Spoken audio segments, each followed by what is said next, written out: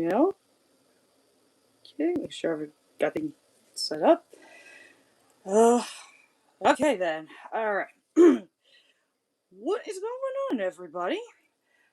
I, honestly, the only reason why I decided to do this live stream today, I am, like, so bored out of my skull right now. Like, I legitimately have nothing to do right now. So I figured, you know what? This would be a really good opportunity to show you guys the rest of my VHS and DVD collection. And actually, has a little added bonus too. I got a couple of Blu-rays, not very many, but yeah, I figured, this was the appropriate time to do so because I know I did say, like, was it way beginning of the year, I think? Um, I did mention that I was gonna do like more live streams, and show you guys like more of my like collections, like my media, plushies if I really wanted to, all crazy shit like that. But quite frankly, I don't really feel like pulling my stuff out like every single time I go to, do another live stream for a specific, section. So I figured, you know what? Pull it all out now, showcase it now, because why the fuck not? So, the way this is going to range is obviously I'm going to do the VHS tapes first, which I have quite a few, but not nearly as much as I have in terms of like DVDs. So, we're going to do all the VHS tapes that I have first. Then we'll move on to every single bit of my DVDs. And then I'll show you guys like the little bit of Blu-rays that I've got. And this is basically going to range from other like childhood show interests that I have, along with like, whatever, I guess you want to call it, mature stuff. So before I get started, let me see what is going on with the chat right now. Let's see. Yes. Hello. What a time to be a Sonic fan with his 35th anniversary right around the corner. Not to mention I started a live stream series called Sonic 3D All-Stars. Oh, very good. Alrighty, so let us begin tapes. See if I can get my camera into focus here. Come on. Yep, come on in there, folks. Alright, so hopefully the camera will, let's see. Oh, hi. Let's see. Hi, Tay, what's up? Hope you're doing well today. I'm doing pretty good. Like I said, I'm bored out of my mind right now, and before I actually go batshit insane, I need to actually figure something out. So, we're gonna do this for a couple of hours. So, yeah. So let's start with the VHS tapes. So, the first one that I'm gonna show you guys is Aladdin and the King of Thieves. Okay. So the only reason why I have this particular VHS is only because I have yet to get this on DVD at some point. I know it's very easy to get. I haven't really had the time to do so right now. But my buddy Sir Duke 95, whoops, yeah, he was over in this. I think it was either this one shop, I think McKay's, or some other thrift store, whichever one it was. But he happened to find this for me, and he immediately picked it up, only because, again, I really like this one. So yeah, I only have this on VHS temporarily until I get the DVD for it, but that's a nice little get. Alright, let me put that back. Okay. This is another one that he found for me, I think in the same area, I think. Again, this is only until I get the DVD copy for it, because I have no other way of watching this. We have Beauty and the Beast, The Enchanted Christmas. This one is very nostalgic, because I do remember I had this back when I was little. I think the case ended up getting destroyed, and we only had the tape for it. But this was one tape that I remember I watched constantly as a kid, and it's It's pretty good. Uh, I'll say this, it's better than Belle's Magical World, which I have no intention on getting. Oh, and speaking of which, I also do not plan on getting Return of Jafar because the last time I saw it, it sucked. So, those two sequels, I will not be getting those anytime soon. But yeah, that's only temporary until I can get myself the DVD at some point. Okay. And then the next one that we have, this was given to me by my buddy Star Switcher, who was getting rid of a whole bunch of different tapes he didn't want. We have the restored limited edition Sleeping Beauty tape, and I specifically remember having this copy back when, again, I was little. I want to say though, I think this was given to me though by my nan. I think. Let me see if I can get this back up a bit. There we go. Bear with me, guys. I'm just trying to get my thing up. There we go. But yeah, I'm pretty sure I had. I'm pretty sure I did have this one, but like I said, I think my nanny might have given this one to me. Either or. I remember this one specifically, and yes, I had. I just saw that in the chat. Yeah, Sleeping Beauty is honestly like, it's personally one of my favorite like Disney fairy tales, honestly. I think it's very heavily overlooked. Like I know the movie has its like, ups and downs or whatever, especially with like, uh Aurora and Philip, being as bland as they are. I get it. Um but truthfully, when you put all that to the side, it's really like a very, very beautiful movie. Uh the Three Good Fairies, honestly, like, they make it for me. And Maleficent, like, she's a bad bitch. Like, I love her.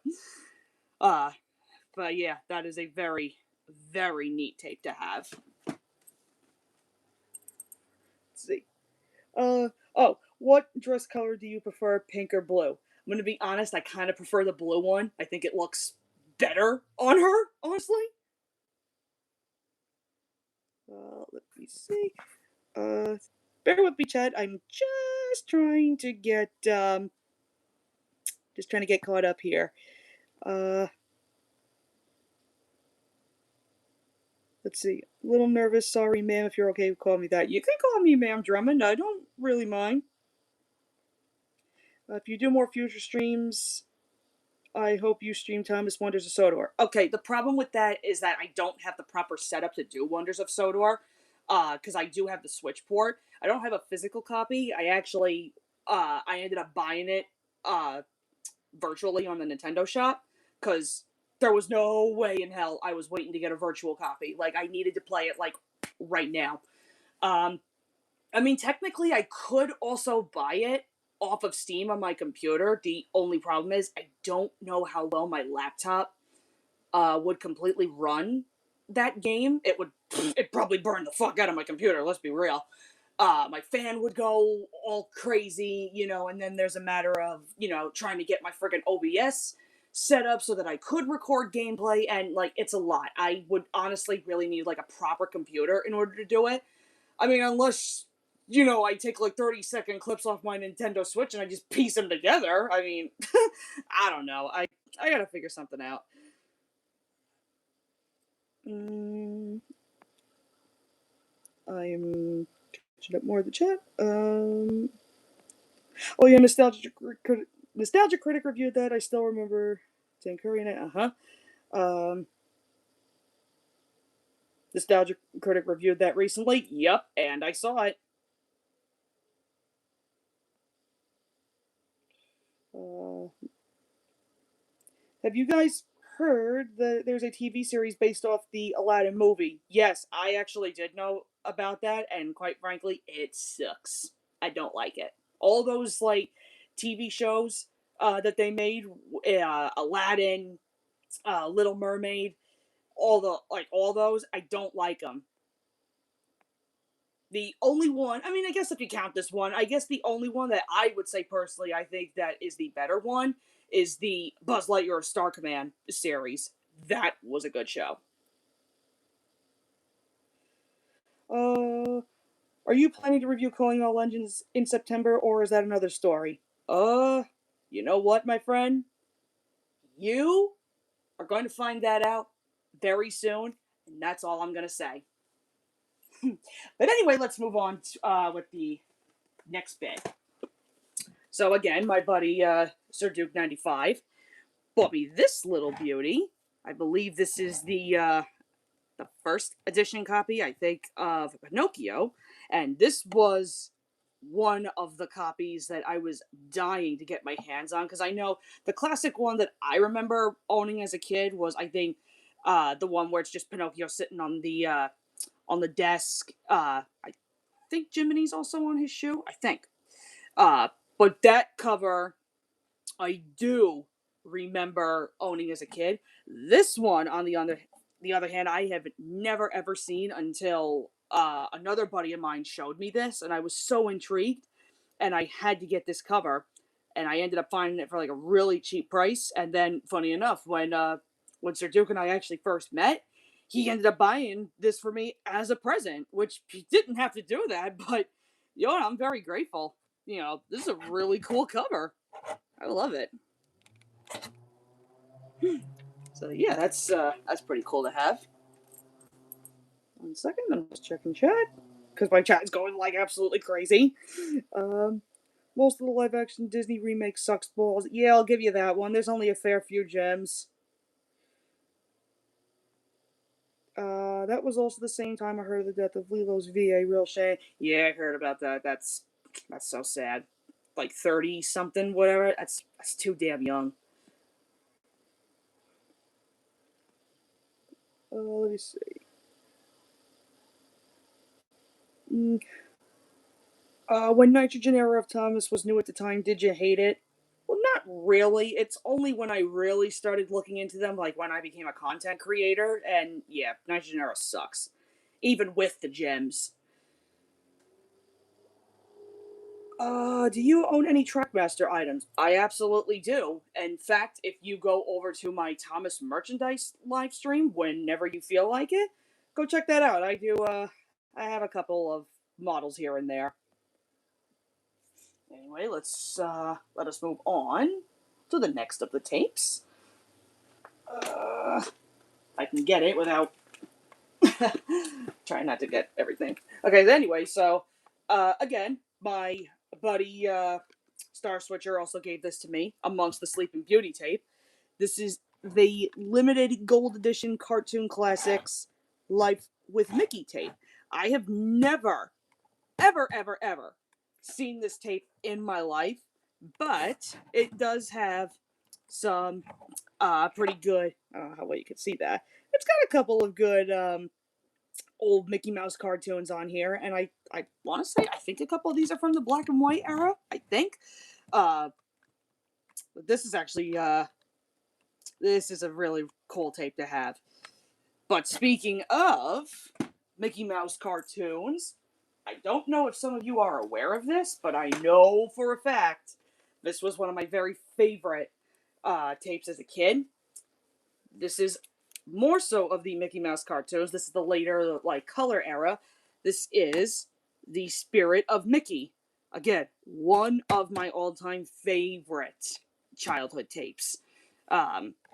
This is obviously not the copy that I had when I was little. I had to rebuy this, and it's in very, very poor condition. I might have to get a new one, but I'm very happy that I have this. It's got so many, like, just laugh out loud friggin' like Mickey Mouse cartoons. Like, some of these on here are specifically my favorites. Like, they're so good. I love this tape so much.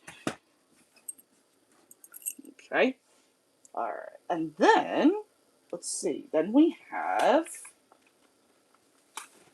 next up on the Disney tapes, we have the Sing Along and Songs Early Years VHS, which I know for a fact this was another one that I had back when I was a kid.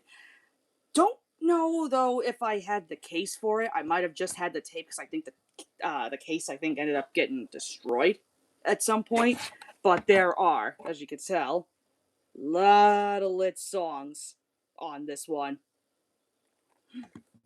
So this tape was a must. I needed to have this back in my collection. So now we got that. We have the next of the sing-along songs. This is the Magic Years, and I know I had this one too. Again, this one's also got a lot of lit songs on here. Now I do know there is one more. I know it's the Ariel and Sebastian cover. I think, what the hell is it called? Modern Years or something like that. Something like that. I don't remember. But that one's kind of got like a mixed bag for me personally. So I'm not too sure if I'm gonna go after that one, but yeah, the early years and the Magic Years definitely had to, because I remember specifically having these ones as a child. So these ones were a must. All right, so break away from these because these are the only two, like, I guess you could call them miscellaneous ones. Here's the VHS tape. This is another that I remember having back as a kid. This is the VHS tape for The Little Engine That Could. And I think, once again, I had the case for this, unless it got destroyed. And then, if that's the case, then I had the tape. But yeah, this was another tape that I always used to watch consistently as a kid. Still holds up. Like, it's very good. If none of you out there have ever seen this tape, which, how could you not? Honestly. But if you have, great. If not, I recommend giving it a watch. Sorry, I tripped on my words there. But yeah, I highly recommend giving this a watch. This is so good. It's not even that long. It's like just over like a half an hour or so. Like, it'll fly. Trust me, this is very good. Okay. Now, I'm not too sure. Hold on. I'm trying to catch up with chat. Hold on.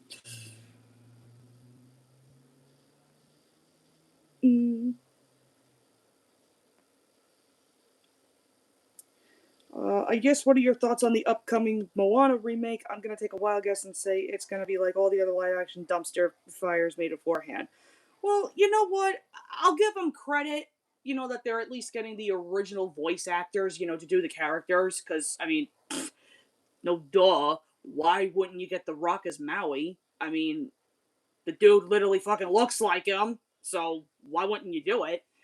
I mean, I'll give it a chance, and I'll see if it holds up just like the animated one, but the animated one's always going to be far better. But we'll see. Let's see.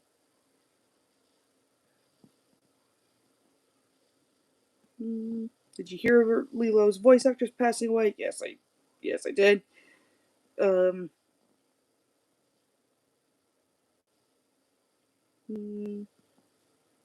Okay. Anyway, so back to the VHS tapes. Okay, so I'm pretty sure you guys are very familiar with this character, but do you know the show specifically? This VHS is from the all-new Captain Kangaroo, and I know I had this back as a kid. There are a couple more Captain Kangaroo tapes that I am trying to get. They're just a little uncommon to find. But yeah, I'm pretty sure you guys are very familiar with Mr. Moose because of Mr. Moose's fun time and all that. And you know what? I'm going to beat you guys to the punch before you go asking me, did I watch Mr. Moose's fun time because it featured Thomas and all that? Before you guys ask me that, no, I did not. I had no idea that was even a thing. And even if it was, I was in school. Never caught it, so save your question. Don't ask me. But yeah, but I know for a fact, like I said, I had this particular tape back when I was a kid. I don't remember how many there are for this show. I do got to go back on eBay, Amazon, or whatever, and I got to look for some more because this is a very good show. Okay. Now let's see more. Here we go. So these are going to be the last, technically. Trying to get rid of this off. Ugh, this one's falling apart. Shit. Anyway, back to the other clamshells that I have. More Disney. We have the VHS tape. The VHS tape? What the fuck is wrong with me? We have the VHS tape for Winnie the Pooh and Christmas too. I had this back when I was a kid, and it is so freaking heart grabbing. Like, this friggin' special hits hard, guys. Like, I mean, it's Winnie the Pooh. What do you expect? Good friggin' tape, honestly. So we have that one, and then let's see. This was another one that I had also back when I was a kid.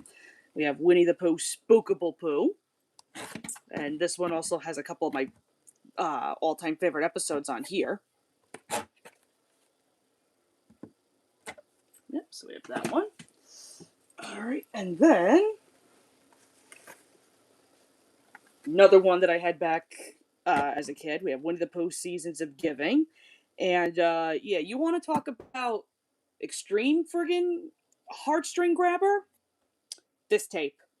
Because goddamn it, this tape has me in friggin' pieces. And I think if you guys are familiar with this particular tape, the episode Find Her, Keep Her, with the little bird, Kessie, you want to talk about friggin' like heartstring puller? That episode has me in friggin' pieces all the time. I can never watch that episode without like not crying, because I can't.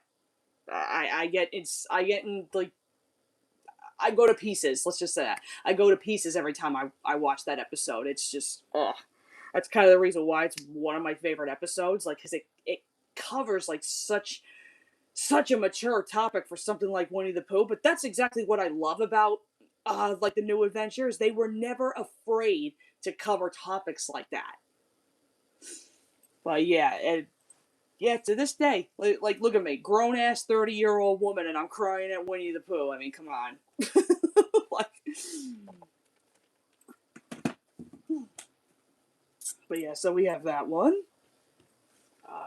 and then this one, yes, this one also, my buddy Sir Duke gave me. We have A Very Merry Pooh Year, which I never owned as a kid. In fact, I know for a fact, I think I might have seen a trailer or two of this particular tape. Just never owned it. And I always wanted to check this one out because I think this is its own thing. Like, I don't know if it's like, I don't want to say canon, but I don't know like where it fits, like within the New Adventures era. I'd have to look more into that.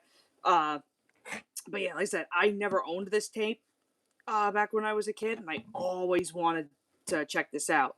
Funny enough, ever since I got it, I've not actually watched it because I've been so busy with other stuff. But yeah, you know what? Maybe this year I might actually give this a watch. So we have that. And then we have, I think I bought this off of either eBay or Amazon, I think.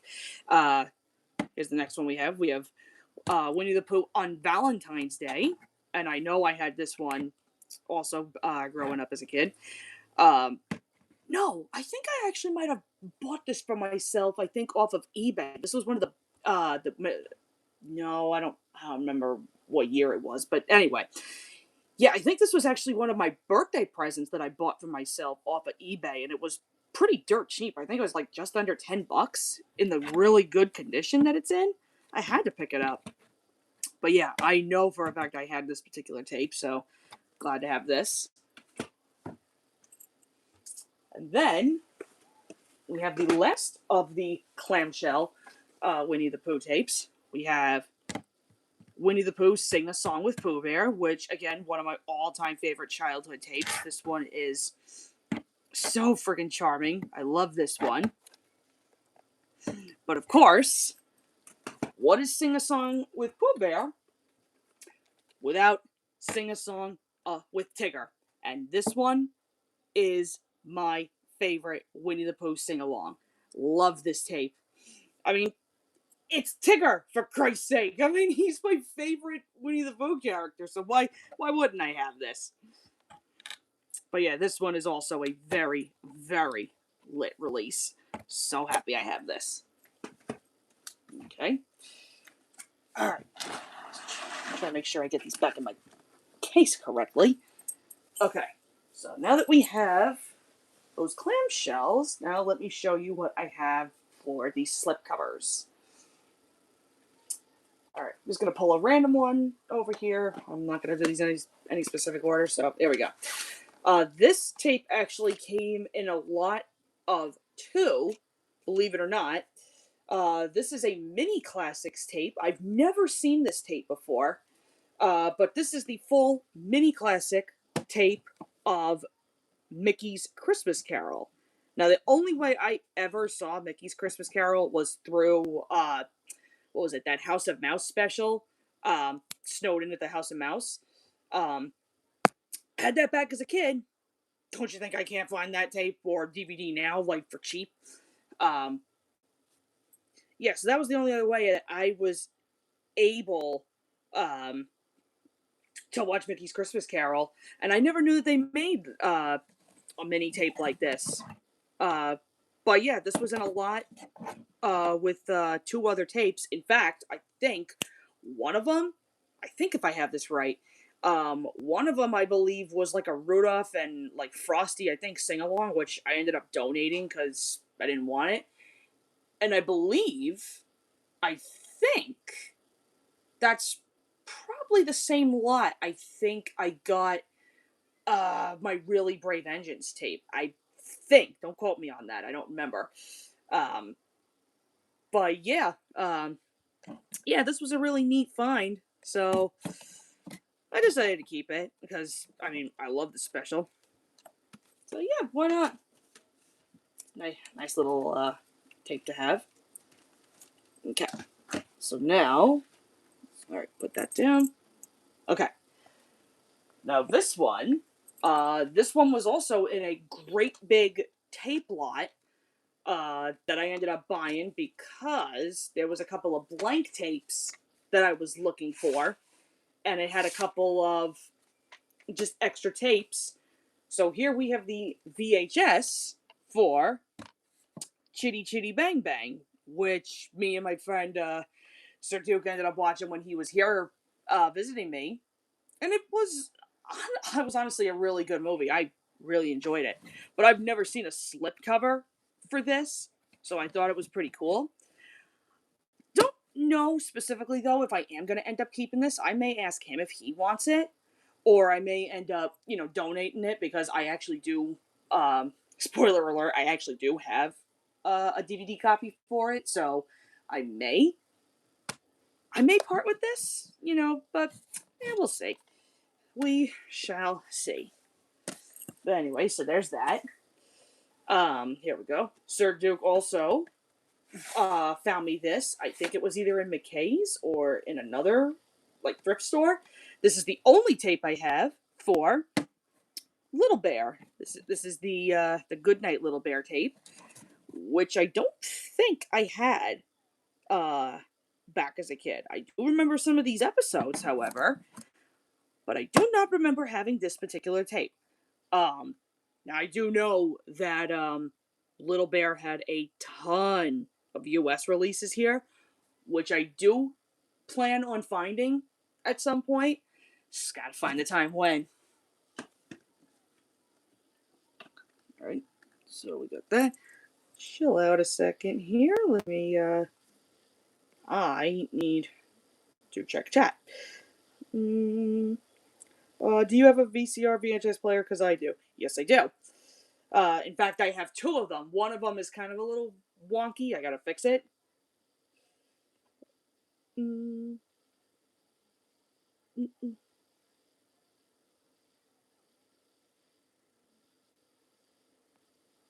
Chitty Chitty Bang Bang has an annoying theme. I don't know what you're talking about. I love it. It's an earworm, I'll give you that. Okay. Anyway, in the same lot, there was also this, which I know for a fact we had the clamshell of this. This was definitely my nanny's tape. But this slipcover was in that VHS lot, and I've never seen this version before. This is the slipcover for Willy Wonka and the Chocolate Factory, Goated movie, by the way. I love this. Yeah, never in my life have I seen this particular copy. And I love how on the top it says it's scrumdiddlyumptious. I think that's so cool. Um, Again, spoiler alert, I do have a DVD copy of this. I only kept it because again, I've never seen a slipcover like this before. Again, I may keep it, I may not. I might give it to someone else, but I don't know. We'll see. I thought it was cool. Yeah, keep tricking on my words. I thought it was a cool tape, so we'll see. Anyway, I'll show this other miscellaneous one I got. Okay. I do not know if most of you guys are familiar with this particular series. I never grew up with a ton of these. Wait a minute. Before I show that, my camera is very wonky. Hold on a second. And checking chat. 1 second. Rip Willy Wonka's actor. Yeah. I take it you have no idea what the Upside Down show is. It was honestly one of the childhood pillars, tallest of the bunch. Drummond? You're asking me? That I don't know the Upside Down show? Seriously? I love that show. It's freaking hilarious. Shane and David are like comedy geniuses. I love those two. Granted, I have not seen the entirety of the show.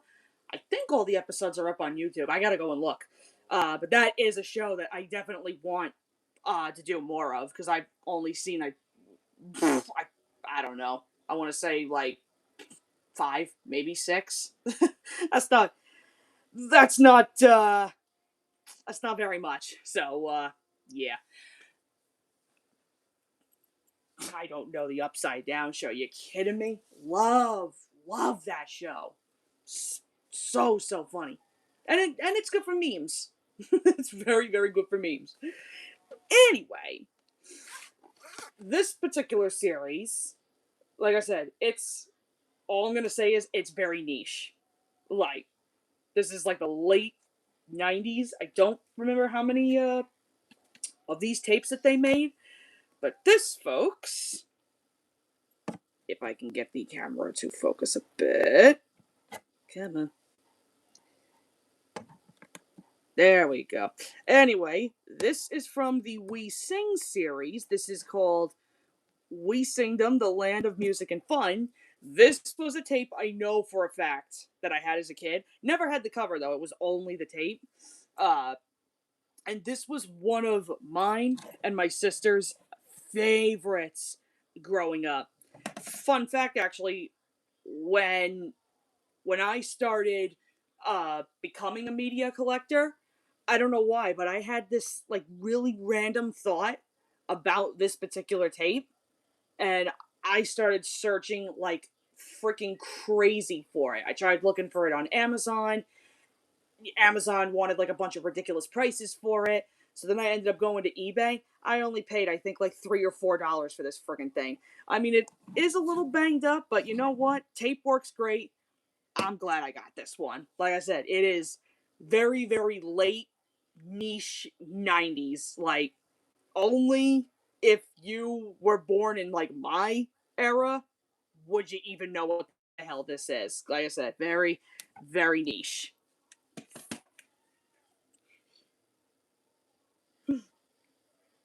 Let me check it again. Opinions for We Sing. Love the series when I was a child. Oh yeah, like I can't give you my full opinion on the entire series because that's the only tape I ever grew up with. But yeah, it's it's nostalgic. I mean, I know a lot of people have kind of ratted on it, and I get it. It's very dated for what it is, but it's got some charm to it. I have a guilty pleasure for it. Oh, and speaking of guilty pleasures, this was also another one that Mr. Duke had given me. I think this was also in another tape lot that he ended up buying. It's a little bit in like poor shape, but it does have a protective case on it. Not that it makes a difference, but still. Before anybody goes jumping down my throat, hear me out what I gotta say. So, I only have this, for nostalgic purposes, and he was about to throw it away, and I was like, no, no, don't do that, let me take it. So, here's the tape for Barney Goes to School. If specifically, I know this is the era, I think, what was it, Barney and the Backyard Gang, and I know for a fact I had this back when I was little. Used to watch this tape constantly as a kid. Again, never had the case for it because I think it got destroyed somehow. But yeah, I only have this one specifically for nostalgia purposes. And again, he was getting ready to get rid of it. I told him don't do it. I thought it was a waste of money. So I was like, you know what? I'll take it off your hands. Because why the hell not? You know, it's been a hot minute since I've watched it. I mean, granted, I don't go out of my way entirely, to watch such, things anymore. But you know what? I'm okay with keeping it. Like, truthfully, it's good to have this back. So we got that out of the way. Now, this one, again, I also know that I had this back when I was a kid. Again, no case, just the tape. This, my friends, this is the Muppet sing-along for, as you can see, Muppet Treasure Island. To tell you the truth, I don't know how the hell I got this tape back when I was a kid. I know we had it. Don't know how the hell we got it.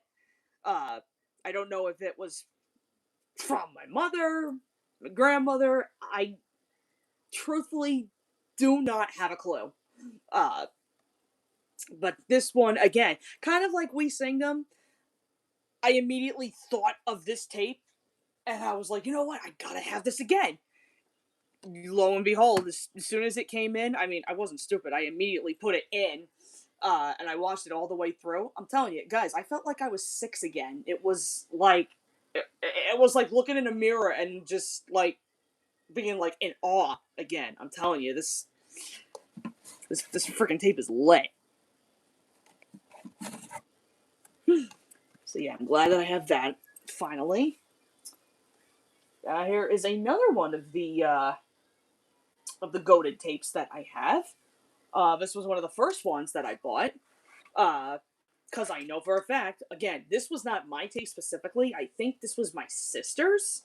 I know we had this one. This is one of 2 tapes that I own for Bear in the Big Blue House. This one is Dancing the Day Away. Plus Listen Up, whatever. This one was a must because I remember definitely watching Dancing the Day Away when we were kids. I saw this come up on eBay and I was like, oh, I gotta get this. And it's in very decent shape, actually. Really glad I have this one. I know there are a ton of other, like, Bear tapes and DVDs. I'm still on the hunt for them, just haven't had the chance to. Because I know some of those later ones get a little harder to find. But yeah, here is the second one that I have. Again, Sir Duke also found this for me. This is the tape, A Bear for All Seasons, which I think he ended up getting for like a really decent price too. So yeah, this one was actually one of the tapes that I really wanted to get. So yeah, I'm glad that I have that. Hopefully, I'll get back on the bear hunt at some point. Just don't know when. Okay. Now, before I frighten yous, because I know some people have expressed their opinions on it, and you know what? That's totally fine. But this is my preferred era. Here you go, folks. There is the first tape of the Model JJ series. This is JJ's first flight. I know I had this back when I was a kid. Once again, no case. But yeah, as it turns out, I am a very big, not necessarily like CGI JJ, even though yes, that was a series that I did grow up with when I was a kid. I much prefer the model series. I think I think this particular series, even though it's 12 episodes, I think this series is honestly much more charming in my opinion. I mean, granted, I think the practical effects, I think with like the CGI on the faces, especially like when you get to the last tape, I think, they do get a little tiny bit unhinged. But truthfully, like when you put like, models aside, I think truthfully, well, first of all, the fact that they got real model working airplanes, I think that's absolutely the fucking coolest thing in the world. Uh, the sets are simple. That's really the best thing I can say about it. But what I really love about this series is just like the stories themselves. Like I just think they have like a really like sweet charm to them, honestly. So yeah, like of course I had to go back and get these. So we have those. And now we have this is the second of the tapes. This is Old Oscar Leads the Parade, which I believe I got off of Amazon, I think for a decent price. And now I wasn't expecting to get anything with this one, but I'm going to show you something very cool with this particular tape that I have. This stuff actually comes with, we got a couple of little bonus treats. So here we have, well, here's a coupon, actually.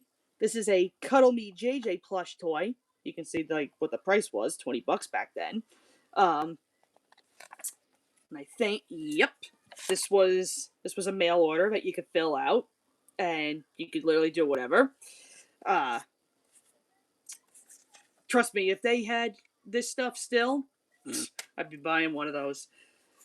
All right, and then we have us some JJ stickers, which these are pretty freaking cool, honestly. And then we have what is called a viewing guide, and this uh, this guide tells you stuff on like the episodes. This is all stuff like hop on board for like JJ's fan club, which fun fact, I was a part of that fan club because I ended up getting what was it? They give you a Easy Airlines like pilot's license with your name on it, and they even give you a special JJ shirt. And I owned both of those. Actually, they were really cool. I mean, I don't have that shirt anymore, and I don't even think I have that license anymore. I'd have to go and look. But yeah, and then also this song, "Why I Wanna Fly." This is mentioned in one of the episodes. So yeah, this whole little guide is actually this is pretty cool. Was not expecting to see this like in my tape, but that's a cool little find. I will say this though, I think this particular tape, Old Oscar Leads the Parade, I think out of the three, sorry. I think out of the three JJ tapes, I think this one's probably my least favorite, but you know what? Still pretty charming, honestly. And as for the third, here is Tracy's Handy Hideout. If anything, I think this one actually might be my favorite. This one has, well, right off the bat, it has my favorite episode of all time of the series, JJ and the Sparkleberry Tree. This episode is friggin' lit. And all the other ones, Hideout, Herky Uses His Head, Snuffing the Snowman. This is a pretty lit release, honestly. I would say this one's definitely my favorite. Okay. Before I get to the rest, I just want to check. I want to check on chat really super quickly. Oh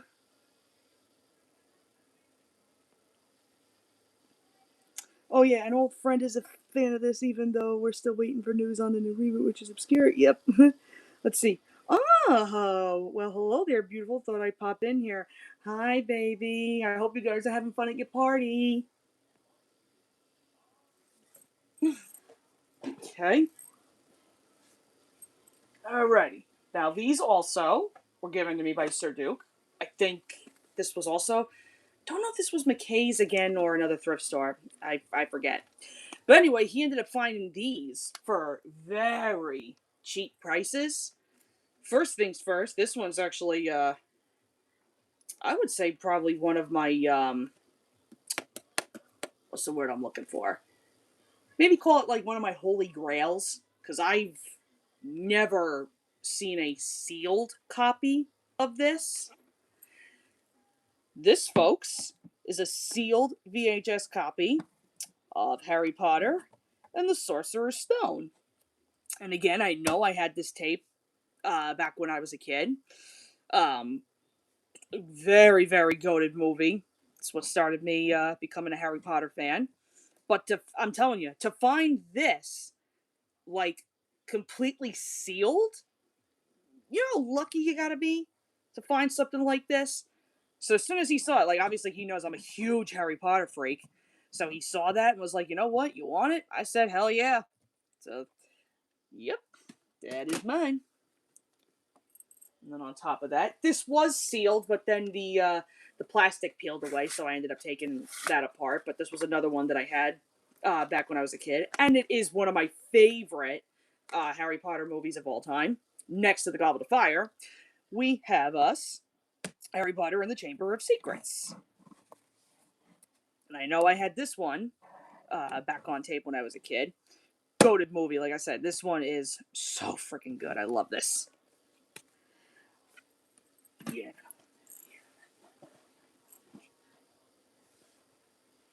Let's see. Just keeping with chat. Oh, what do you say? Keep up the great work, hon. Heading back to the party. Love you, baby. I love you too, sweetheart. Have fun.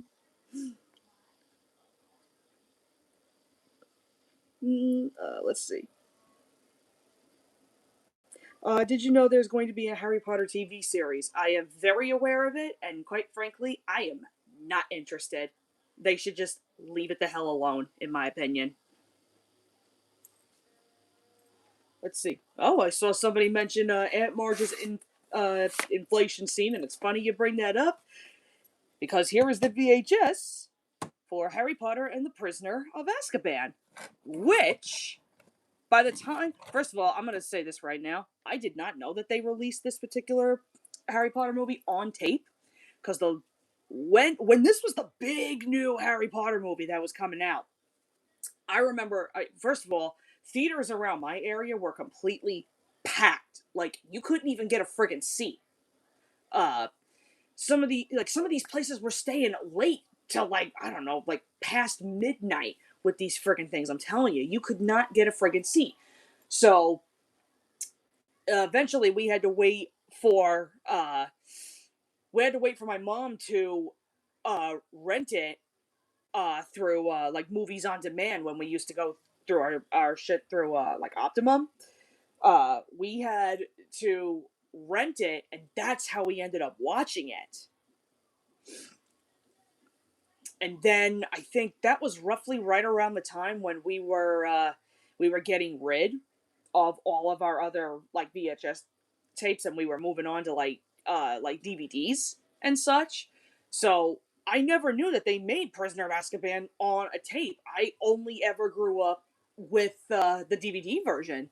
So seeing this on a tape is actually that's pretty cool. So I decided to take it. Now I believe now I think I have this correctly. I think they ended up making I think the Goblet of Fire on VHS, but I think it's like in different regions, something like that. Because I don't ever remember seeing a Goblet of Fire tape here in the States, like never. So I'm pretty sure they did make tapes for Goblet of Fire. Like I said, I think it's just like in a different countries. Okay, now let me get the rest. Okay. Here we go.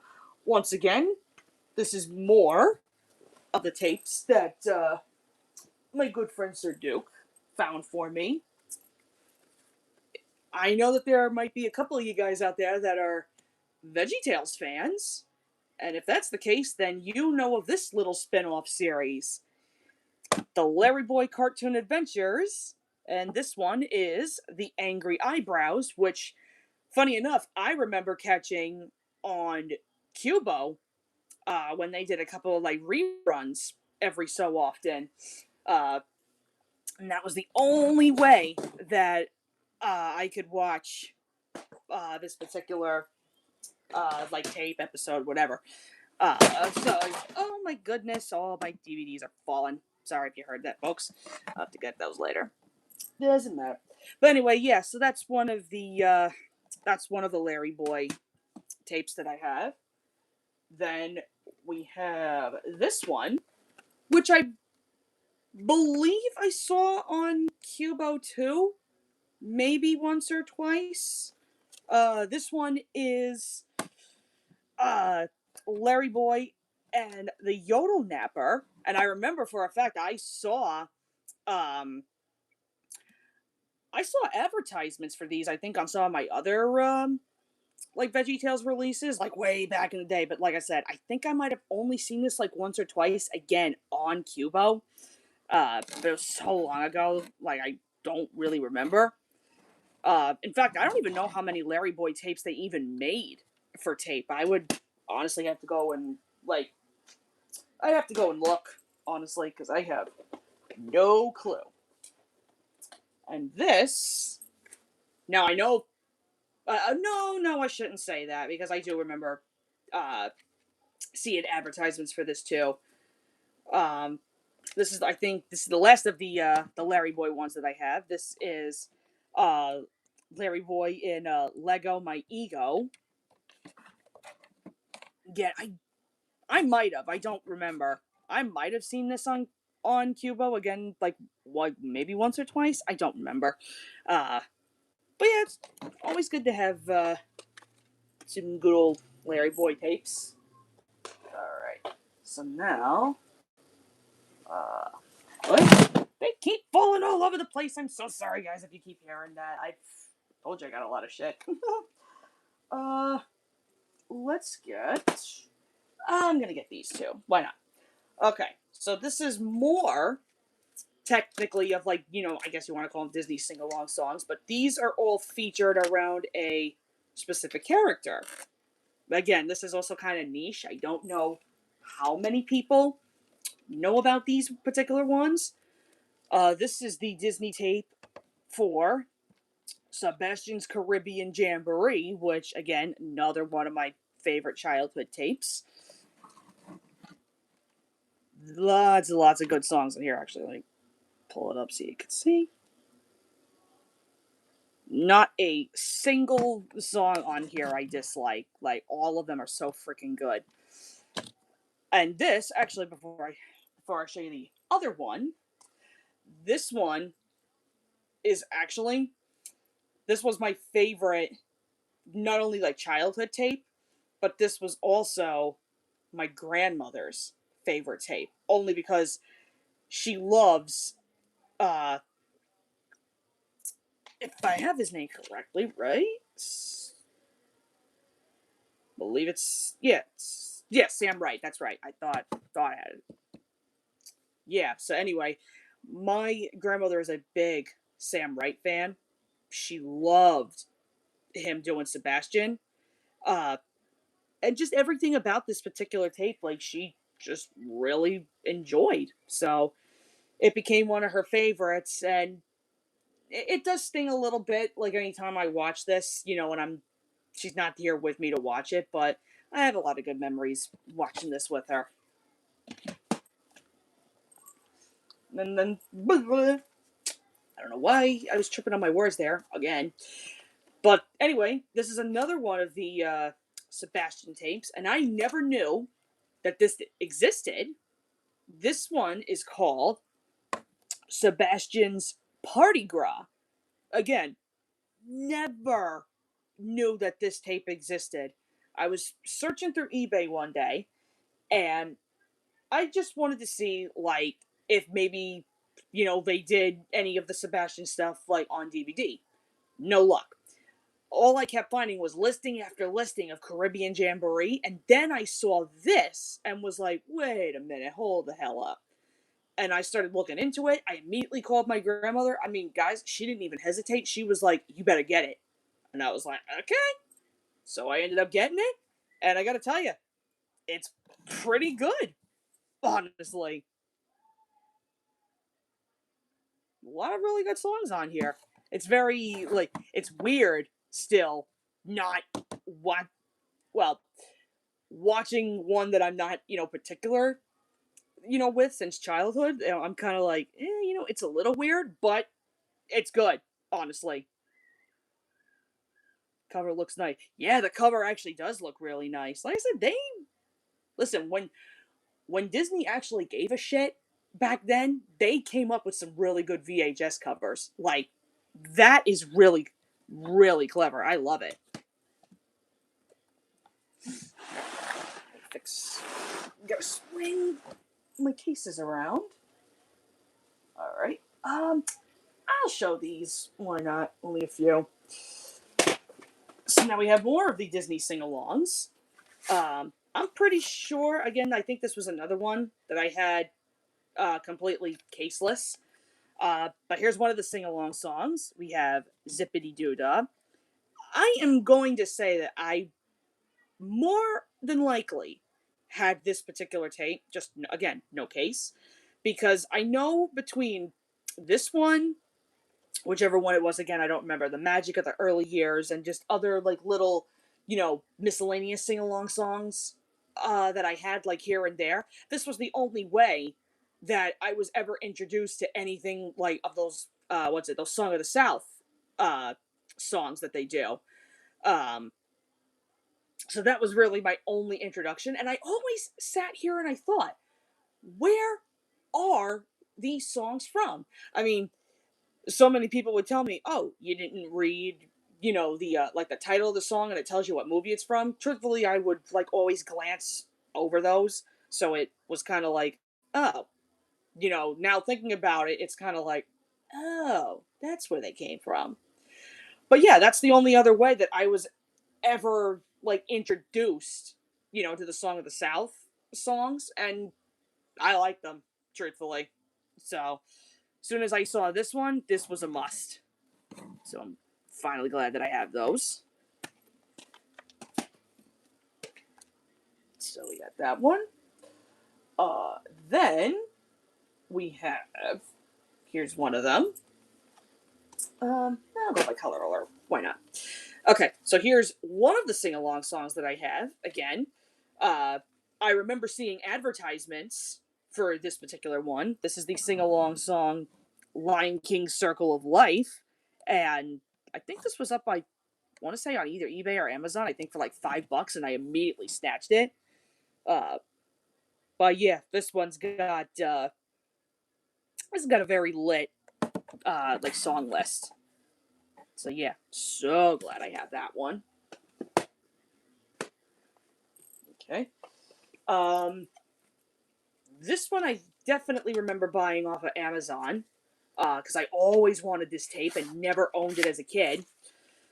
So this one is the next of the sing-along songs. This one is Pocahontas, Colors of the Wind, and I believe I also saw advertisements for this particular tape too. And again, this one also has a very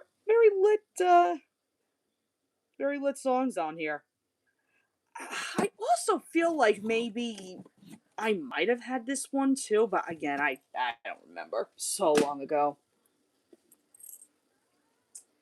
But this one, on the other hand, I think is probably my favorite. This was the sing along tape that I used to watch consistently every time. Yeah, whenever it was either at my home or over at my grandmother's whenever she babysat me. I'm telling you, this was the tape I watched all the friggin' time. Like, the songs on here are so freaking lit. Like I said, it's my favorite of all time. And it was actually the first one that I bought off the Disney sing-alongs, too. So this is the Little Mermaid Under the Sea tape. So friggin' goated. Got a lot of good songs on here. Yeah, I was so happy when I finally got this. Very, very nostalgic. Okay. Once again, Sir Duke found this for me, and I gotta say, very, very decent shape. Um, Spoiler alert, yes, I do have a DVD for this, but I needed to have this one on tape just so I could see the cover again. This is the next of this. Well, actually, this is the last of the sing along songs I have. This is the Disneyland Fun "It's a Small World" sing along tape. I actually had two of these growing up. Actually, no, I didn't. I had three, as a matter of fact. No, I had the Disneyland Fun, I had the Camp Out at Walt Disney World, and I had the Beach Party at Walt Disney World tapes. Uh, this was the only one that he could find in whichever one it was, the that Goodwill or the thrift store or whatever. This was the only one that he could find, but I do have this one and the others on DVD, which I will show you in just a second. Or actually, not even a second, but a little bit. But yeah, so I have that one. Then, here we go. Here's a curveball for you guys. This one is an Australian tape that I have.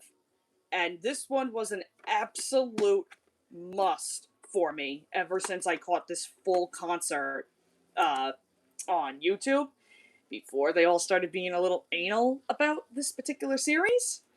This is the Australian Wiggle Dance Live in Concert tape.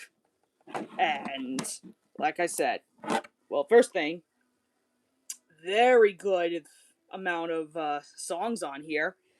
But yeah, I fell in love with this particular concert ever since I saw it up on YouTube. And I searched high and low for it. And there came a point where I actually was convinced I was never going to find it, because I was so sure I was going to have to buy it overseas from Australia. Luckily, I did not have to do that. There was a seller here in the States who had this up for grabs. I mean, granted, it was like 30, $35 or whatever, but I didn't give a shit. I immediately picked it up. And as soon as I got it, oh my god, I was so freaking giddy. The only trouble with this is that I cannot watch it because I don't have a region-free player. I am trying to work around getting that. But you know what? My motto is, so long as you have these kinds of tapes, at the ready, save up the rest of your money for a player later on. Because if you go to look for some of these tapes in the near future, they may be even more expensive. So grab them now while you can, worry about players later. That's at least my motto. So I at least have that, which is good. Let's see. This is the only other of the, I guess you want to call them OG Wiggles. This one never made it to DVD, unless you really wanted to count the remake that they did, which I think to completely cut this one out was kind of a crime in itself. So this is the only tape that was a definite must. This is the other Wiggles tape. This is the original. I want to say this is the 96 version. I think the 95 one, I think, is the original Australian. I think this is the 96 one, because this one's totally different than the Australian one.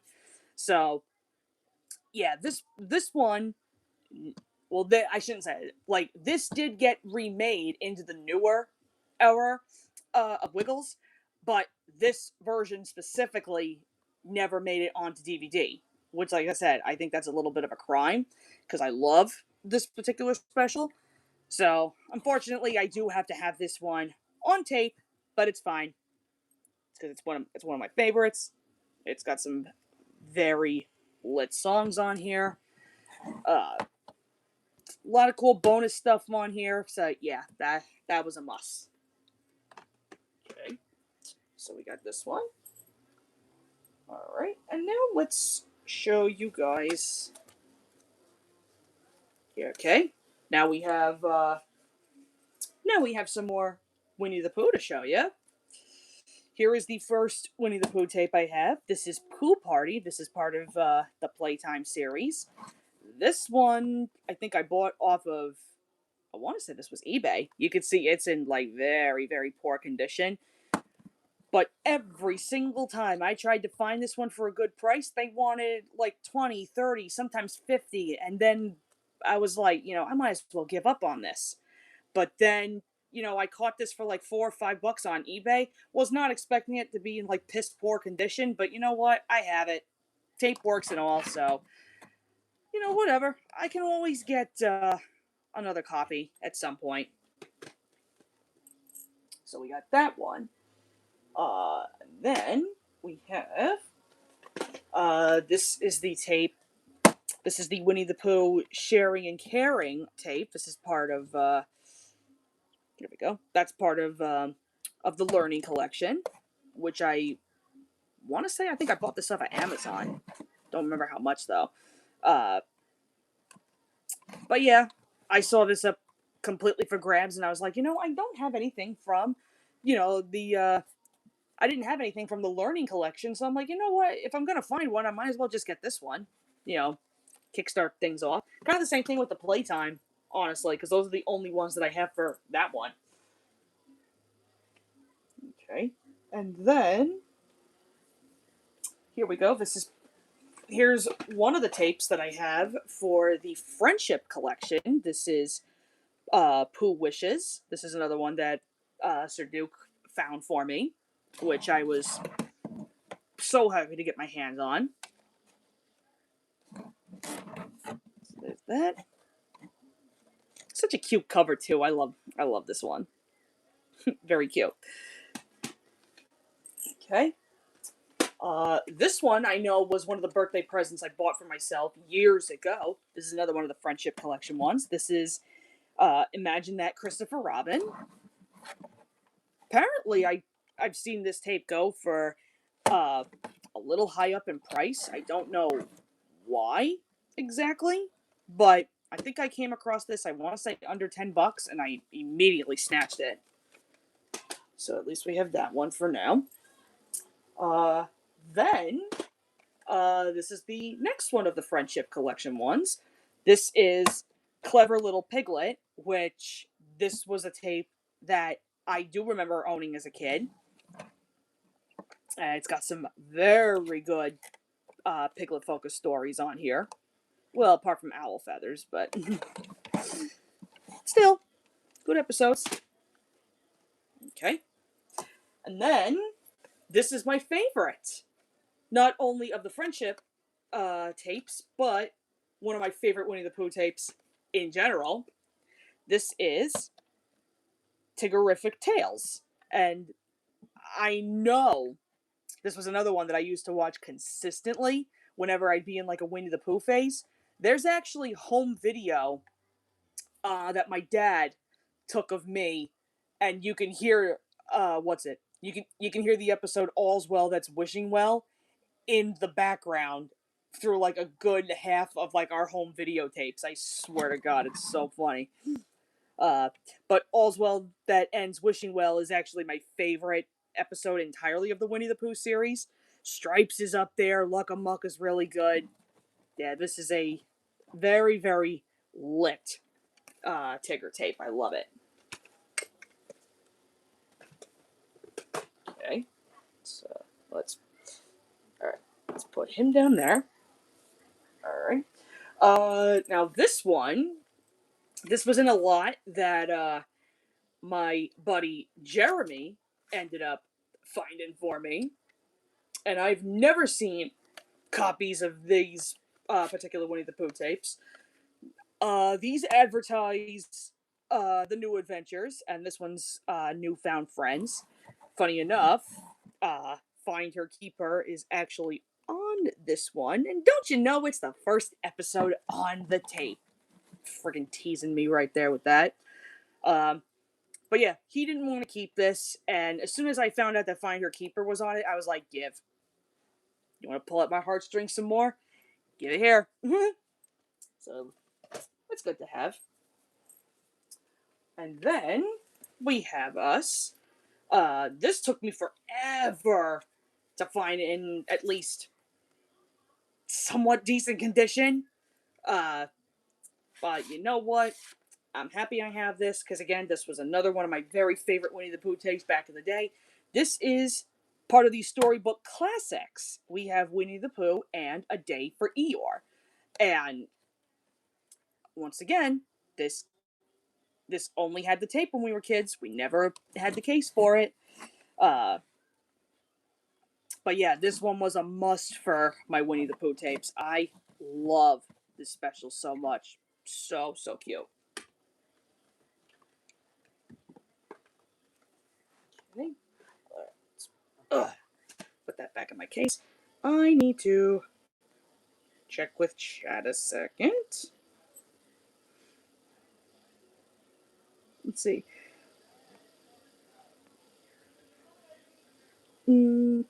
Ever wish to be in Disneyland? And that's a tongue twister. I can't read that. I'm sorry. Uh, from the DVD title, Jeff the Purple One. Yes, that would be him. Okay. Okay, so these are almost the last little bit of the tapes that I have. So let's get these out. I know that there's probably a bunch of very old Nick Jr. fans out there, but how many of you collect Blue's Clues tapes like me? And here is one of the Blue's Clues tapes I have. This is Play Along with Blue, ABCs and 1, 2, 3s. Definitely one that I remember having as a kid. So there's that one. Okay. Believe we had this one too. This is another one. This is the Arts and Crafts Blue's Clues tape. Pretty sure we had this one when we were kids.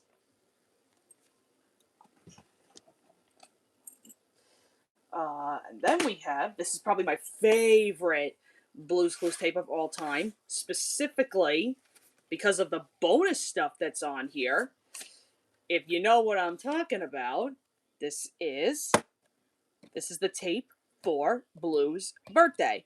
Now, the reason why I say this one is my favorite, not only is it such a really cute special, but you've got bonus material on here. You've got this whole bonus opening where Steve skidoos and does this whole birthday dance with like 3 little kids.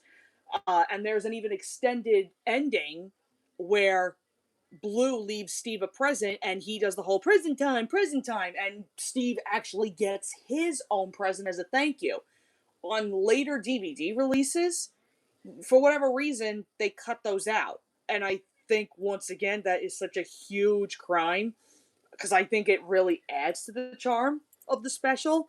So if you're looking for any of the bonus material, you're better off getting the Blue's Clues tape. Like, get the Blue's birthday tape. It's so much better, in my opinion. Like I said, it's a little bit in piss poor condition, but I'm just happy I got it.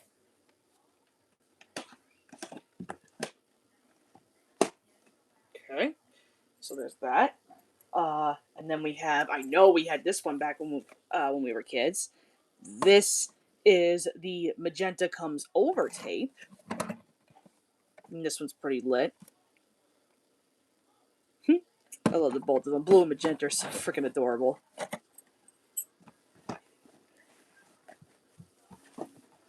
Okay, put those back. All right. This tape, my buddy Jake ended up getting for me because he was trying to sell some of his tapes, and I immediately bought this off of him because this one, believe it or not, is actually kind of hard to get for a good price on eBay. So luckily, he was able to hook me up with this one. This is the Rhythm and Blue tape. Had to have this one. Let's see. I bet any of those Blue's Clues tapes you have an orange tape. In fact, yep.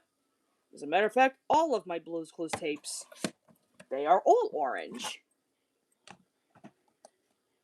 Every single one of them. Okay. Here's the next of the Blue's Clues tapes. This is the Storytime one. This is another one of my favorites. besides Blue's Birthday, this was another one that we used to watch consistently were kids, and it was only because, again, of that particular one. What story does Blue want to play? Um, and I know it's the whole Goldilocks and the Three Bears thing that they do. Steve doing his Elvis impression, like towards the ending half of the episode, is what does it for me. I love this tape. His Elvis is so freaking funny.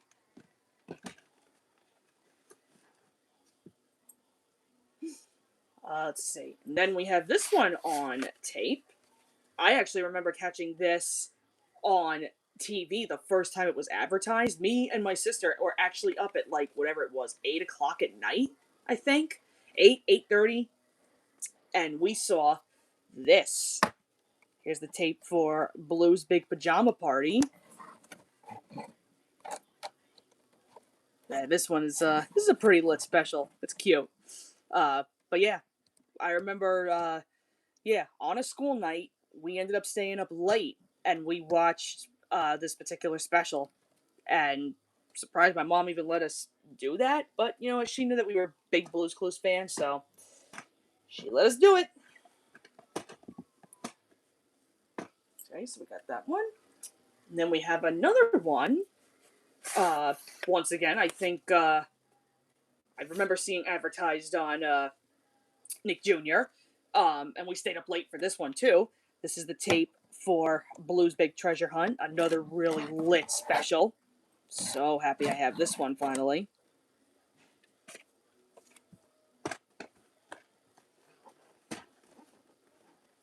Okay. And then we have, I think I got this one off of Amazon, I believe. Again, it was only in decent condition, but yeah, I had to get this one because I know we had this one. This is the tape for Blue's Safari. And quite frankly, I love the animal behavior episode because there's so many funny things that Steve does in that particular episode. It's probably one of my favorite episodes of all time, believe it or not.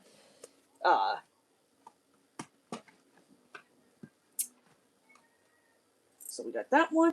And now this one. Now, okay, this particular Blue's Clues tape. I don't know why I said that so slowly. But yeah, this Blue's Clues tape I have seen go for the absolute, redonkulous prices. And I don't know why this tape in particular is so goddamn expensive. I have no idea. But luckily I was able to find this finally for $15 on eBay, and I couldn't wait any longer. I had to get it. Here is the tape for Blue's Discoveries. Again, do not ask me why this particular tape is ridiculous to get for a decent price. I have no unearthly idea. I don't know what makes this particular tape so friggin' I don't even know if you want to say uncommon, rare. I have no idea. All I know is if you're looking to get this tape, you better keep your eyes and your ears open, because you never know if you'll come across this for a cheap price. I was lucky that I did. Okay. All right. Let's put those down. And now these are the final tapes that I have.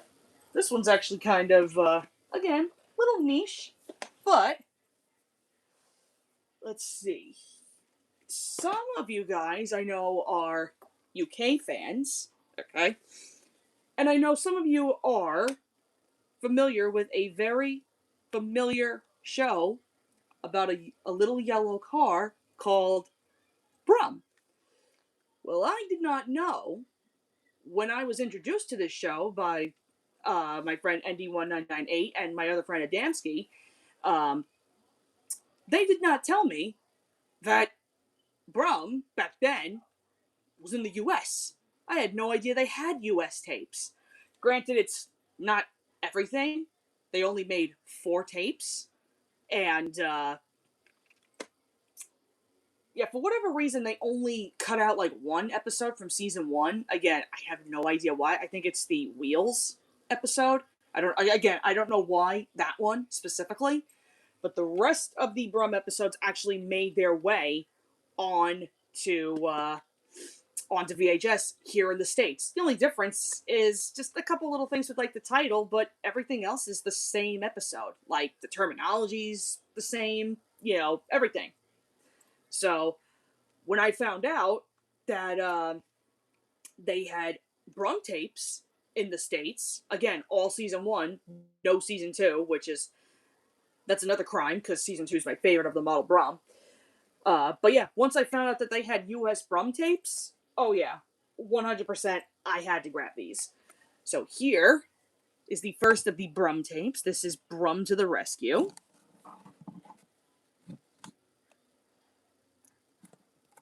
And it's got, well, you can see that. Yep, so it's got Brum to the Rescue, Car Breakers, and then Brum at the Seaside. So this was a really nice one to have because, funny enough, the Seaside episode is my favorite Brum episode of season 1. So that one was a must to have.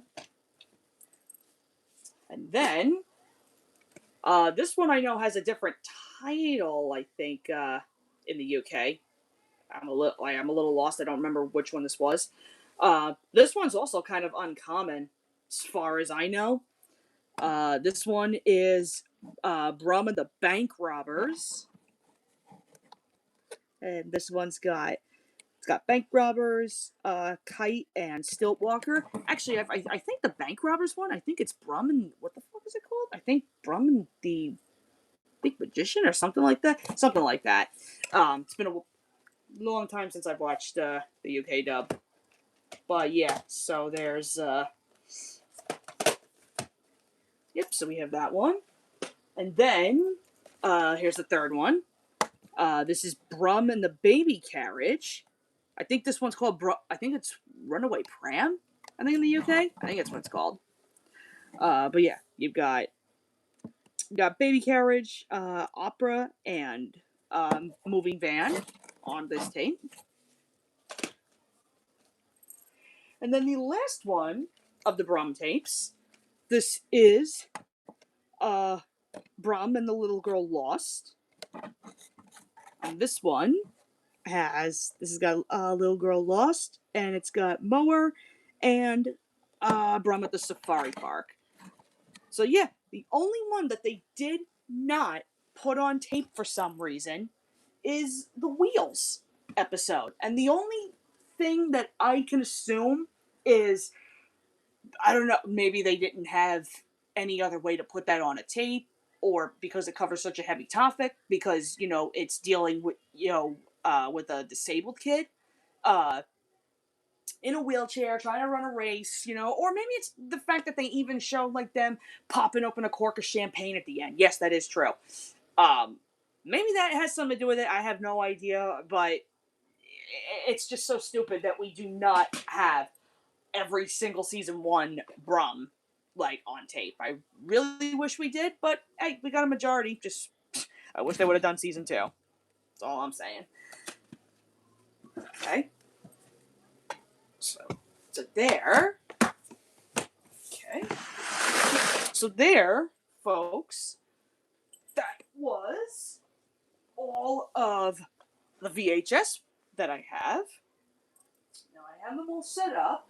So now I'm going to show you guys all the stuff that I have for my DVDs. I'll try to get through these as fast as I can. Like I said, I do have quite a lot that I gotta get through. So, up dilly-dallying, let us get started. So here, I'm just gonna pull one out at random. So here we go. So here's the first of the DVDs that I have. This movie's called A Dog's Purpose. Don't know if any of you guys have seen this, but it is a very, very good movie.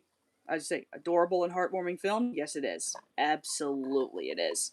I would recommend watching this. They're very good. Okay. Put that down in my box. Okay.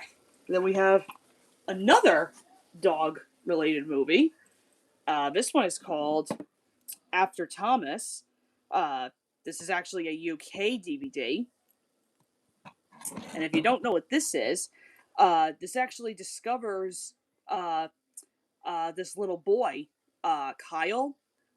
They give you this whole backstory on him.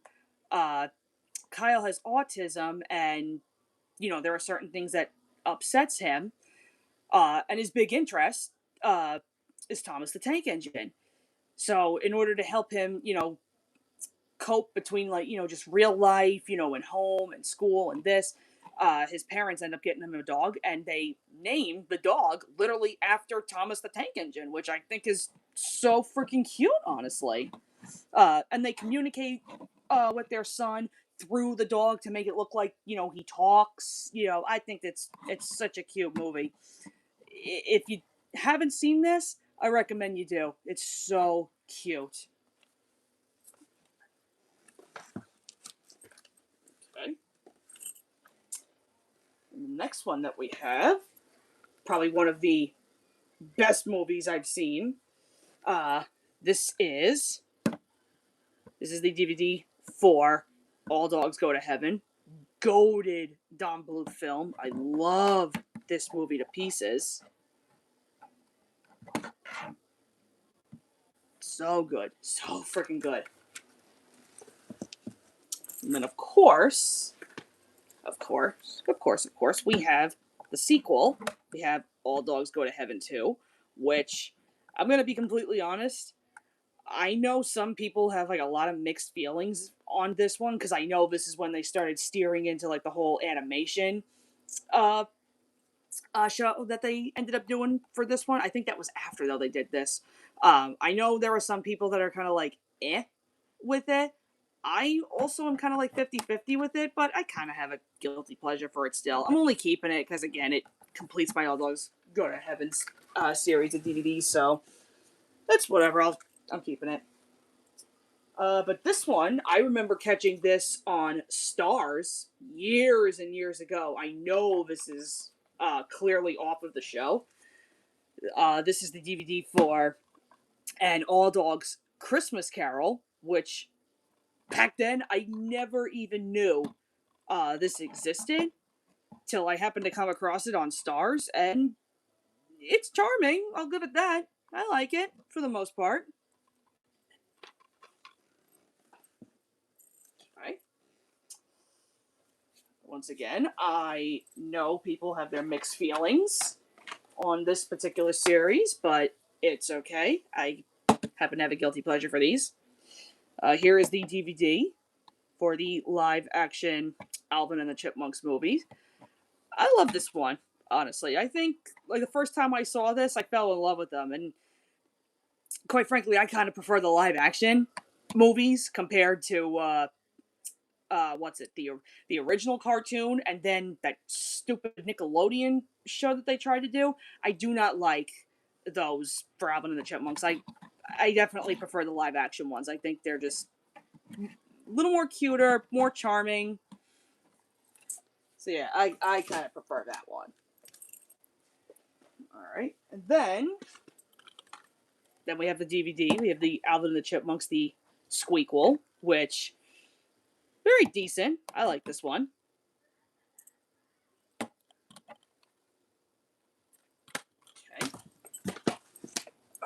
Alrighty.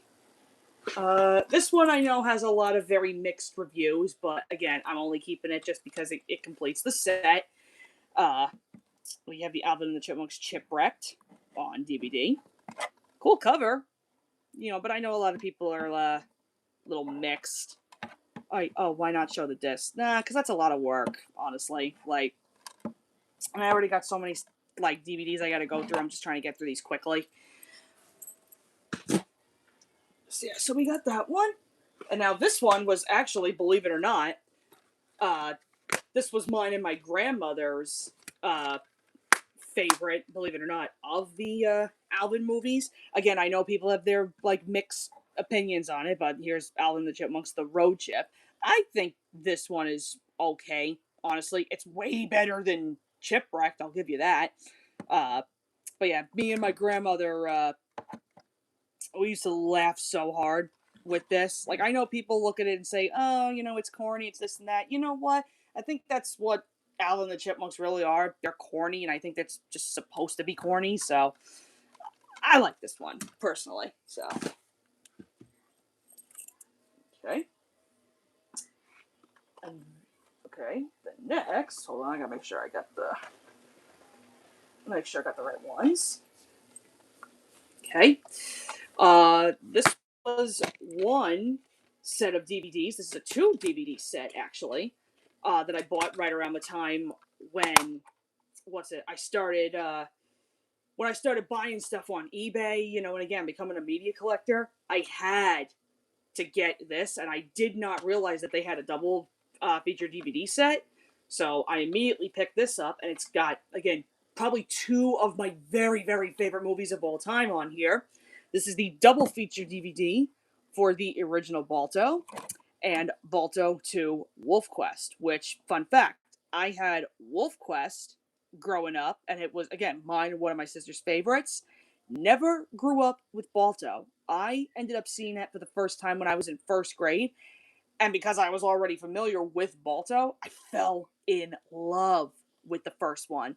So as soon as I started collecting home media and I saw this was up for grabs, had to get it. I love these 2 movies. So good. So we have that. But then, of course, that doesn't end there, because I have the third of the Balto movies. We have Balto 3, Wings of Change. And I know people, again, are kind of like 50-50 on it. It's not bad, honestly. I think it's charming. You know, it's okay for what it is. I don't think it's better than, you know, the other 2. But it's decent. I think it was a decent way to end off the Balto movies, honestly. I think 3 is all they really needed. If they would have continued, they would have ruined this. So, honestly, I think 3 was a really good choice to stop at. Okay. Now, this... I think I have this one correct. Yes. Okay. So, this one... This was actually a gag DVD gift that my buddy Sir Duke ended up finding for me. I had just seen it in, I think, what was it, McKay's? I had never seen this in a very, very long time pop up on like eBay, whatever, for like VHS, DVD, you know, because I never bothered to look. But I happened to come across this while we were on call, and I didn't think he would actually get it for me, but yeah, I'm only keeping it because, again, you can thank my sister for this one. This is the DVD for Barbie as Rapunzel. This is my gag gift from Sir Duke, and I did not think he would actually get this for me, but surprise, he did, and it came to me as a Christmas present one year. So yeah, I have this one, but this was all thanks to my sister, because she was big into like Barbie and Bratz. You know, I wasn't really super big into that. I mean, the movies, some of them at least, you know, were cute. Uh, but as soon as I saw that, I was kind of like, oh, you know, Barbie as Rapunzel. You know, I haven't seen that since I was a kid. You know, and I remember me and my sister, you know, we used to get such a kick out of this one. But then I was kind of like, you know, don't know if I would really go out of my way to get it. And then what do you know? He ends up getting it for me. So, yeah. So I end up having this as a little gag gift. And I've only ever watched this, I think, like once since I got it. And yeah, I mean, it's Barbie. It's what the fuck do you expect? I mean, I think it's better than the later shit that they tried to do with this particular franchise, but it's meant for little kids. I mean, the fuck do you want? So yeah, I end up. So I have that. It's a little silly gag gift. Okay, and then we have this one. This was a must. I believe this one is also on Blu-ray, if I'm not mistaken. I gotta look. But I had to get this one because this movie is so goated. If you haven't seen it, I have the DVD for A Beautiful Day in the Neighborhood, with, of course, Tom Hanks playing the very lovely Mr. Rogers. This movie is so freaking good. I'm telling you, if you guys have not watched this movie yet, you need to go do so. I'm telling you, this movie is so fucking goated. You will love it. So good.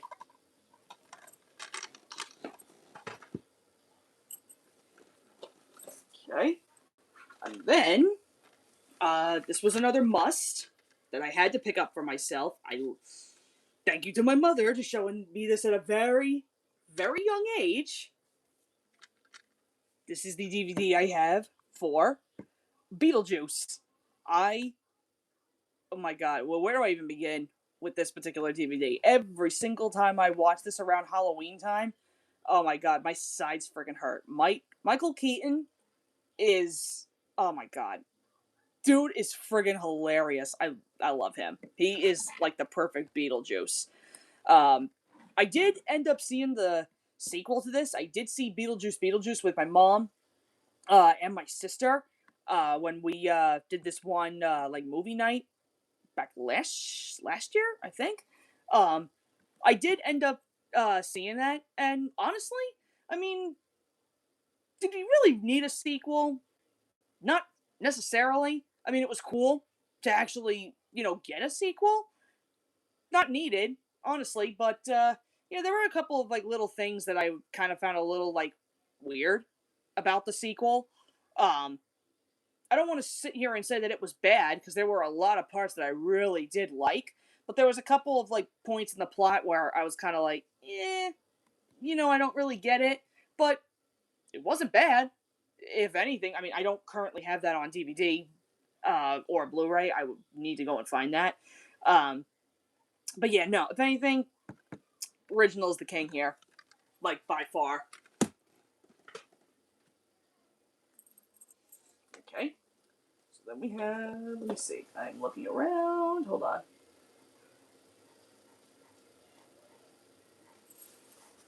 Just making sure here that I have all my stuff here. I think the rest are over here. Okay. Once again, I know this is a movie that a lot of people have their very mixed feelings on, but you know what? I think it's hilarious. In fact, if you guys know my sense of humor can go from just laughing at the stupidest of shit, well, this is the DVD for me. And it is the live action Cat in the Hat DVD.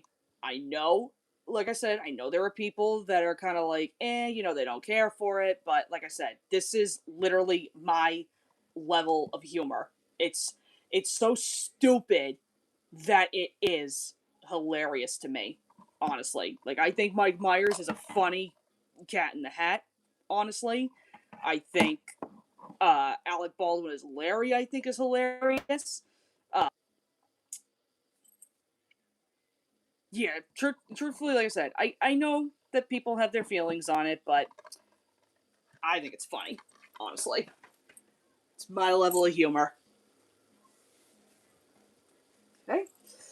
And then we have us the DVD of Charlie and the Chocolate Factory, goaded right alongside Willy Wonka. Johnny Depp, I'm gonna tell you, is like I think the perfect Willy Wonka. In fact, I'll even say this: every single actor that they've had to portray Willy Wonka, Gene Wilder, Johnny Depp, and then Timothy.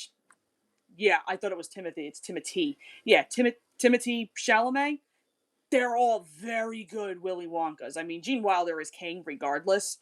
Uh, but Johnny Depp is a really good, very, very good Willy Wonka. So respectable. Okay. Alright. And then we have the DVD for a movie that, again, I used to watch consistently again as a kid. Here is the DVD for the animated Charlotte's Web. Still holds up to this day. I gotta tell you, this movie also does tear me up a little bit. Now I do know that there is a sequel to this particular movie. I know what the hell is it called? I think it's Charlotte's Web 2, Wilbur's Great Adventure, which me and my sister did own when we were kids. And quite frankly, I have no interest in seeing that ever, ever, ever again. Because, thank you to my brother for making it fucking annoying. With the constant rewinding and the friggin' songs. And I remember I actually, a long time ago, I went back and I rewatched that. That sequel is not as good as I remembered it back when I was a kid. It honestly fucking sucks. So, that's a movie that I will not be getting again. Don't need it. But this, however, is also goated. The live action Charlotte's Web. Not sure how many people have seen this particular movie, but honestly, it ain't bad. Like, it's very good. Very, very cute. Very cute movie. Okay. And then we have this one. I do not have the original one because honestly, I think the second one is a lot funnier to me. Here is the DVD for Cheaper by the Dozen 2, which, quick little fun fact history with this one. The first time I ever saw this particular movie was when my Aunt Millie took me and my sister to the library, and they still do this, actually. They show movies, like, in this, like, built-in movie theater that they have in the library. And I remember we were kind of like, well, there's nothing really, good. So we were kind of like, oh, Cheaper by the Dozen? Okay, whatever. Well, me and my sister could not stop laughing at this friggin' movie. And any time we would see it on TV, had to put it on. So as soon as I found this, I think for like, what, $3-4, I think, on eBay, I immediately picked this up. This movie is freaking hilarious. I mean, I'm going to tell you right now, I think anything with Steve Martin and Eva Hell, Eugene Levy, come on. They're hilarious. So we got that one. Oh, here's the DVD I told you guys about before. This was the DVD that I found for Chitty Chitty Bang Bang. There's a store, actually, like, right uptown from me. And they usually have, like, discounts on, like, old or new movies that people donate to the store. This thing was only being sold for $4. I'd be stupid if I didn't pick it up. So I was kind of like, oh, that's cool. I got it on tape and I got it on DVD. But I'm also thinking, like I said, I may just keep the DVD and I might donate my tape. But yeah, we'll see. Just so happy I have this now. Okay.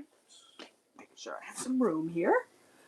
Okay. Now this one, another very mature topic of a movie, but I remember I saw this back when I was in middle school, and again, I fell in love with it. It's probably one of my favorite movies of all time. This is the movie Cinderella Man, which, if you don't know, this is all about the boxer James J. Braddock, and like how he and his family struggled through the Great Depression back in the day, and how he literally had to, like, he was top of the charts, like, in the whole boxing industry, and then people thought he was old, and they took away, well, basically, they stripped him of his job, basically, and then, they tried to, he strived to get back to the friggin' top, like, and this whole backstory is so freaking good. Like, Russell Crowe does an amazing job. Renee Zellweger, she's really good in this. The acting in this, I'm telling you, is so freaking phenomenal. Actually, hell, one of my very favorite actors, this guy, Paul Giamatti, guys, my God, dude is hilarious. I'm telling you, you want to see a really good movie? Check this movie out. I guarantee you would love this.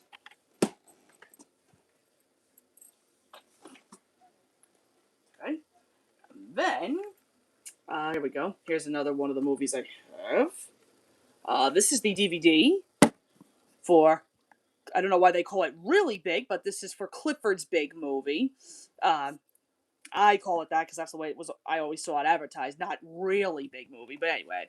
Uh, yeah, this one holds a very special place in my heart. I remember me and my sister seeing this for the first time on TV, and we couldn't get enough of it. I mean, I'm a huge Clifford fan. Look, there we go. I'm a huge, huge Clifford fan.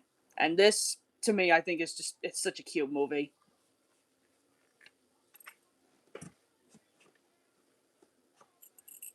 Okay. Checking around here, folks. Hold on. Okay, here we go. Here's the next one. Okay. The next one I have, I know for a fact me and my sister had this on tape. This one wasn't mine. It wasn't hers. We shared this. But again, I don't remember how we got it. I want to say it was either my mom and my grandmother who got this for us. This is the DVD for the Crocodile Hunter Collision Course movie. And as you can tell, it's all about good old Steve Irwin. Like, the premise behind this is actually, like, it's very interesting for a Crocodile Hunter movie. Like, obviously, you know, they show you, you know, him, like, rescuing animals, but there's, like, the big story is, like, you know, the U.S. government or whatever has this, like, this ball object or whatever that falls from space and a crocodile eats it, and there's these two poachers that are trying to basically get this friggin' thing out, and it just so happens that Steve has the friggin' crocodile on board that ate this friggin' ball. It's so bonkers, but it's it's funny, it's interesting. Like, if any of you guys are like Steve Irwin fans out there, go give this a watch. I'm telling you, you'd get a kick out of this. Okay. Alright, and then next we have. Oops, there we go. Here is a very cute movie, in my opinion. I've not seen the sequels, because I just had no interest. Here is the DVD for Curious George. This is a very cute movie. I remember catching this on HBO the first time it came on TV. Good casting choices, like Will Ferrell as Ted, they call him. I know they just refer to him as the man in the yellow hat, but I'm going to call him Ted. Will Ferrell actually does really good. Drew Barrymore, very, very good in here. Like, the acting in here is very top notch, honestly. Cute little movie. Like I said, I'm not interested in really, like, the sequels. I think that one, I think it does its business, honestly. Okay. Alright. Now, this is probably something unexpected you'd never hear from me, but I'm actually pretty big into war movies, believe it or not. And I mean, not all of them, but there's a fair few of them that I actually like. And here is one of them. Again, probably one of my favorite movies of all time. Here is the DVD. This is the Kevin Costner movie, Dances with Wolves, which, if you guys have never heard of this either, this is a U.S. Army man who is stationed at an old base, and all these Native Americans, they keep, they keep spying on him, like, hey, what are you doing here, like this and that. And then he comes to learn. He was always taught in the army that all these natives are just beggars and thieves and this that. Well, he gets close to this particular tribe, and they actually accept him as one of their own, and he starts to realize, well, the U.S. Army, they're lying. These are not beggars and thieves, and killers. Like, not the way you guys are making them out to be. It's a powerful movie. Long as hell, though. I want to say it's like at least 3, maybe pushing 4 hours or so. When I tell you it's long, it's long. Like, if you're just looking to blow away like 3-4 hours of your time, I would go put this on. I'm telling you, it's a very, very good movie. I need to catch up with chat a second. Let me see.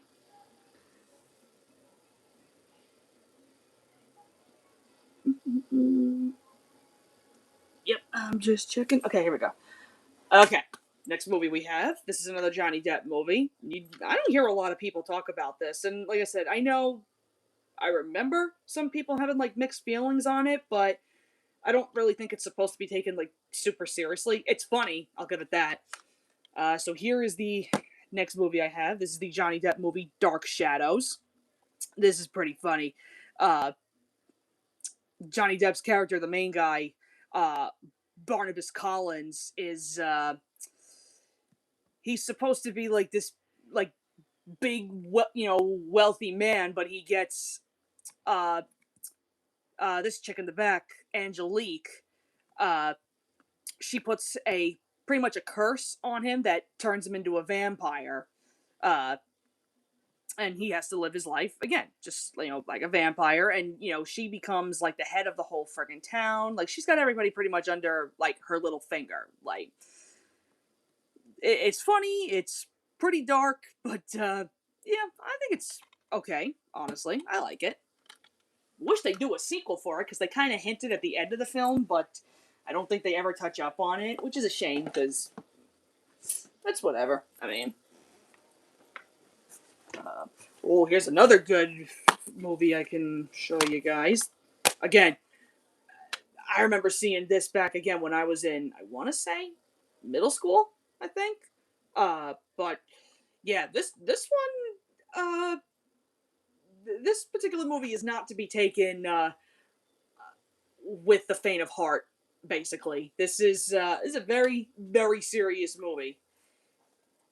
This is the movie The Day After Tomorrow, and I'm telling you, it is so freaking good. I remember seeing this for the first time in school and all the shit that was going on in this movie. I'm telling you, my jaw dropped. I mean, thankfully, some of that stuff is exaggerated because I'd never want to see 5 tornadoes like all in one fucking place. Like, fuck that shit. And the amount of snow that they get, like, God, I would hope that we never ever experience snow like that. Like, and the flooding and this and that. I mean, can it happen? Sure. Is it a little exaggerated? I think so. Uh, Either or, I'm telling you, this movie is fantastic. Dennis Quaid and all them. Oh, excellent, excellent, excellent actors. All right, and then we have next one. I don't hear a lot of people talk about this one either, but it's cute. I thought this actually did the franchise some good justice. Here is the DVD of Pokemon Detective Pikachu. And I remember when they first showed this, I I was kind of hesitant because I'm like, why is Pikachu talking? But then when I actually understood the whole premise of the movie, it's so cute. I mean, technically speaking, it is a plot line, that we have seen already with the whole, spoiler alert. If you haven't seen it already, I'm just going to go a quick spoiler. It is pretty much the same that we've seen in all the other like some similar Pokemon movies, like the whole thing with like bringing Mewtwo in the series, and I'm like, all right, like, can we cut the fucking Mewtwo shit already? I mean, yes, I get it, Mewtwo is cool and all, but how many times are we gonna bring him up? I mean, for real. I mean, other than that tiny, tiny little nitpick, Detective Pikachu is actually worth the watch. It's very cute. All the Pokemon are actually very, very well animated. I mean, they look like the Pokemon themselves from the anime, so I'll give them that. I would recommend it, honestly. See for your own self. See if you like it. Now, this is another one I know people have very mixed feelings on, but it's been a hot minute since I've watched this movie. This is based off of, I know, what's it, the that UK or Australian show, The Magic Roundabout, if you guys are aware of that. So you probably already know where you probably know where I'm talking about going with this. This is the DVD for Dougal. And again, I think I saw this either on Stars or HBO when it first came out. Like, I was actually dying to check it out. And I mean, as kids, I mean, my sister and I thought it was funny. Uh, it's been a hot minute though since I've watched it. Truthfully, we need to go back and watch this again at some point. I know it's probably not going to be like as good as I remember. I'm gonna be completely honest. I think, truthfully, the only saving grace that I have with this movie is Jon Stewart, because uh, I think he was the funniest in this movie specifically. So he's pretty much like the only saving grace that I can actually say for this. But like I said, it's been a hot minute since I've watched this. I may need to go back and look at this again. Okay. Where did the rest of my stuff go? Hold on a second there, folks. Uh, um, Here with me a second. I'm looking for my stuff.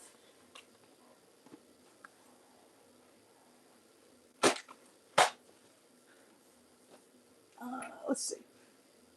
Fuck, I'll show these. Fuck it. Okay.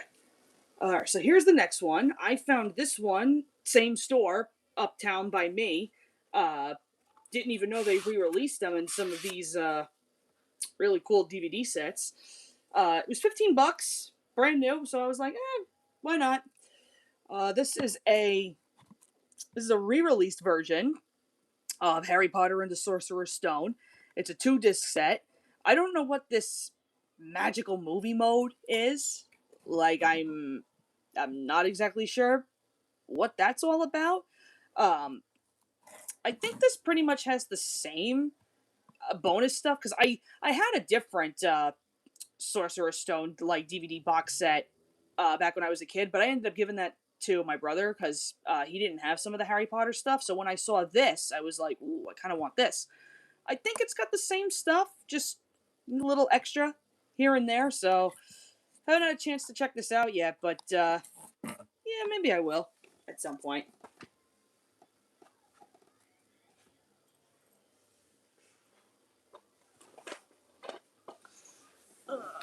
Bear with me a second. I'm trying to get comfortable here. I'm sliding off my bed. All right. This was the other one. Okay, so this particular DVD, actually, this is the style I was talking about. This is the set that I have for Harry Potter and the Chamber of Secrets. My Sorcerer's Stone looked just like this because I'll actually open this up for you.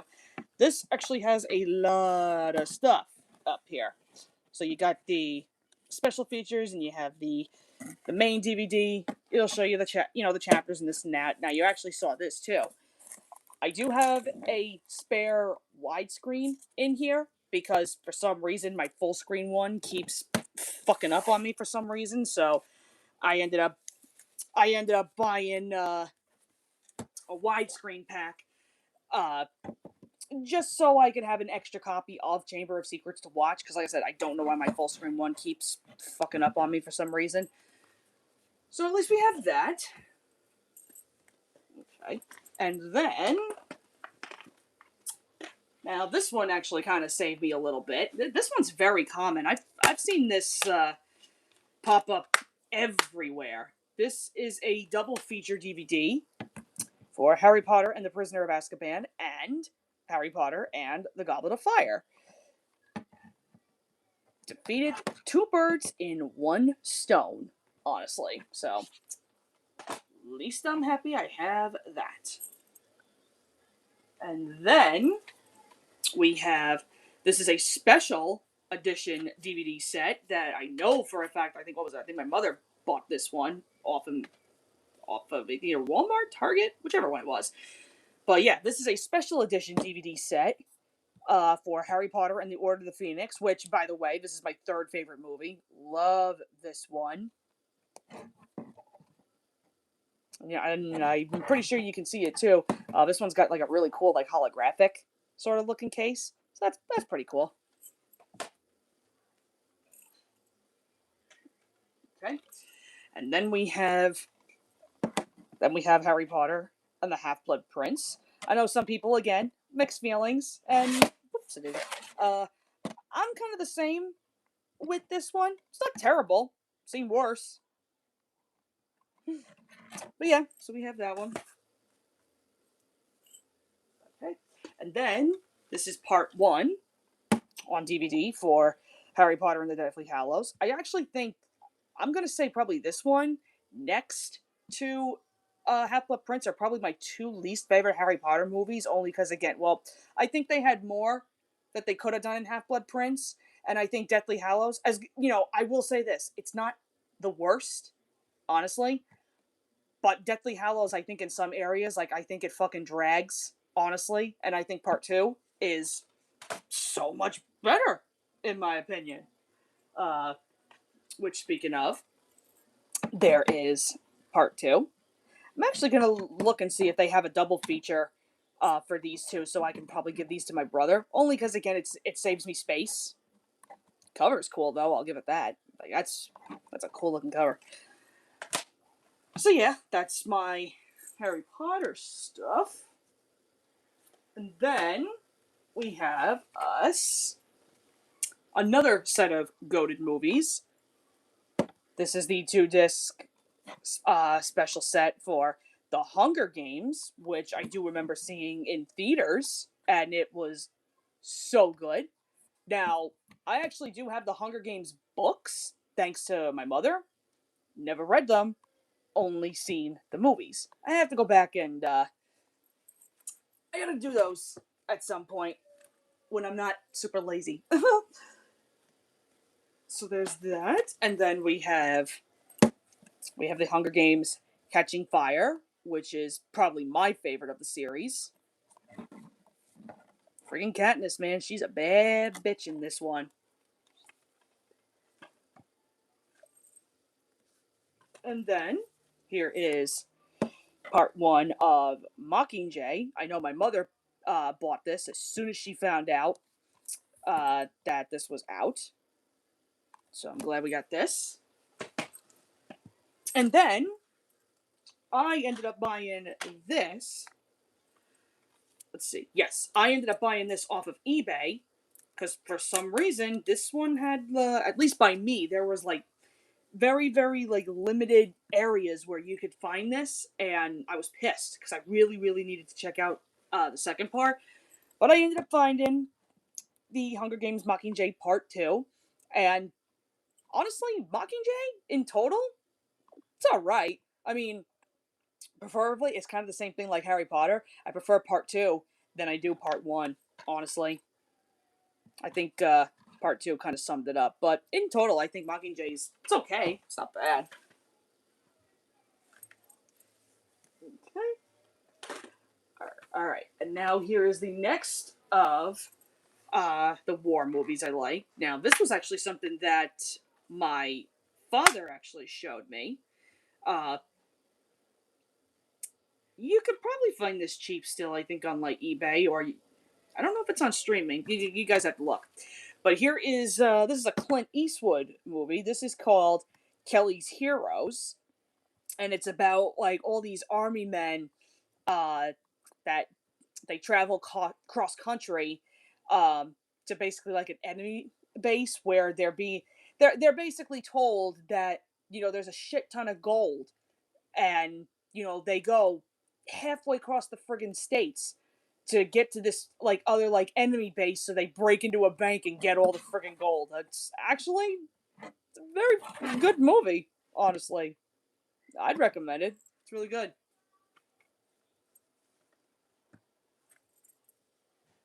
Okay. And next, here we go. Next we have one of my favorite DreamWorks movies. This is here's the DVD for Madagascar. Goated movie. I love this one.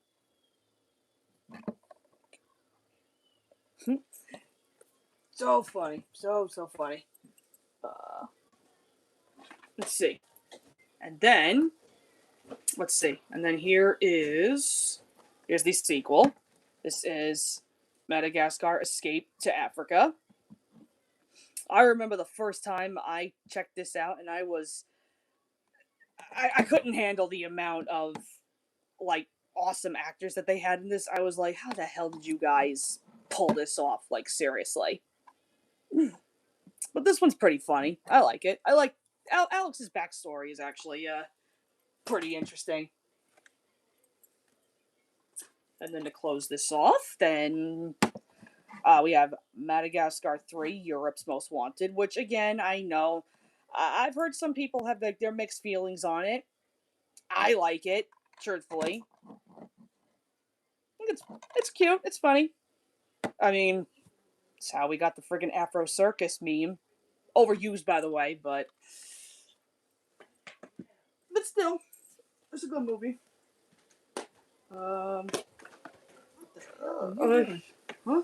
What are you doing? Alright, let's see. Oh.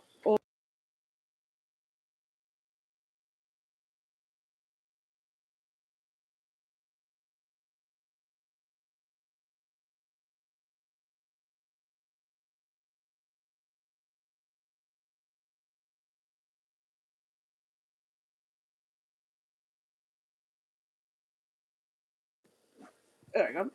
Sorry about that, folks. Okay, so now, there we go. Here is the next of the movies I have.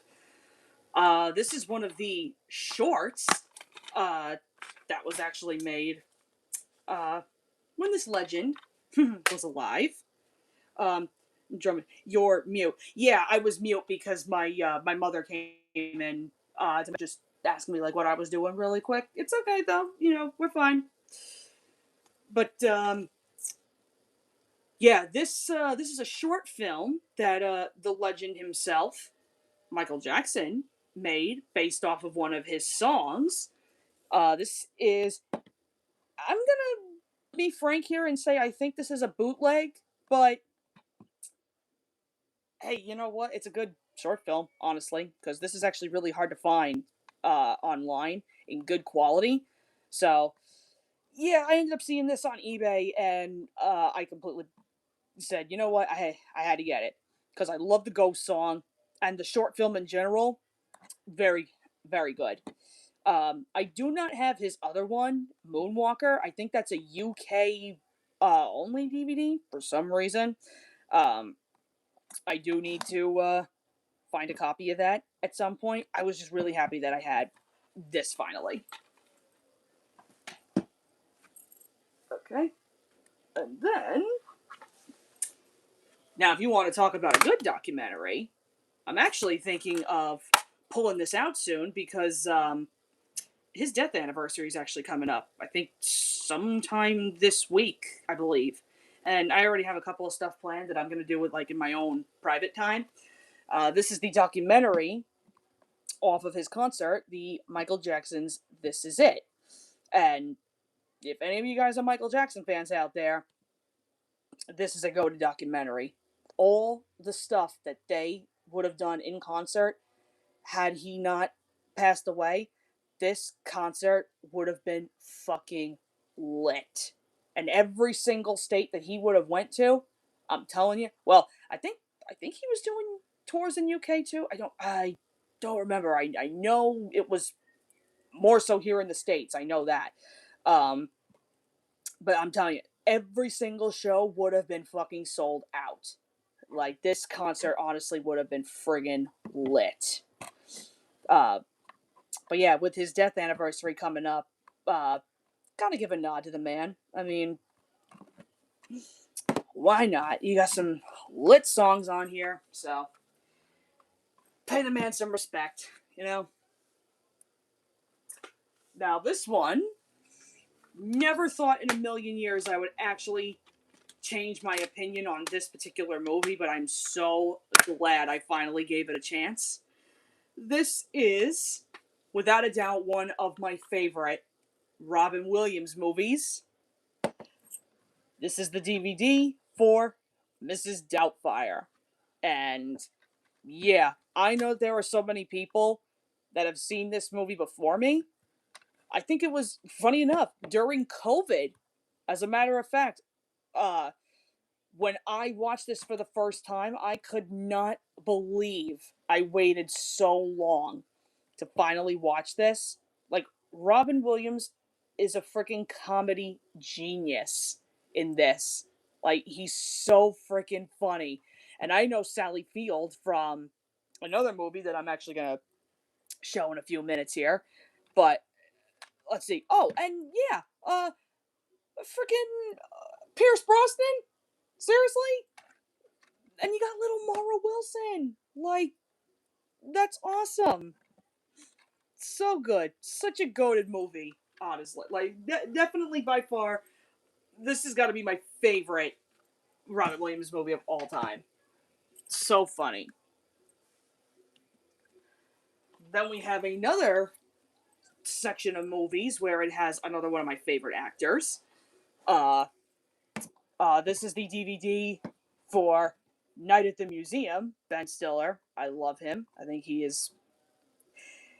Truth be told, he was actually one of the actors I had like a massive crush on. Like, I know people would probably look at me and be like, "Ew, why Ben Stiller?" I don't know.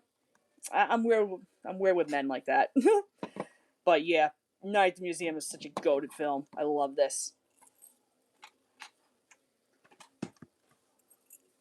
So you have that one. You have my favorite of the trio for these movies. You have Night at the Museum, Battle of the Smithsonian. Such a goated movie. And an incredible friggin' cast.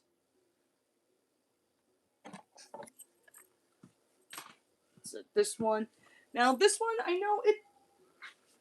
Not the way I would have chosen to end this particular, like, franchise, but honestly, like, it could be worse. That's all I'll say. This is Night at the Museum, Secret of the Tomb. Again, funny in some parts. Uh, not the way I would have particularly closed off, uh, like this trio of movies, but like I said, I've seen worse. It's okay for the most part. All right.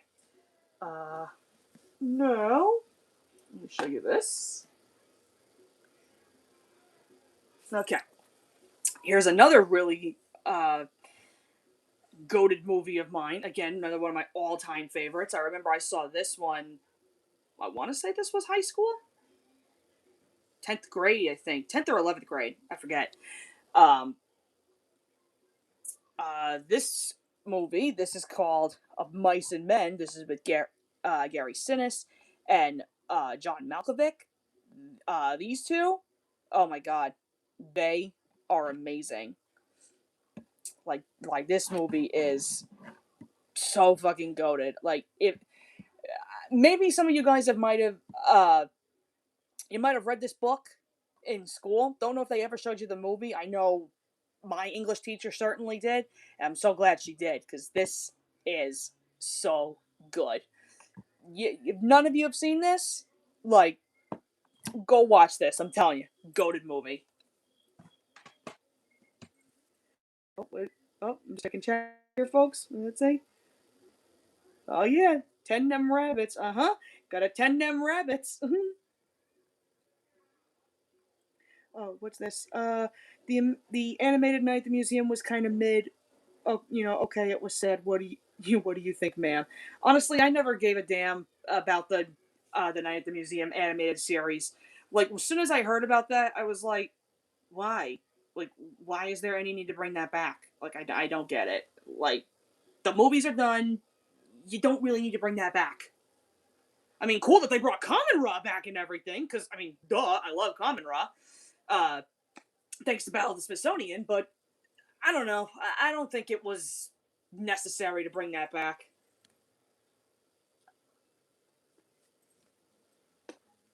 Okay.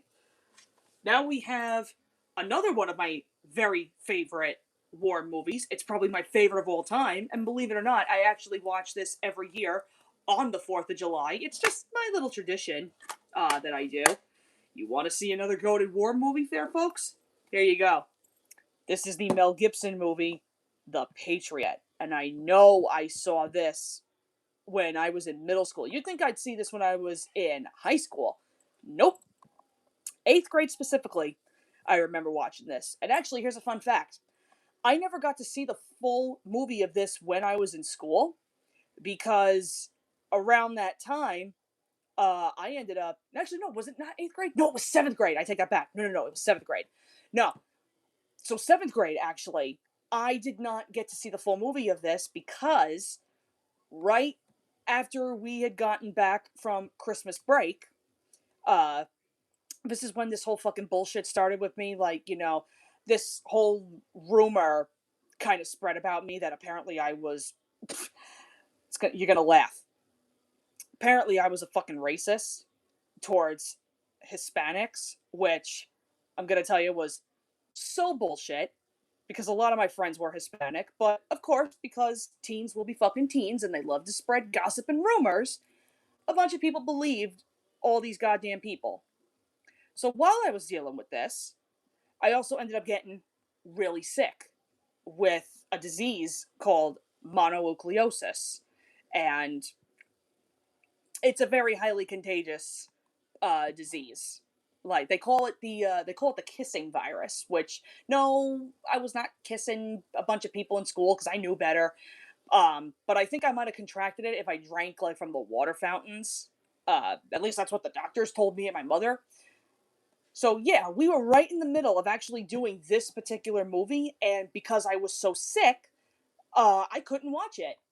So I think it was either my teacher or we got this from somebody else, and I had to borrow the movie and start completely from scratch, watching this whole movie cover to cover, so that by the time I went back into school, I had to be ready for tests on this whole friggin' thing. But sad backstory aside, it's a really good movie. Honestly, during the whole thing with like the whole Revolutionary War thing between uh how they simplify it, the red and the blue coats. It's good, honestly. Like I would recommend really checking this movie out. I mean, and you can see here, I actually have an extended cut because the cut that I was watching had a whole bunch of stuff cut out. This is my preferred one because there's so many added scenes that they have that actually it makes the movie longer, sure, but there's other added scenes in here that actually kind of make a little more sense. So this is actually, uh, this is my preferred way of watching this movie, honestly.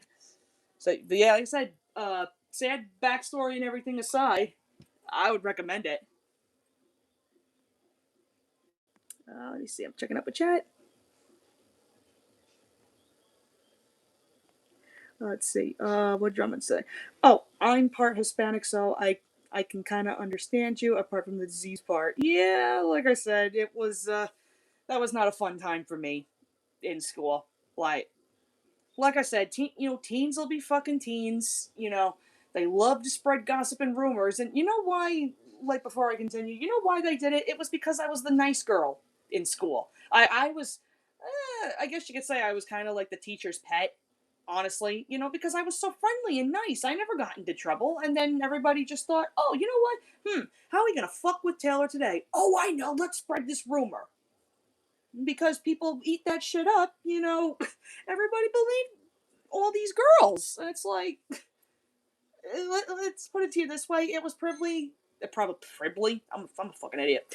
It was literally one against, let's call it like maybe over like 200 people that I had in that school, my middle school actually. So yeah, it was literally like one compared to like you know 200 plus kids or whatever, and there were even some of the adults who even believed it, and I'm like, why? Like you're not even getting my side of the story. It's like it's sad, I know, but uh yeah, that's gonna be another story that I get into later on down the road. That's gonna be part of like other videos and everything that I go into because like I said, we're not here for sad stuff. Uh, we're not here for sad stuff. We're here for happy stuff. Anyway, so this is the next of the DVDs I have. Um, I remember seeing this again between HBO and Stars. Um, there is one other DVD I am trying to get for this, but it's kind of a bitch to get. So here is the movie for. Excuse me. This is Pee Wee's Big Adventure, and me and my sister. The only way we ever knew about Pee Wee Herman was through my cousins from Pennsylvania, because my uncle Rich rest in peace, by the way, he had asked me and my sister, had we ever heard of the Pee Wee Herman show? And we were like, huh? Who? We had no idea what it was. Obviously, my dad knew what it was.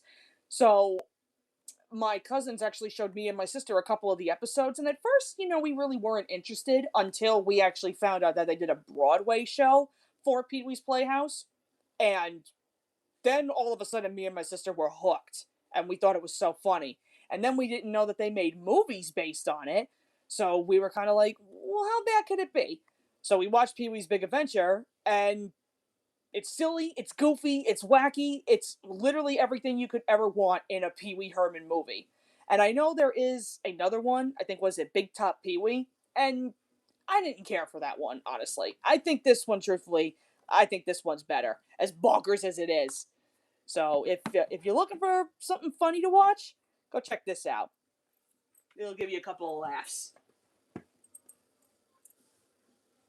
Okay. Okay.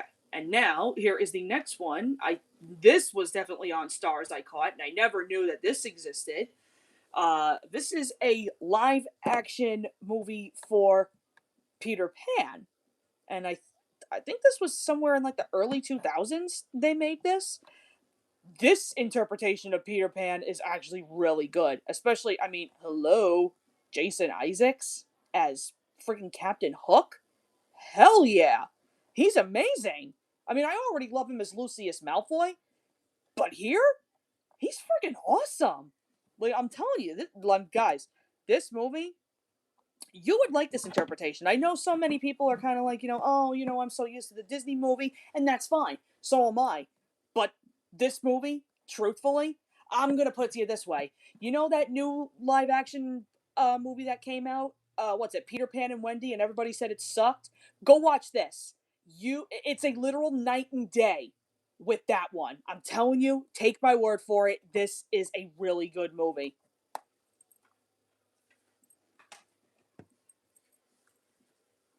Okay. Here we go. This is another one of my UK DVDs that I have. This one I actually saw through a YouTube creator do a review on this particular movie.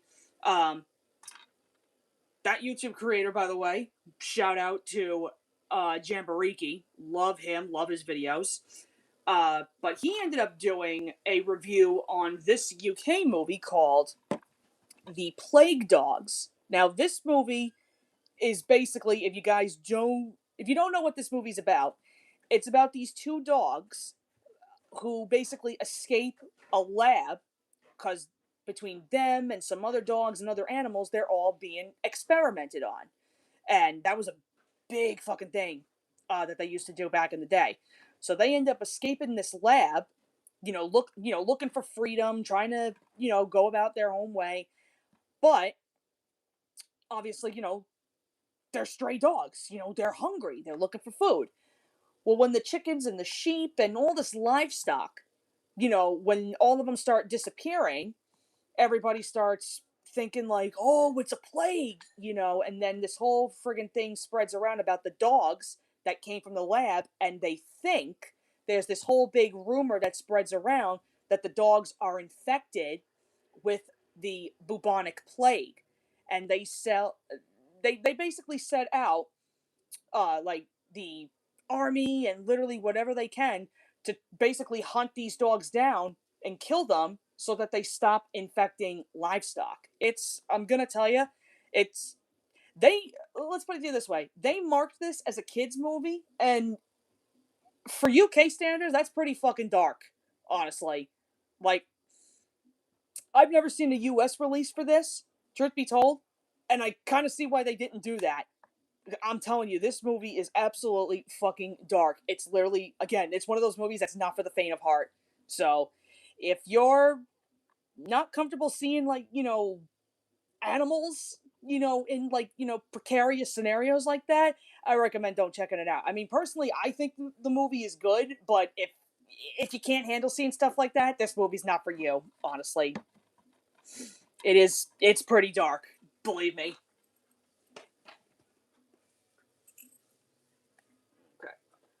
So then, the next movie I have, I could not wait to see this when it first came out on Stars. Um, this is pulling me back into like my childhood days. Here is the movie for Racing Stripes, and this one's got a pretty goated cast. Let it be known, the main guy, Frankie Muniz, who voices Stripes. Yeah, dude's a fucking NASCAR driver now. I'm not even shitting you. I think what's he? He's a truck driver, believe it or not. Never thought I'd see him and anything to do with NASCAR, but yeah, that's a little fun fact for you. Uh, but yeah, with this movie, I know some people again might think it's a little corny, but I like it. I think this is a good movie. I'd recommend it. Let's see. Whoop. Fix my movies again. There we go. Okay. Now here's another. I would say this one's actually. I would say this is kind of underrated. I don't hear a lot of people talk about this one. Um, Here is another one of my very favorite movies. This is Robots. Again, with another very goated cast. I mean, listen. Ewan McGregor, Halle Berry, Greg Kinnear, Mel Brooks, Amanda Bynes, Drew Carey, and Robin Williams. Like, seriously, how do they get these top-notch fucking actors for movies like this? Like, again, you want to see a funny as hell movie? Watch Robots. So funny. Okay. All right. Now this was also another one that I saw in school. Um, it's not a war movie, but it is one of the books that I did have to read when I was a kid.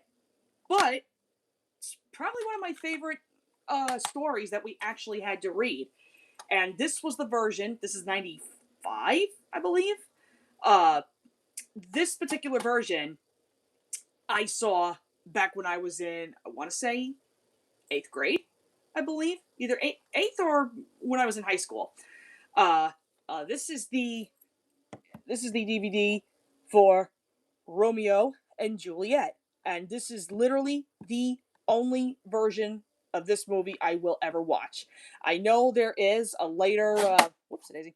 I know there's a later Leonardo DiCaprio version, which I did see in school, and quite frankly, I don't like it. I don't. I think it absolutely takes away, like, the fact that it's set in modern, like, city style, but they still, use the Romeo and Juliet, lingo, but there's, again, because it's modern, they use, there's guns involved, and I'm like, huh? Like, I think that version completely takes away from the original. If you want if you really want like a scene by scene complete movie straight from the friggin' book, go to this version.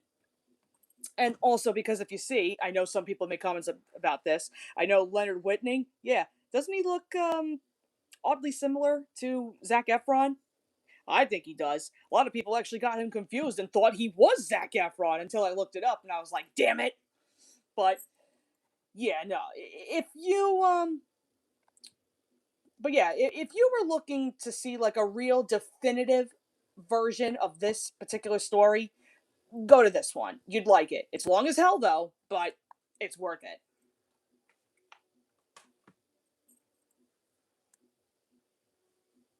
Okay. Now, okay. So now here is the next of the movies I have. Again, I know people are kind of like mixed on this one, but this is nostalgic to me because I remember seeing this in theaters, and it was one of the first few that I saw. Here is the movie for the live action Scooby Doo. A lot of good memories with this one. Also, Matthew Lillard, GOAT. GOAT Shaggy, just GOAT actor in general.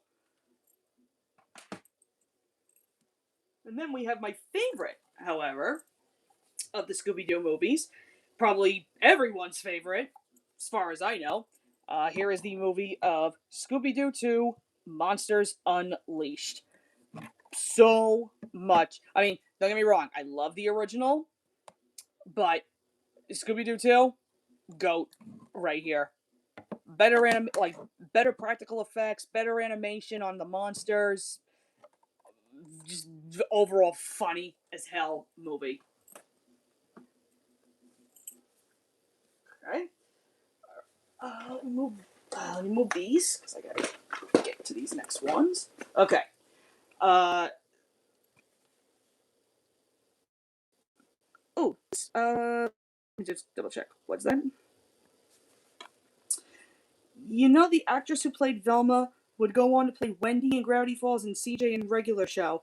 Wait, what the hell? Okay, I know nothing about Regular Show, but she was Wendy? How the fuck did I not know that? That's crazy. I'm a huge Gravity Falls fan, so I actually cannot believe I didn't know that. Wow. That's really freaking cool. Alright. Anyway, so here's another really good movie that I had. It's another racing movie, as a matter of fact. I think this is also based on a true story, I believe. Um, my grandmother actually showed me this, and at first I had no intention on watching this until I actually gave it a shot, and I'm actually very humble to say that I was very wrong about this movie. It is so good. It is the Tobey Maguire movie, Seabiscuit, and it's about this young, pretty much worn down horse that everybody like tries to give up on, but this one young jockey gives him a shot, and they end up being like a pretty good friggin' team. Like I'm telling you, this is very beautiful, like packed with emotion. Like it says on the back, I'm telling you, you want to see another good racing movie? Watch this. So good. Okay, and then this was another movie, courtesy of my grandmother. And I think this one is all around friggin' funny. This is the Samuel L. Jackson movie. This is Shaft. This video.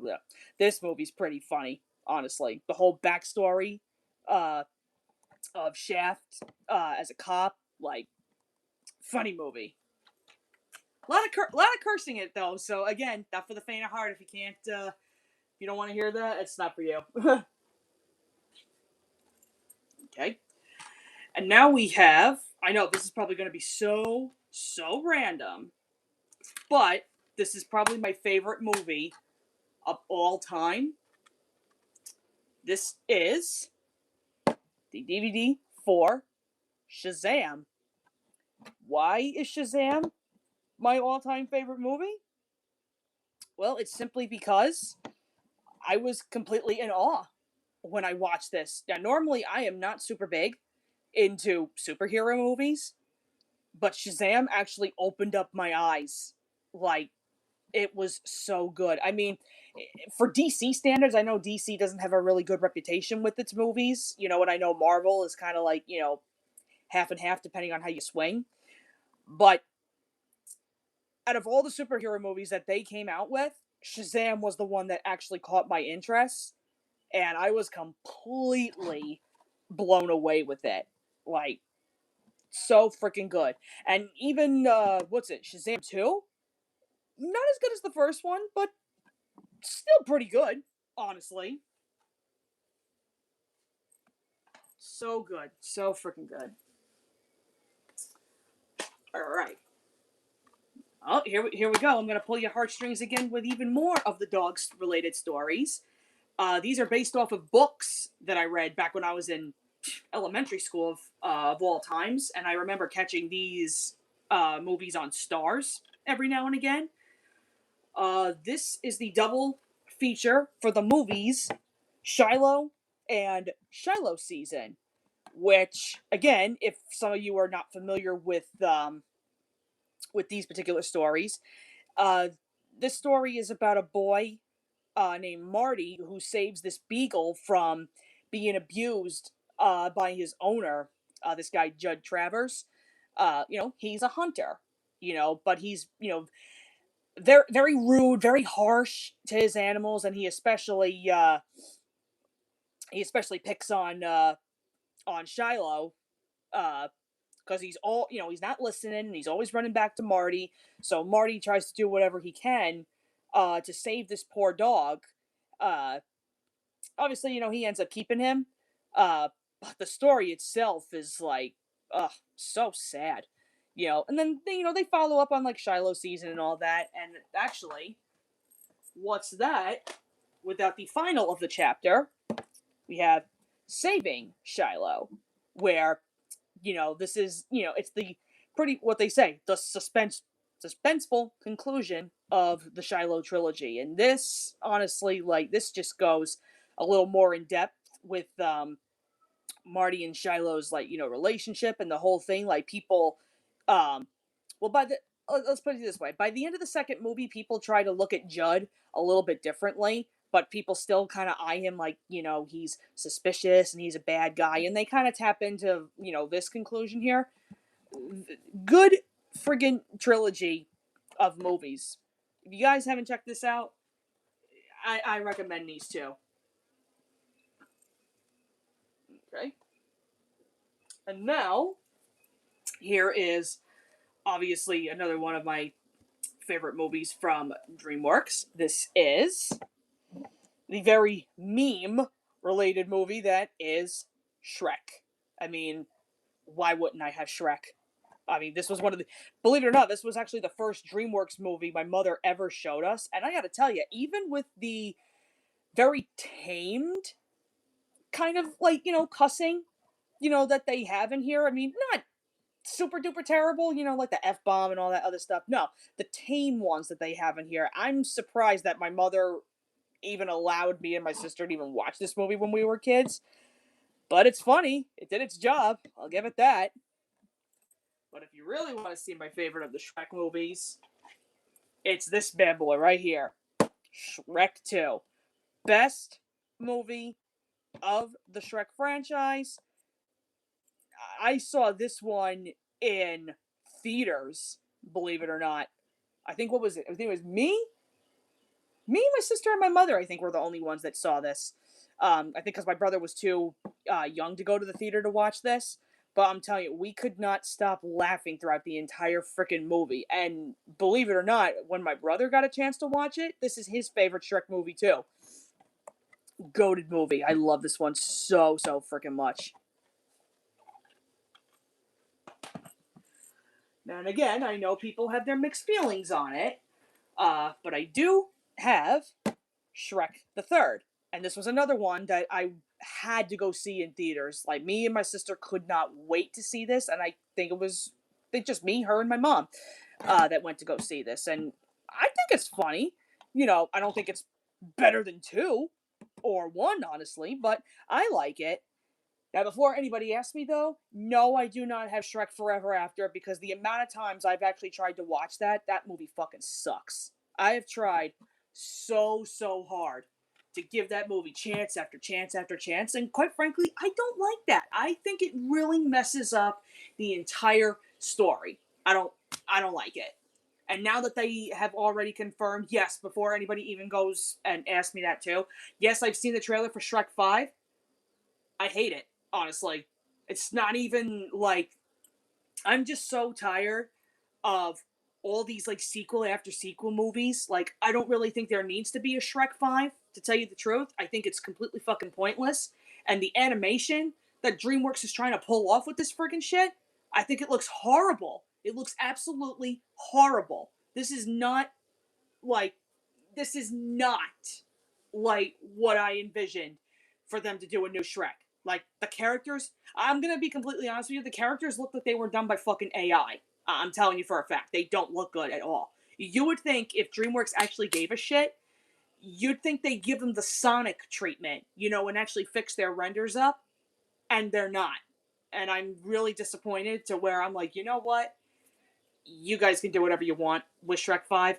I'm not interested. It looks absolutely horrible.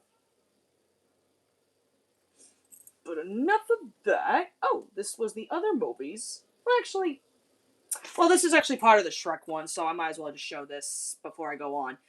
This is actually a Christmas special that they ended up doing, and I remember catching this on, I think it was Fox, the first time they showed this. This is the Christmas special they did called Shrek the Halls. This is funny and cute. I like this one. I know they did a Halloween special for this franchise as well. I'm still trying to find that one.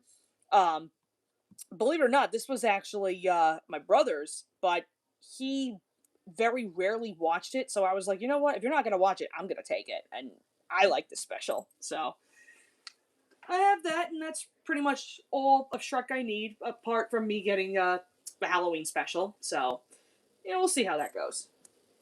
But anyway, here is the next of the really good movies I like. My dad was actually the one who showed me this, and I instantly fell in love with it.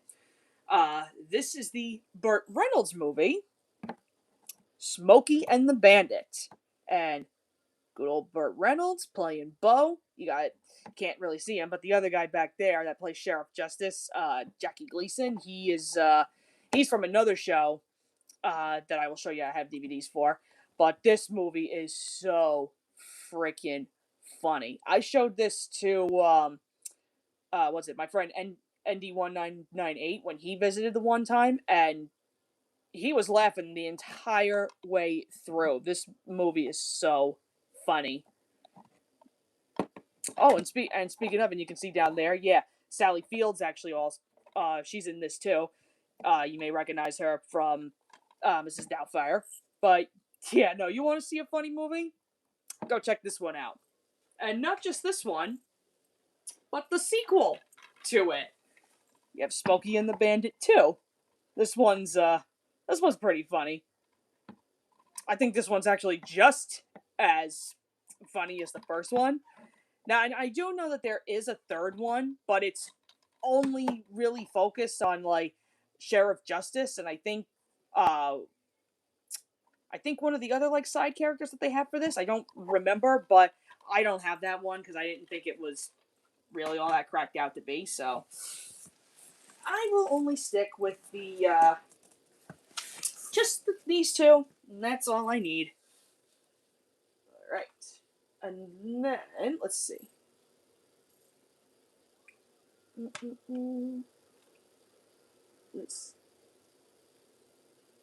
Okay. Here's the next of the movies I have. Again, I know people are kind of half and half with this one. This is the live action movie for the Smurfs. And I know there's a lot of people out there that are not particularly interested, in this franchise, and that's fine, honestly. But I like the Smurfs. My mother, she introduced me to these. So yeah, the saving grace, honestly, is what's his face? I forget the actor who plays him. Oh my god! If I see it, I'll know it. But the guy who does Common Raw in Night at the Museum, but he's also like he's also seen in like Simpsons, and uh, all these other shows. Yeah. Oh my god! It's on the tip of my tongue. Oh, Hank Azaria. That's it. He's actually yes, that's it. Hank Azaria. Yes. He is honestly the saving grace of this film for me. So that's kind of the only reason why I have this. Let me see something really quick. Oh, 1 second there, folks. I have to plug in my iPad. Just a second here. Hold on a minute. My battery is running low. Give me a second.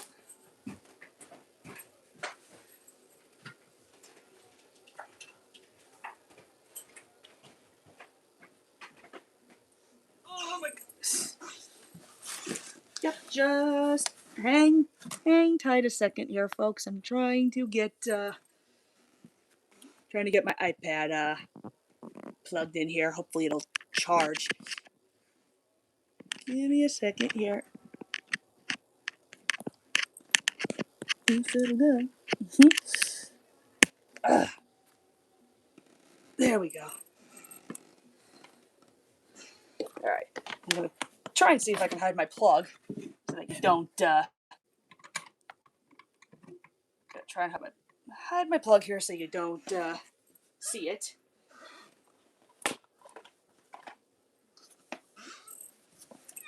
Okay. This gives me a chance to actually catch up with chat. Hold on a second. Yep. Hey, Kazaria. Yep. That's who it was. Like, I couldn't think of his name. It was literally on the tip of my tongue, and I couldn't think of it for the friggin' life of me. Now I got it. Okay. Back to it. Okay. Alright, here's the next one that I have. I'm not super big into this particular franchise, but this was actually the only movie I can really say I thought was very cute, and I was actually after this movie for a very, very long time until I finally got a copy of it off of eBay.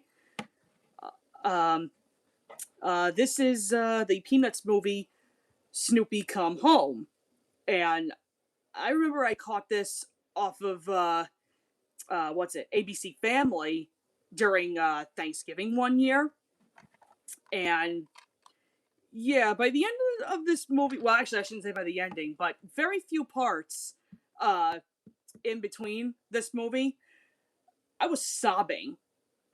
I couldn't believe like how much I was actually crying throughout this friggin' movie, but it's good for Peanuts. I like it.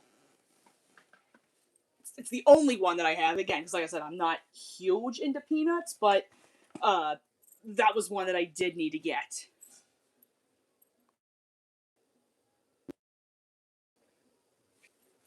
Okay. Alright. Making sure I got all my other stuff here. Okay, here we go. Okay. So now the next one that I have, once again, I think the video game franchise for this particular movie, I think, was done some justice. I think you guys know what I'm talking about. I'm referring to the Sonic the Hedgehog movie. And I gotta tell you, the first render of Sonic that came out, I was so off put by it, I was not gonna watch this movie. But you know what? I am so happy that they went back and fixed the Sonic render, because now he actually looks like friggin' Sonic. Like, I'm so happy that they did that. Otherwise, I think this movie would have totally bombed. And come on, Jim Carrey as friggin' Robotnik, that's friggin' like, that's perfect. Come on. Perfect casting right there. Okay. I think I do see it getting a little bit shady in my room. 1 second. Let me turn a little light on. Anyway, so the next one that I have, this was the last one that I bought off of eBay. I think last year or the year before. Yep, of course. We have Sonic the Hedgehog 2, which was so freaking good, honestly. I mean, the fact that they have Idris Elba back, like, hell yeah, that was awesome. Yes, before anybody asked me, I did see Sonic 3. I do not have that one on any kind of home media yet, but I do plan to get that at some point. I don't know when, though. Gotta have my boy Shadow, you know? Which, by the way, it shouldn't be any real shocker. Like, Sonic 3 is my favorite so far of the Sonic movies. I mean, it may change, when 4 comes out, knowing what we know about it currently, but who knows? We'll see. We will definitely see. Okay. The next one I have, this is one of those Nickelodeon movies, which at first I was never interested in, but I slightly warmed up to it over the years, and actually I would think it's pretty underrated. I don't hear a lot of people talk about this. This is the movie, the Spiderwick Chronicles. Uh, Good movie, honestly. A little crazy with the monsters, but yeah, honestly, not bad. For a Nickelodeon movie. Okay. Now, this is my favorite of all the DreamWorks movies, and I gotta remember now. I'm gonna say this. This was a movie I never had any interest in seeing because I didn't like the fact that most of the characters really didn't speak for the most part. But when I actually put my bias aside and I sat through this entire movie cover to cover, Spirit is now my favorite DreamWorks movie of all time. This movie is amazing. It's cute, it's beautiful, very serious for what the topic is. Very good. I could watch this all day and never get bored with it. It's so freaking good. Okay. And now, this one was a must. Uh, because I once again was in awe when I saw it, and I think it did the video game franchise definitely some good justice. This is the Power Up Edition DVD for the Super Mario movie. Goated movie, by the way. I couldn't believe all the nods that they had with this movie, but oh my gosh. Yes, and I also did see the Mario Galaxy movie, and oh my god, I gotta get it. It was so good. So good, so good, so good, so good. Now I'm really intrigued to see what they're going to do with the remaining ones. They covered Galaxy. What else is there to do? Could they do something with Odyssey? Could they do, maybe I don't know, Super Mario Sunshine, or are they going to cover topics with, uh, are they going to do something? Again, people want Wario and Waluigi. Um, Another one of the princesses, quote unquote, is also coming. So I'm curious, what are they gonna do? I have to wait and see. Okay. Okay, here we go. Okay. The next one. Now, this is also done by the same people who did that movie, The Plague Dogs, earlier, and this is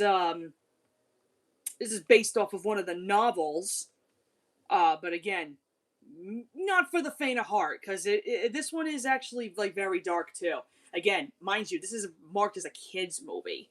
Okay, but I like this movie. Honestly, I would say I kind of like this one a little better than the Plague Dogs. This one is called Watership Down, and again, if you don't know if you don't know this movie is about a herd. It's a whole warren. I shouldn't say herd. A warren of rabbits that are looking for a new place to live because they know that a threat is basically coming to their warren, and they're trying to avoid death in every friggin' corner because obviously between dogs, cats, foxes, all of that, you know they're killers towards rabbits. So yeah, they're legitimately speaking, they're hopping around all across the friggin' countryside, trying to avoid death, looking for basically a safe haven for them, and it's a lot of dark shit happens in this one. Like I said, it's really really not uh for very light-hearted people. I will tell you that it's very graphic in some areas, so um, I would not recommend it. If you're if you're queasy with blood or animals, attacking each other, shit like that. Yeah, if you're a little whatever the word, squeamish, if you're around that kind of stuff, this movie's not for you. But I would say personally, I think this one's a little bit better than the Plague Dogs, but give or take. All right, and then we also have, like I said, another goat. Here is the DVD for Willy Wonka and the Chocolate Factory.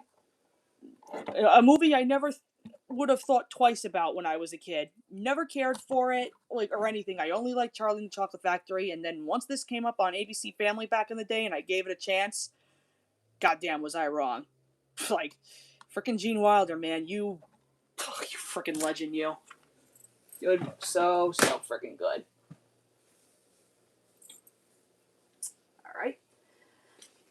All right. Then I also happen to have this again. You want? I'll say this. You want?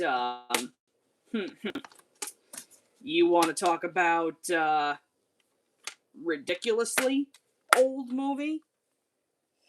There is the 70th anniversary edition for The Wizard of Oz. Once again, never would have thought twice about this movie back when I was a kid. And not for nothing, my sister was obsessed with this movie back when we were kids. I mean, hell, she was even Dorothy one year for Halloween. And I dressed up, not as the Wicked Witch, but just as a witch.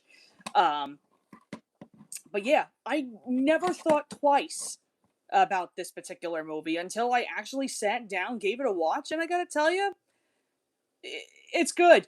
It's really good. I mean, hell, this movie's like what? What is it, 80, 90, some odd fucking years old now? Like, this movie's old. So freaking old. But it's good.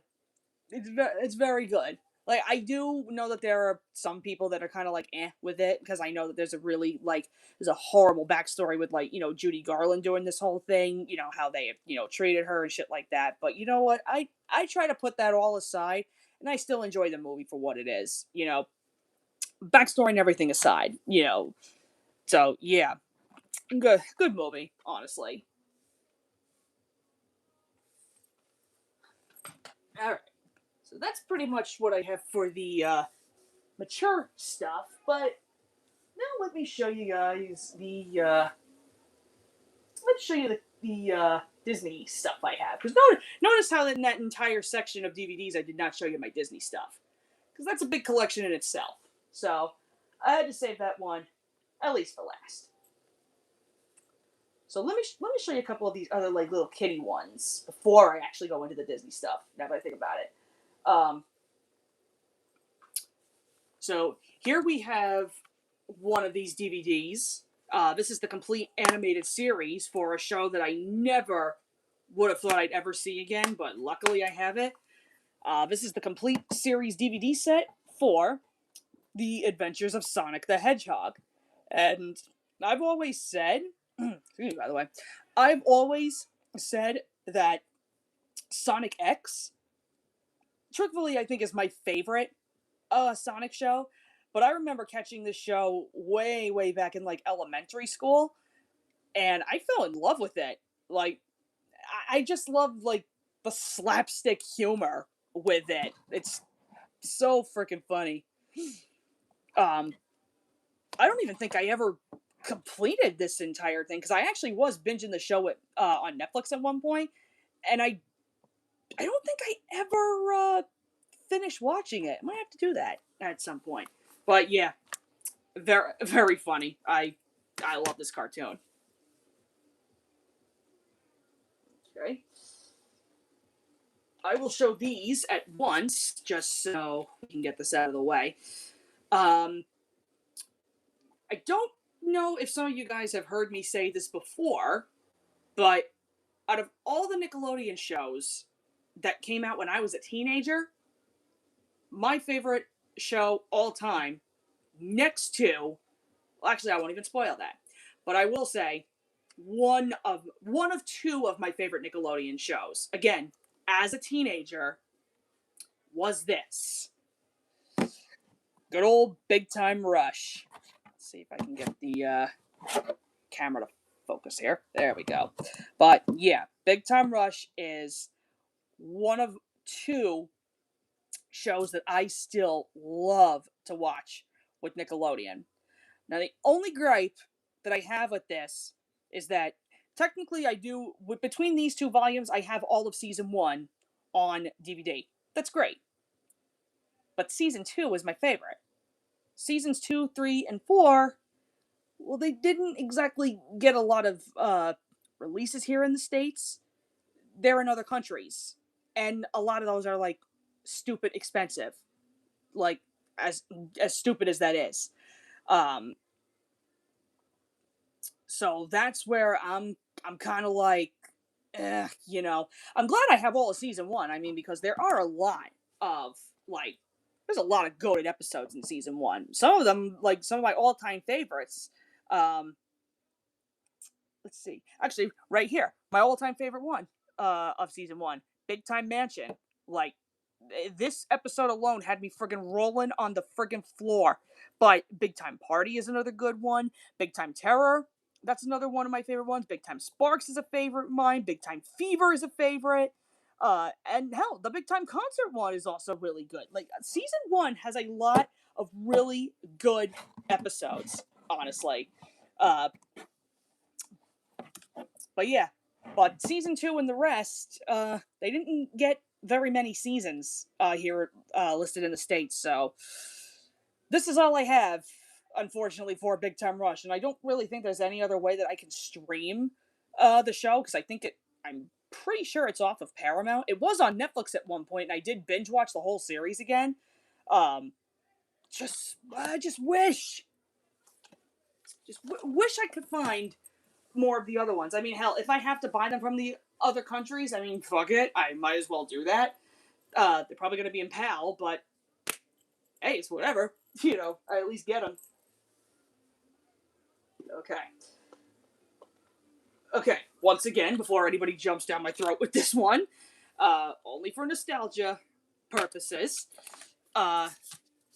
this is the DVD for Barney's Night Before Christmas, and again, this is only for nostalgia purposes, because this was actually a tape that my sister had back when we were kids.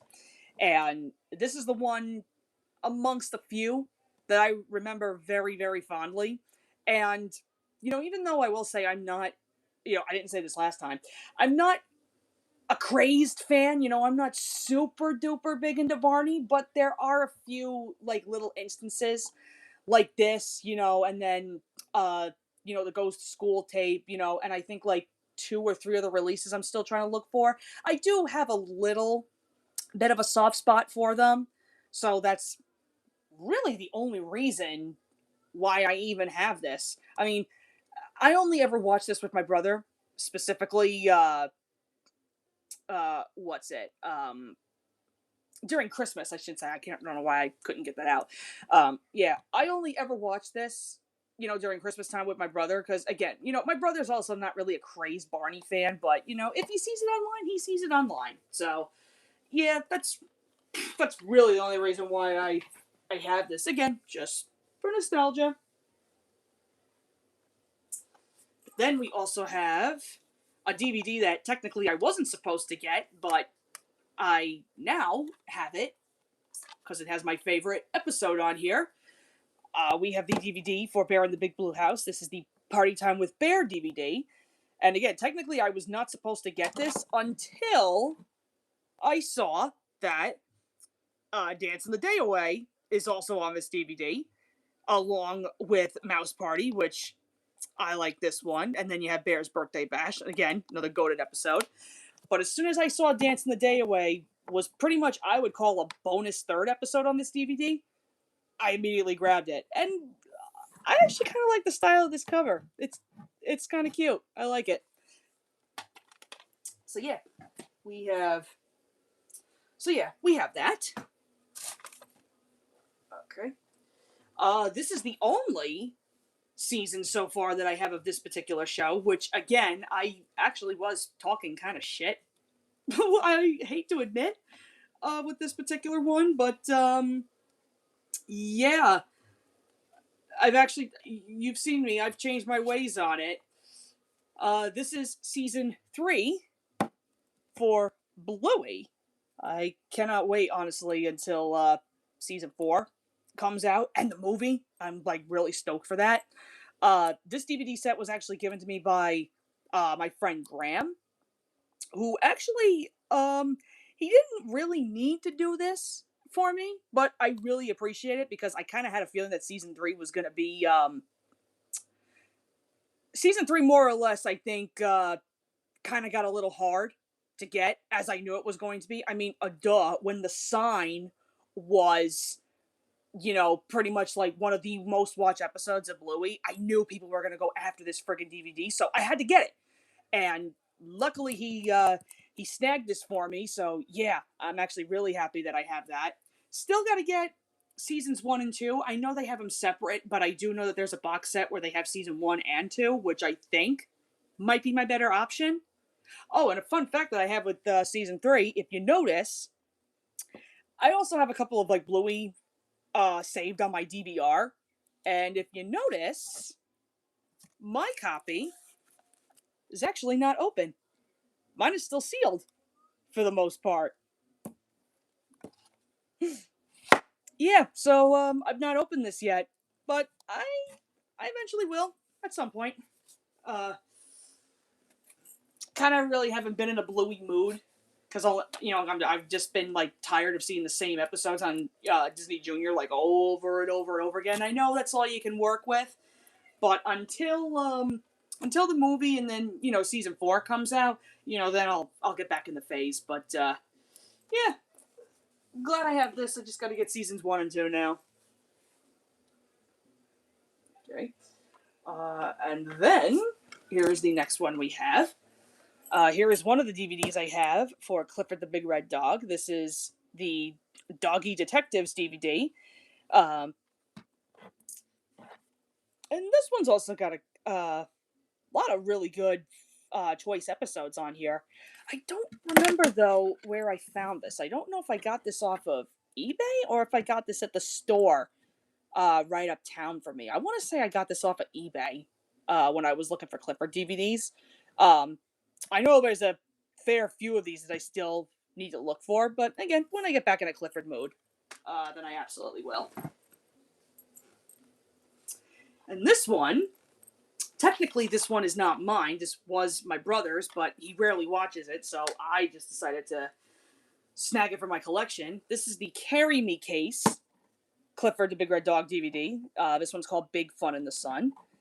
And this one also has some really good episodes on here. If you want to know one of my favorite ones, this one right here, an Itchy Patch. My sister and I thought this episode was so freaking funny when we were kids. So when I saw that this one was on this DVD, I was like, nope, mine. Like I said, my brother's not super big into Clifford, so it didn't matter. I ended up taking it. Alright. This is back and forth. I bought these off of, I think, eBay, Amazon, and the store.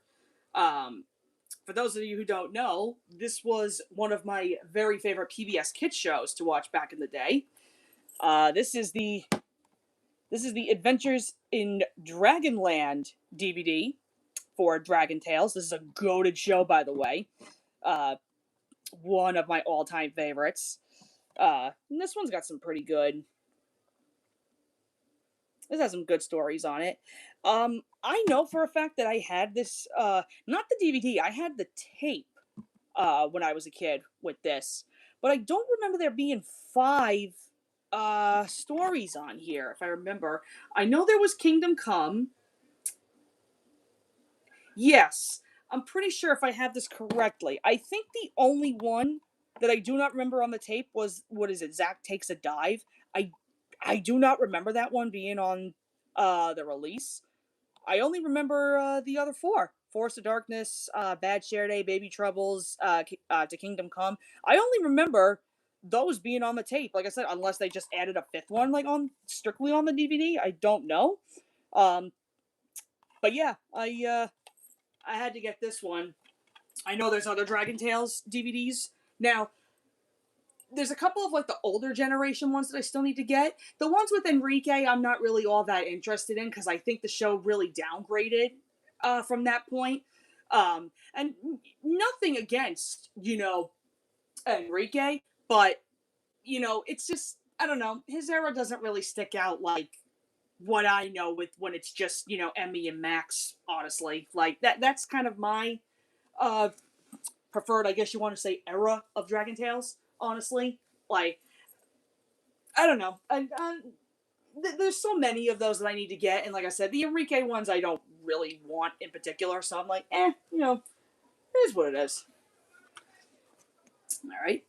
This is the next Dragon Tales one I have. This is We Can Work It Out, and this one also has some pretty good episodes on here. Oh, I saw that comment before with MLP actors being in here. Yeah, I know. I think what was it? Funny enough, I think it was my boyfriend who actually pointed that out, and I was like, "Huh? What?" And then hearing it, I was like, "Oh hell no!" Like, it was so uncanny to me. I couldn't believe it. Yeah, the fact that there were MLP voice actors in Dragon Tales, I was like, who would have thought? Okay. And then we have this one. I think this one, I want to say this was close to like 15 or $20. I think I bought this up at Amazon. This is the Easy as 1, 2, 3 DVD. This one's got some pretty goated ones on here too. I definitely remember this one. The Big Cake Mix-Up. This one used to commonly play on PBS Kids a lot back when I was a kid. But yeah, that's a if the camera will focus, thank you. Please. Or don't. Yeah. Let's see. For some reason, my camera does not want to focus. Okay. This one I know for a fact. I think I only paid $5 for this. This was over at the store uptown for me. This one is called Our Amazing Pets. If my camera would focus. Come on. There we go. Yeah, this one's called Our Amazing Pets. And this one, it's got some, again, really good ones on here. But for the record, do not get me started on the Goodbye Little Caterpoozle episode. Because the fact that that's a beginning episode and they cover a friggin' death in something like Dragon Tales, I'm like, you motherfuckers, man, like, you love pulling at my damn heartstrings. I'm telling you, shows back in the day were never afraid to cover such heavy topics like that. I'm telling you. And now, more or less, like I shouldn't say all, most of the shows that we have nowadays for kids, they're all fucking, like, sissified. Like, it's not. Like, TV is just, it's not like it was back in the day. It's really not. Kids need to start watching the shit that we grew up with, because something like that, oh yeah. Let me see. What else have I got? Let me see. Okay. There's these. Okay. So these two, I'm just going to show these right out of the way, because it's the only two that I have. This is probably my favorite PBS Kids show. Still to this day, I love this show to death. Here are the two DVDs that I own for Cyber Chase. And this one, we have the DVDs for, if my DVDs would focus, please. There we go.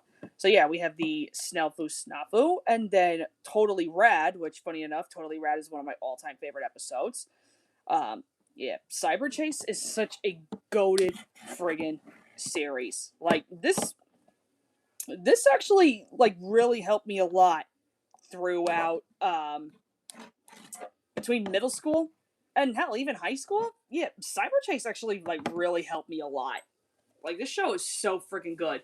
The only problem is I only ever go to season 5. I mean, I will get away with at least a couple episodes here and there of season 6 and 7, but once you get to 8 onward, like, this show sucks, honestly.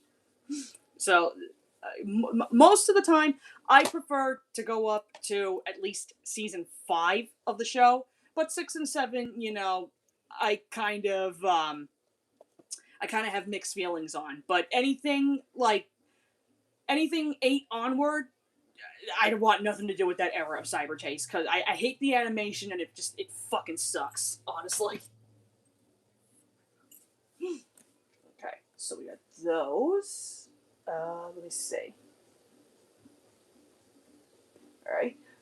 Once again, I will get these completely out of the way. These are the only 2 I have. So I know some people have actually brought this up before that they didn't know I was a fan of, but I most certainly am. Here are my 2 DVDs for the Hamtaro series. Yes, I'll say it again. I am a huge fan of Hamtaro. I love this show. When I saw that these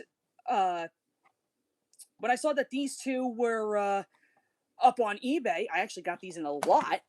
And when I saw these, I was kind of like, huh, I didn't know they made Hamtaro DVDs here in the States. I don't know how many more there are, though. Again, this is something I have to look into. But what I really want to do, though, is I want to get the entire series at some point, because I know for a fact, I've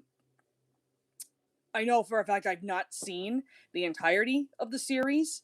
I was lucky enough to catch it on Cartoon Network as a kid when I did. So, yeah, I need to go back and see how many DVDs there are, or if I can find a complete series. I do know that some person, I don't know who, has the full series, I think, archived on Internet Archive that me and my boyfriend have been binging. So we haven't done that in quite a while. I actually do need to go back and go look at that. Saw a couple of chats come up. Let me see. Let me see. I like Cyber Chase, but I want it where they were being action packed. The educational parts were lame to me back then. Yeah, you know what? Like there was a couple that I thought the same way until I really looked at some of those like problems like mathematical and science and this and that. And those problems actually did help me like a lot in school, so I give it some praise. Let me see. I remember when you and Lord Metalblade streamed the video games for Hamtaro. And we're gonna continue them. So you didn't watch it on Toonami? No. Hamtaro for me was always on Cartoon Network. But I don't know how consistent it was back then in like the early 2000s though. I know me and my sister were never consistent on watching it. Like, if it was on, it was on. Cartoon Network was always like fucking switching around. Because most of the time, that was around the time when me and my sister were like really, really big into like Powerpuff Girls and Johnny Bravo, Courage and Ed, Ed and Eddie. We were big into those. So it was kind of a miracle when we got to see Hamtaro. Can't tell you how many episodes I watched in total, but oh yeah, that's oh yeah, that's gonna be something that I have to do on my own time. I gotta binge that whole show at some point. Okay. Let us show these actually. Okay, so the next of the DVDs I have, this is actually more of like the Blues Clues stuff I have. This is the DVD. This is the Blues Biggest Stories DVD, and again, this one has it's got a good selection. The only trouble is, again, because it has Blue's birthday listed. I mean, listen, goated episode. I don't like the changes that they made on the DVD because they cut all the extra stuff out. At least I can say I have both cuts on tape and DVD, so that actually works. But it's cool. They have Treasure Hunt. They have Pajama Party. As far as biggest stories go, I don't really know about Magenta Gets Glasses. I think that one's just kind of eh. Pulling at my damn heartstrings again with Steve Goes to College. The Blue Takes You to School. I mean, that one's okay for a Joe episode. Legend of the Blue Puppy, though, that's a good one. And I refuse to watch anything, well, I shouldn't say that. I like Blue's Room, But the snack time playdate one I refused to watch because my brother made that absolutely fucking annoying. So yeah, I refused to watch that one specifically. Thanks, Ryan. This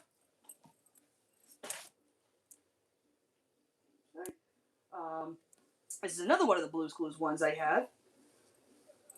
Another one of my very favorite movies. And this one was a must back when I was just starting to collect DVDs. This is the Blues Big Musical DVD. I know I had the tape growing up when I was a kid. Can't tell though if my tape was either blue or black. I want to say it was blue. I think. I don't remember though. I know that there are orange tapes for it. Some people insist on telling me I had an orange tape, but I could have swore it was either a black or a blue, and I definitely want to say it was a blue. But I honestly, I got an itch. Hold on. I got an itch on my forehead. Hold on. Sorry. Yeah, that's what I think I had in terms of the tapes. I don't know. Or maybe like I said, maybe it was orange. I don't know. But yeah, this is a really this is a cute movie. All the songs are cute. Uh, nice little continuation with like Periwinkle and all them. Like it's cute. I like this. And then this one, movie special, whatever you want to call this. Um, so fun fact with this one, me and my buddy Hayden have actually been trying to specifically find this particular Blues Room / Joe special for the longest time.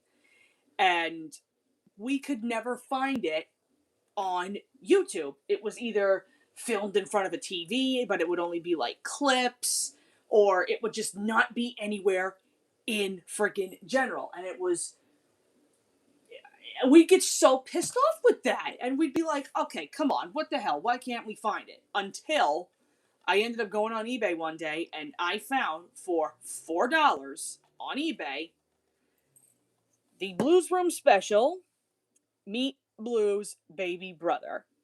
And it's so funny how somebody sold this, and this is obviously a library copy. So this is obviously like this came from Pennsylvania, which I think is funny. Yeah, the fact that somebody got rid of a library DVD or sold a library DVD, that's kind of funny.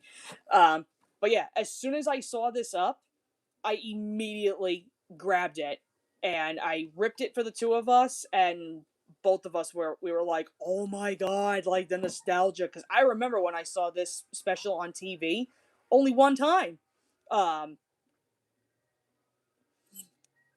yeah, you can see too. It's also not in the it's not in the best looking condition, but you know what? I don't care. I have this. I have it finally. Thank God. And that's all I have for Blue's Clues. I know there's more DVDs I gotta get. But yeah, well, I gotta look for some more of those and the tapes too. Let me see. Let me see.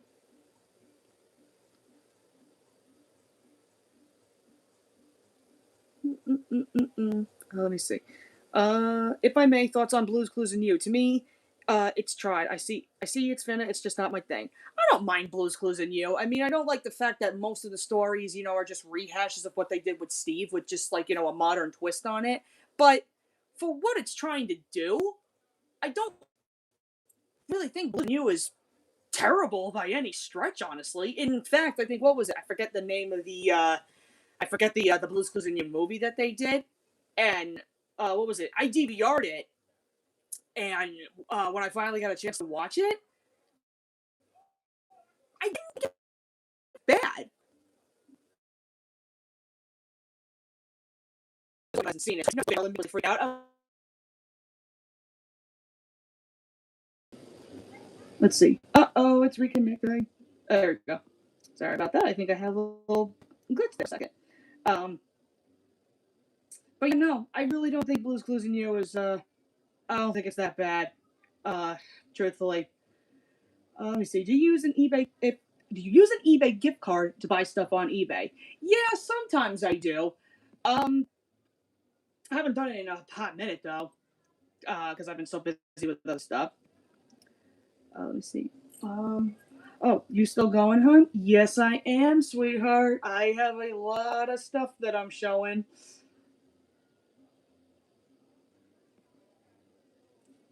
Alright, so let's continue. Shall we? Okay, here we go. I'll show this one because this is the only one that I have so far. Um, Again, this was a show that I never would have thought twice about, but my mother actually got me to kind of turn around with this one. This is the DVD for Fraggle Rock, Dance Your Cares Away. And I know we have, I don't know what the hell happened to our copy though. My mom sold it? I don't know. But I know for a fact we had this back when we were kids. And again, right around the time when I started finding all like the miscellaneous stuff, I was like, all right, you know what? This has got to be one of the DVDs that I get. So, yeah, honestly, Fraggle Rock is really good. Like, I would, I'd recommend more people honestly watch it. It's cute. There's actually, I know that there are big box sets where I can get I can get each season, like, and again, in like really big box sets. Unless there's like a one, like I don't, not multiple, but I think there's one disc set where it has all the seasons in it. I have to look and see, but I do know that they have that for the animated series as well, which I'm kind of interested in because I've only ever seen one episode from the animated series, and funny enough, it's a bonus episode off of this particular DVD too. So I'm actually kind of interested in checking out the animated series too. So we'll see at some point. I do need to. I'm gonna get more Fraggle Rock stuff. We'll see. All right. So now let me show you this. So yeah, you know the other show I was telling you guys about, right next to Big Time Rush, that I'm a big fan of. Well, you gotta remember, this is like, I think it's one of the goats for Nickelodeon, despite the controversy. But I don't give a shit, to tell you the truth. I don't care about all that. I still love the show.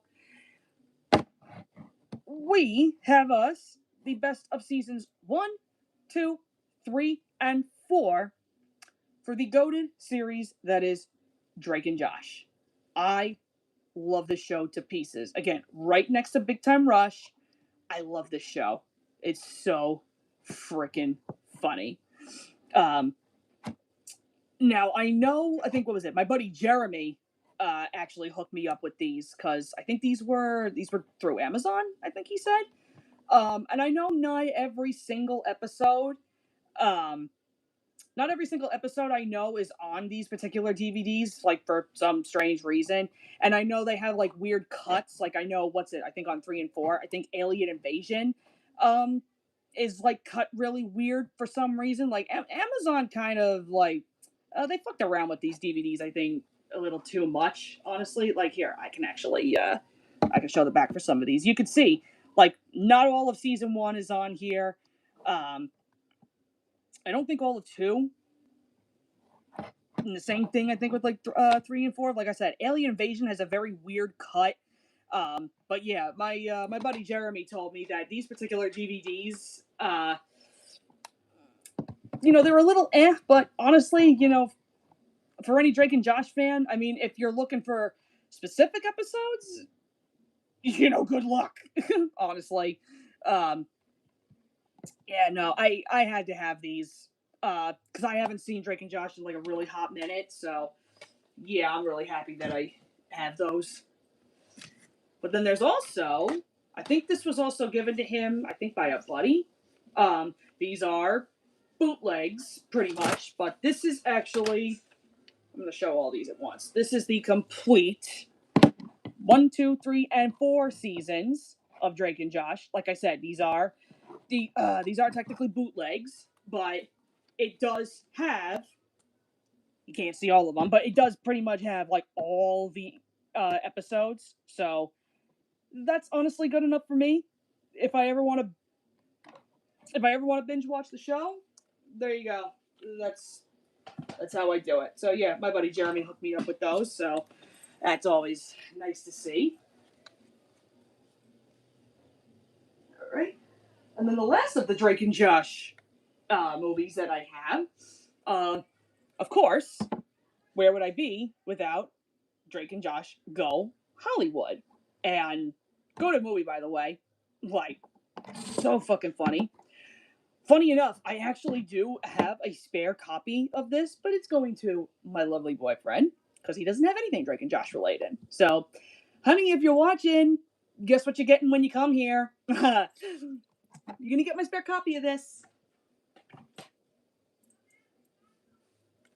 Okay. All right. Another, well, this is not necessarily Nickelodeon. This is more so Nick at Night, and it's probably one of the only Nick at Night shows I used to watch back in the day. Still kind of do. It's just very hard to catch them. Let me see. Oh, actually, Drummond, you bring up a really good point. You're right about that. I actually do have a copy of Merry Christmas, Drake and Josh. Again, my buddy Jeremy actually hooked me up with it. I don't physically have it on me right now. I forgot where the hell I put it. But I do have a copy of it, only because I really needed to have that particular movie just so I could, say, hey, I have everything for Drake and Josh. And yeah, you're right. Merry Christmas, Drake and Josh is very, very weird. Me and my buddy Hayden, as a matter of fact, did a review on it back during Christmas time, and yeah, it's not as good as I remember. It is like so badly fucking flawed. And for that to end everything Drake and Josh related, that does not leave a good mark on the franchise. Ending it like that, honestly. I'm not gonna lie, it has some good points, but it's very heavily flawed. And I think too on those, on those bootlegs too. I think Really Big Shrimp is also on here, so I can say I do have like all the movies. Like I said, I'm a huge Drake and Josh fan, so I had to have everything. But anyway, back to what I was saying with the whole Nick at Night thing. This is one of my favorite shows, and I have a lot of these episodes DVR'd. Currently, because I can't get, I think, was it 3, 4, and 5, I think it went to, because they were expensive as fuck to try and get on, like, eBay or Amazon. But I found this at Target years ago. This is the complete first and second seasons for The George Lopez Show. So funny. I was already familiar with George Lopez because I had seen the movie, pretty sure you guys know it, Shark Boy and Lava Girl. I already knew George Lopez from that movie, but then when I found out he had his own show and then I saw it from beginning to end, oh my god. This man, like, Jesus Christ, is he funny. So freaking funny. Yeah, but this was, I think I paid like 20 or $25, I think, for this. I want to say, I think it was at Target, I believe. But yeah, the other seasons, forget about it. Like, they are so friggin' hard to get. Like, you're lucky if you even find these cheap online anymore. I mean, I'm still looking, but it's not on the, not one of the bucket list things I'm looking to get at the current moment. But one day, we'll see. Let me see. Okay, this one. Now you want to talk about niche, like super niche, huh? So this is a gentleman that we had back as a kid on tape. He was a children's songwriter. You don't hear very much from him anymore because he's now retired doing his own thing. This man is called. This is Joe Scruggs. Like I said, he's a music writer for children, and this was a concert that he did. It was called the Deep in the Jungle concert. We had the video of this, and my family was like Joe Scruggs crazy. I mean, we had the tape of this for the concert, and we had one of those those music cassettes. Yeah, we had one of those. No, we actually I think had one or two of those, I believe. But yeah, we actually had a couple of of Joe Scruggs here. Like I said, I don't know how many people really know him. I know very, very few do. That's because again, like it's such a niche topic. Um, but yeah, he has. I'll show you the songs he's got. He writes some pretty interesting music. I mean, most songs for children, talk down to them and it's all kiddie and this and that. I mean, these kid songs are actually so freaking witty. You'd have to listen to them and judge them for your own self. Because he does all different types of children's music, and I'm telling you, they are so good. I think some of the albums I want to say I think are on YouTube. If not, I think you can get some of them off of like either eBay or Amazon. But if you really want to get a taste of his music, watch this concert. You'll get a taste of what he does. And I'm telling you, these songs are so freaking witty and so good. Okay. Let's see. Here's another one of the DVDs that I have. This is off of another Cartoon Network show that I used to watch. They didn't make very many of these. I would love to know if they do have a complete series set for this. This is the DVD for the Crypto the Super Dog Super Pets Unleash DVD. Like I said, I do not know how many of these they made, so I need to take a look. Don't know if there's a complete series set for this, but this is actually a really cute show. If I was ever sick from school, I would always watch this. This show was so freaking cute. Uh, yeah, I've only been able to find like 2 DVDs, so maybe there's a complete series set. What was it? The theme song for Crypto the Super Dog slaps. Hell yeah, it does. Yeah, it does. A fun fact, actually, I'm not even like ashamed to even admit this too. Um, no shame in it whatsoever. I remember back when I was like really little. Um, I remember that sometimes I used to take like a towel or like a blanket or whatever, and sometimes I remember like I would wear it as like a cape every time Crypto would come on, and I would usually pretend that I was quote unquote super dog. I was a kid, that's whatever. Good good times from childhood. Good times. All right, let's see. What else can I show you? Oh, here we go. Okay. Once again, shout out to my buddy Sir Duke. He found this over at that McKay store. And this is the only release that I have for this particular franchise so far. There is a tape I am looking for, though. Not sure when I'm going to get it, though. This is the Roly Poly Oly Great Defender of Fun DVD. And I gotta be honest, as big as a fan as I am of Roly Poly Oly, it's like one of my favorites from Playhouse Disney.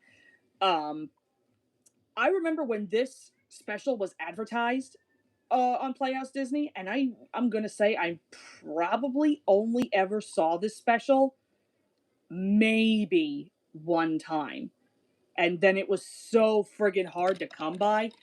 Uh, you know, I know it was probably common as hell on like DVD and VHS, but actually owning it, yeah, no. The only Roly Poly Oly that me and my sister ever owned when we were kids, it was a tape called A Jingle Jangle Holiday, and that's actually one that I am dying to get my hands on again. I think it comes up cheap on eBay. I have to look. But I would love to get my hands on that again.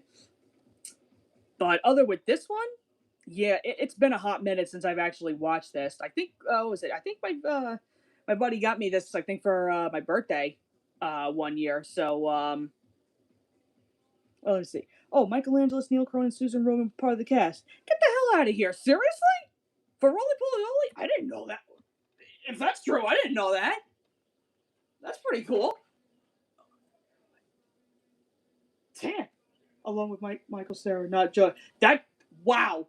If that's the case, I had no idea. That's pretty freaking cool, honestly. Oh, I gotta go. Oh my god, I gotta go back and watch Roly Poly Oly again. If I can get access to Disney Plus, that's one show that I gotta watch. Oh my god, that's been so freaking long. Okay, what's another one I got? Looking for other stuff I can show you guys.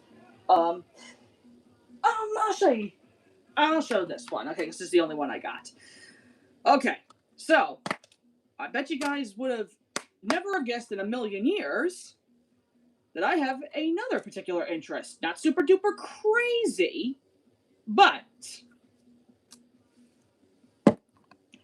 I'm a Power Rangers fan. Thank you to my buddy Hayden for getting me to open my eyes on it. But this is the complete series for Power Rangers Lightspeed Rescue, which is my favorite season of Power Rangers that I've seen so far. All 40 episodes are included on this. Love it. It's so Lightspeed Rescue. I'm going to tell you what, it's friggin' good. Like, it's actually probably got my favorite Power Rangers costumes that they use like in the show. I'm still trying to like binge. Um, let's see. Oh yes, the morph sequences were very weird. Not gonna lie. Well, I like the Lightspeed morph ones. I mean, I know as you go later on down the line, I think they get cooler. I am still like in the process of trying to binge the entirety of each individual season. Like, I know Mighty Morphin I'm saving for last. I know it sucks, I know, but I'm still gonna watch it, but I'm saving it for last because it's like really long. In space, I'm doing the same thing. I'm saving that one for last too. But I know on Netflix they have Dino Fury and Cosmic Fury, which I didn't finish all of Dino Fury. I actually do need to go back and rewatch that whole series again, because then Cosmic Fury, I know, is just fairly new on Netflix, and that's something that I do need to go back and watch. And then once I do that, I want to do like, Wild Force is one that I do want to check out.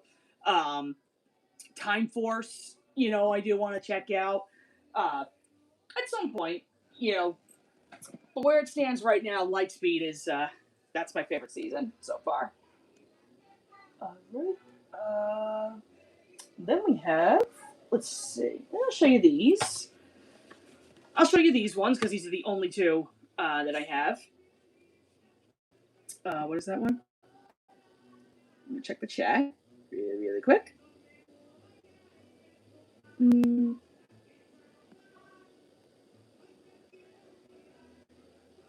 Cosmic Fury kind of felt Well, like I said, I'll be the judge of that. But so far, I'm liking what I see in Dino Fury, honestly.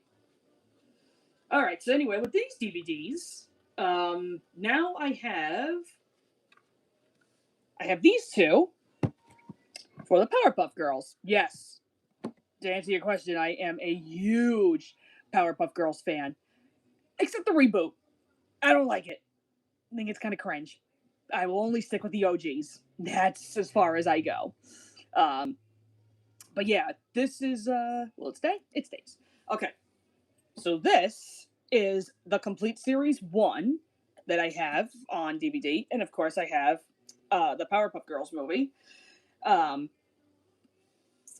Fun fact: I remember. I think I bought this. I want to say at Toys R Us, and that was a happy accident, by the way. I just happened to see season 1 like advertised, and I was like, oh, okay. Now I was sitting here thinking that we were going to get the whole rest of the show, but it was just season 1. I mean, I was a kid. What do you want? I do know that they have all the other ones, but they are pretty hard to get. Not gonna lie. And I did end up binging the series all on Netflix when it was up there originally. And I gotta tell you, right after you get past season 2, and I think a little ways into season 3, the show really fucking downgrades. Like, there are a lot of episodes where I'm kind of like, okay. And some of them are just straight up friggin' bad. I can only take them right up to a certain point. So I'm still debating if I want to get the complete series, for like 2, 3, and so on, but I might just stick with this, and I'm perfectly fine, with the Powerpuff Girls movie too. It was, fun fact, it was actually the second movie I saw in theaters after I saw Thomas and the Magic Railroad, which was my first in theaters. So yeah, truthfully, if I have to stick with just these, then yeah, I will probably just do that. Cause, and I'm not gonna lie, I actually did see a little bit of the reboot, and yeah, it is so disconnected from the original show. I mean, the fact that the girls have phones, and then there's a really fucked up episode where the girls are twerking, and I'm like, oh hell no. Like, that's where I literally threw my hands up, and I'm like, okay, I'm fucking done. Like, I was legitimately fucking done. And I can only tell you, I think there's only one other thing I remember seeing. I remember seeing like little bits and pieces of like, the whole thing with like their fourth sister. Um, the whole thing with what's her name, Bliss, I think. I've only seen like little bits and pieces like here and there, and I was sort of interested, but at the end of the day, I was kind of like, you're literally just doing what you did from the original series. You had Bunny, but now you're trying to do it with Bliss. Then again, though, I think Bliss has kind of a better like backstory, but then again, I'm just kind of like, eh. The show is so disconnected from the original that I'm kind of like, yeah, nah, not really digging it. So yeah, it is what it is. I'll stick with the original stuff. All right. Anyway, so let's. What else? Okay. Let me pull these out. I have a couple of these. Okay. So another one of not a super big interest, only like up to a slight bit. Um, I actually have a couple of Sesame Street DVDs. There are, I think, like one or two more DVDs that I am currently looking for because I know I had two very specific ones on tape, but I can easily get them on DVD.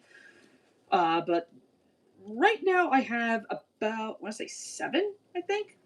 So this one was actually my sister's back in the day, and I was so happy when I finally found this one on DVD. This one I really like. This is the Let's Make Music DVD, which features the cast members from Stomp, if you guys have heard of that group. Yeah, back. Um, yeah, this one's actually pretty freaking lit, not gonna lie. This is one of my very favorite Sesame Street DVDs. So it had to have this one. This one, I want to say, I think was the very first one we had. And funny enough, it's featuring my personal favorite Sesame Street character, my boy, yeah, Cookie Monster. And this DVD is Cookie Monster's Best Bites. And it's a whole half an hour, like 40-minute special, just all with Cookie Monster. Like the whole thing of him is just, he's just trying to bake cookies, and he's trying to like, withheld from just eating his cookies. Basically, he's Cookie Monster's like he's the goat. He's so fucking hilarious. I think the full special of this, I want to say, is on YouTube. So if none of you guys know what this is, go check it. Check it out. It's pretty funny. I think you'd like it. Okay. Then we have, I know this was another one of my sisters back in the day, but both of us really loved this one. This is called Elmo Palooza, where they do this whole great big like anniversary party for all of Sesame Street. I think at Radio City. Yeah, this was a big friggin' deal. But this one's also pretty cool, pretty lit on the guest cast, and they also have some really lit songs on here. I don't think the full movie of this. want to say is up on YouTube. It used to be. It might be on archive, but yeah, if you guys don't know what this is, go check it out. You might like this one. All right. We have another one of the Christmas specials that they have. This one is Elmo Saves Christmas. I know we had this one on tape. This one was really cute. Let's see. Okay, at least that's not Elmo in Grouchland. Elmo also even confirmed that he hated being in the film. Okay, you want to know something really funny about that, my guy? Yeah, funny story about that. I have Elmo in Grouchland, and I have the sing and play of it. And here's another fun fact. Never grew up. Never in my life did I grow up with Elmo in Grouchland. I grew up with the sing and play. That was my only way of knowing anything about Elmo in Grouchland.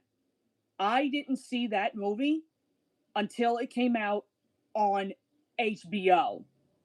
And me personally, I know people have their mixed feelings on it. I understand it because, it's very kiddie. I get it. But I think it's cute, honestly. Like,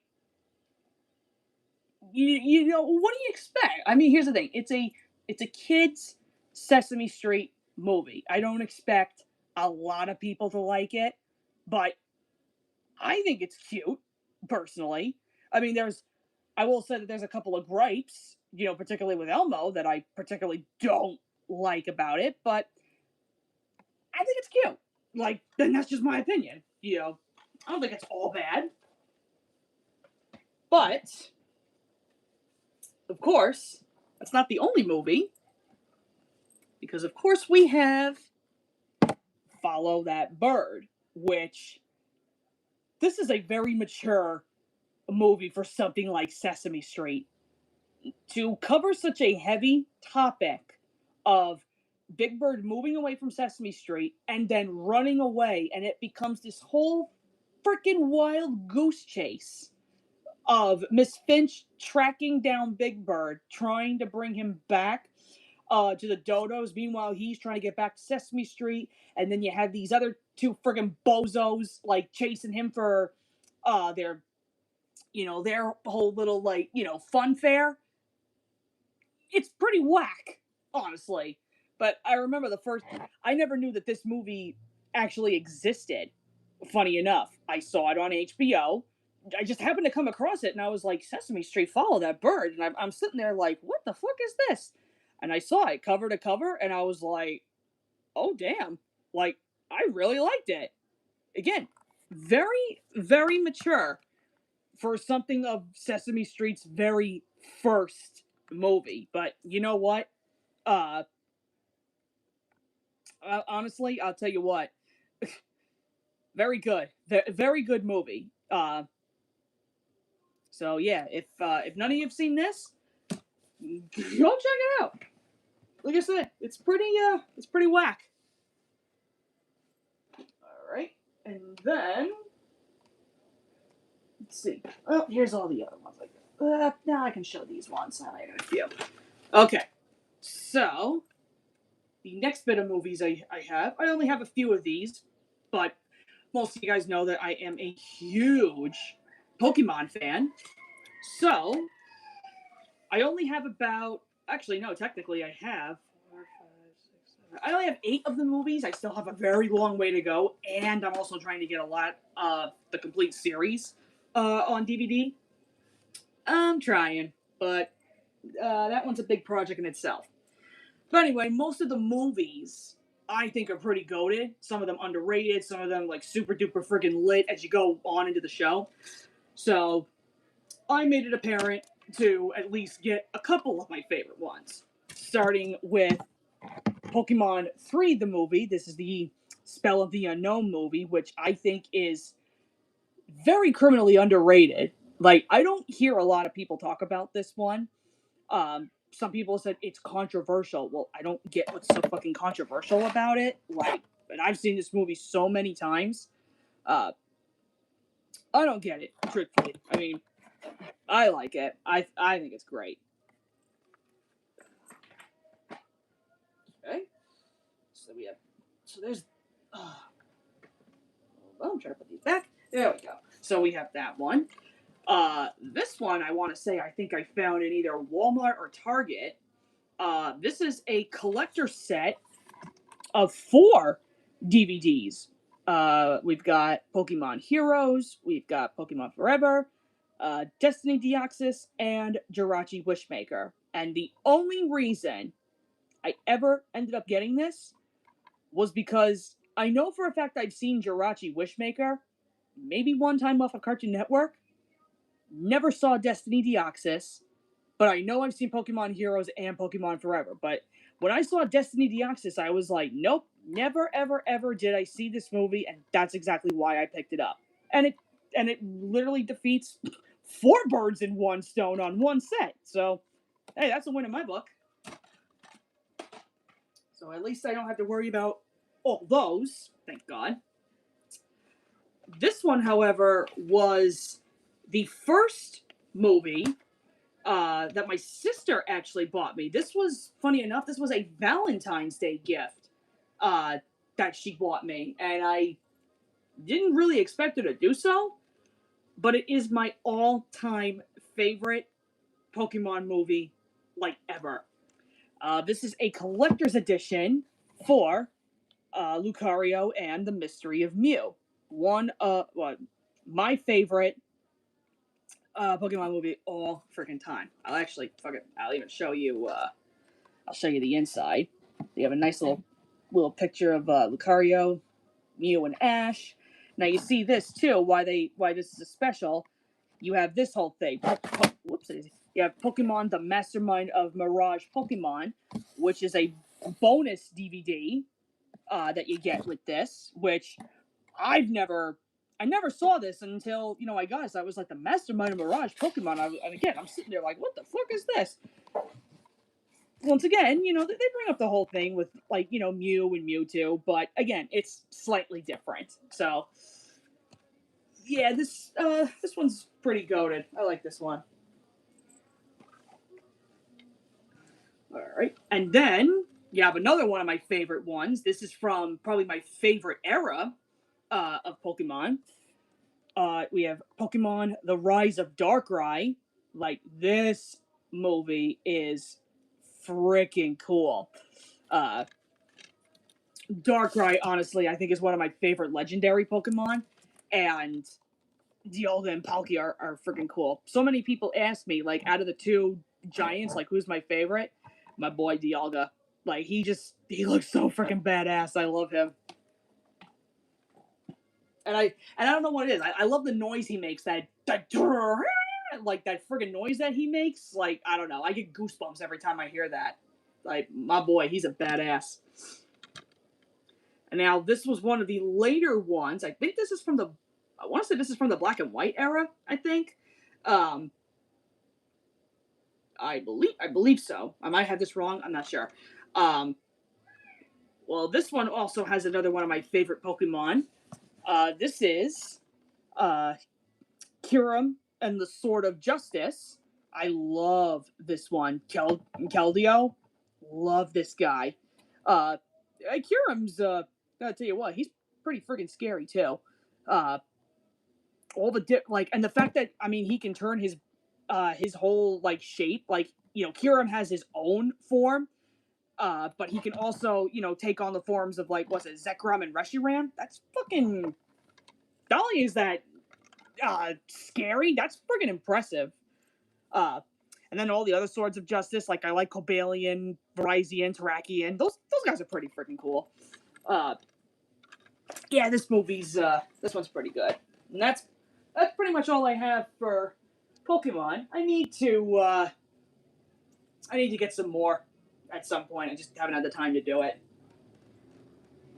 And then we have another one of my. Let's see. Oh, hey Tay, did you see the Michael Jackson biopic movie Michael this year? No, I need to. At some point, I'm going to. I might even wait until it comes out on like physical media, and I might watch it. Honestly, But I will watch it at some point. I definitely need to. All right. Okay. So now, there we go. Okay. So now, another one of my favorite franchises. We have the first of DVDs for Scooby-Doo. We have Scooby-Doo's Greatest Mysteries. I had this on tape back in the day.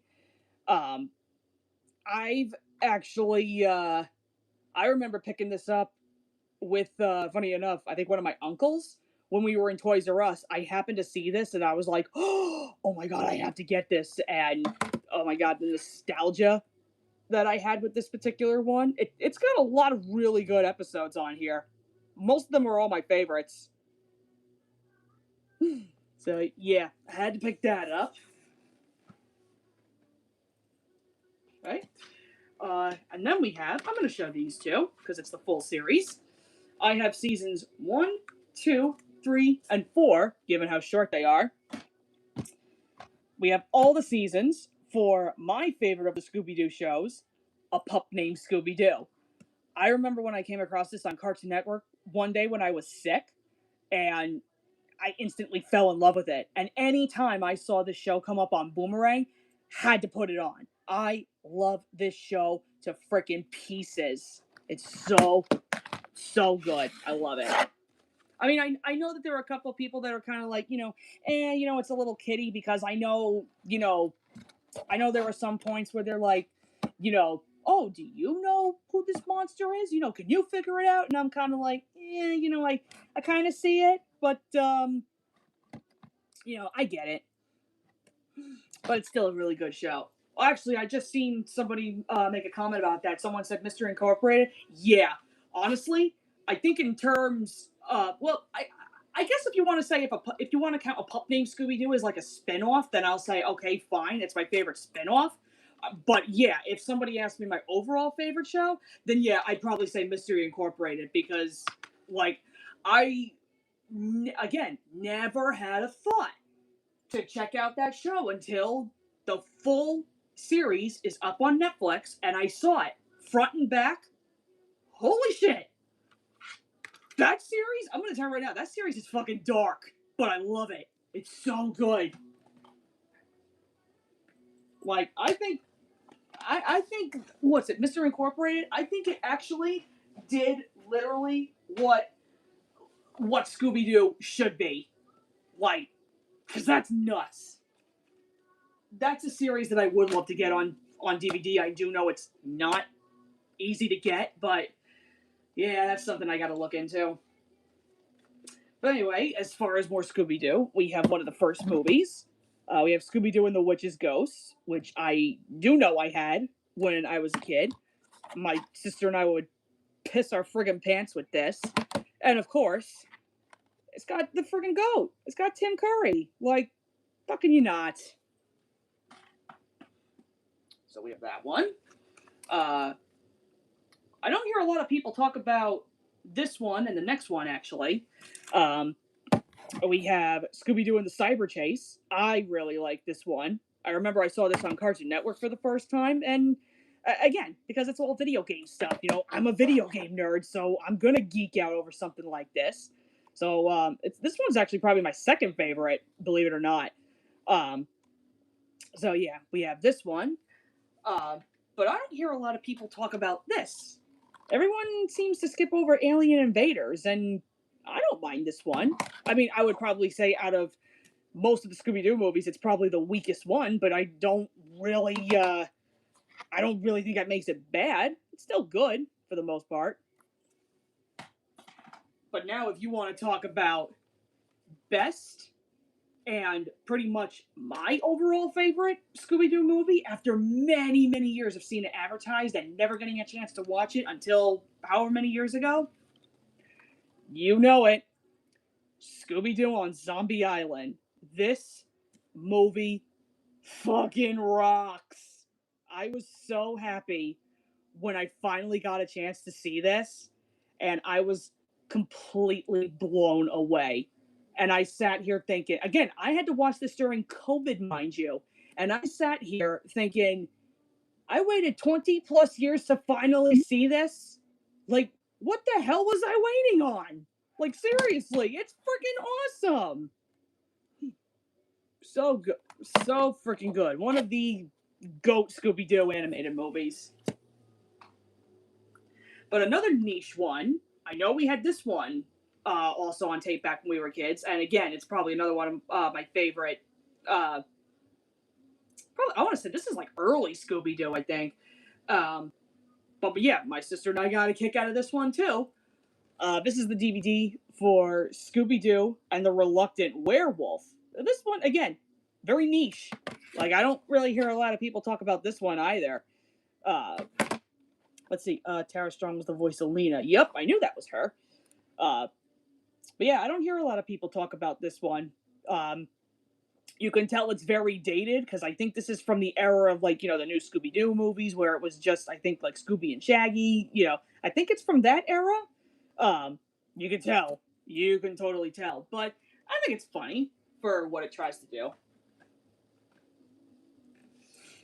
All right. Now let me see what else I got here. Oh, here we go. This is the only DVD. Let's see. Oh, very many vibes with Scooby-Doo and Scrappy. Oh, you know what? Maybe that also might be from the Scooby-Doo and it might be from the Scooby-Doo and Scrappy series. I think maybe, which was a series that I never really watched that much as a kid, because I was only ever interested in Where Are You, pretty much like the new Scooby-Doo movies.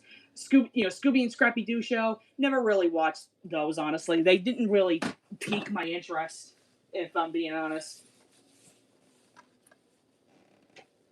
Okay. So now here we have another one of UK DVDs that I have. My really good friend ND1998 got me this for my birthday one year. This is a UK bumper pack DVD for the UK show Rosie and Jim. Now, I don't know if a lot of you probably know what Rosie and Jim is, but luckily you do have some sources here on YouTube that you can go and check out, and it is a very cute show. He did tell me, though, that a lot of what you see advertised is not actually on the DVD, and the what's it? Like some episodes, like the quality is not very good, the frame rate's not good, but all in all, it has my favorite narrator on here for, not even narrator, I would say presenter, if anything. This guy John in seasons 1 and 2 for Rosie and Jim. He's my favorite overall presenter, so that's kind of the reason why I really wanted this DVD. So, yeah, truthfully, Rosie and Jim is a really cute show. Like, there's plenty of sources out there on YouTube, so if none of you have seen this show, go give it a watch. It's right up there with, if you know Tots TV, it's kind of similar to this one, but it's up there with, Brum and all that other stuff. Go give it a watch. Yeah, since it's from Ragdoll. Yes, exactly. Anything Ragdoll, like Rosie and Jim, and this other show, Tots TV, I recommend some of you guys go check it out. Both of those shows are so freaking cute. For children's puppet shows, they're actually really good. Okay. Let me see what else we got here. Oh, there we go. There's these. Okay, so here are those sing-along DVDs actually I told you guys about. Funny enough, there's the Disneyland Fun DVD. So you see I have the DVD and I have the tape, which I'm more than happy with. And then I'll show the other two. There's the other two. There's the, let's see, there we go. Yep. There's the Beach Party and Camp Out at Walt Disney World, which, again, I had when I was a kid. If anything, I think the Beach Party one is probably my favorite one that they do. There is a circus one, but I never grew up with that tape, or DVD or whatever as a kid. And I did check it out. I know the full rip of that is out on YouTube, and I was kind of like, eh. Actually, no, I take that back. I know that there is a Halloween one too that I checked back years and years ago, and Yeah, not exactly digging those two. Maybe that's probably like my nostalgia blindness kind of getting in the way, but I think I'm gonna stick with these three, honestly. Like, that's kind of where I prefer to stick. Okay, so now, let me see.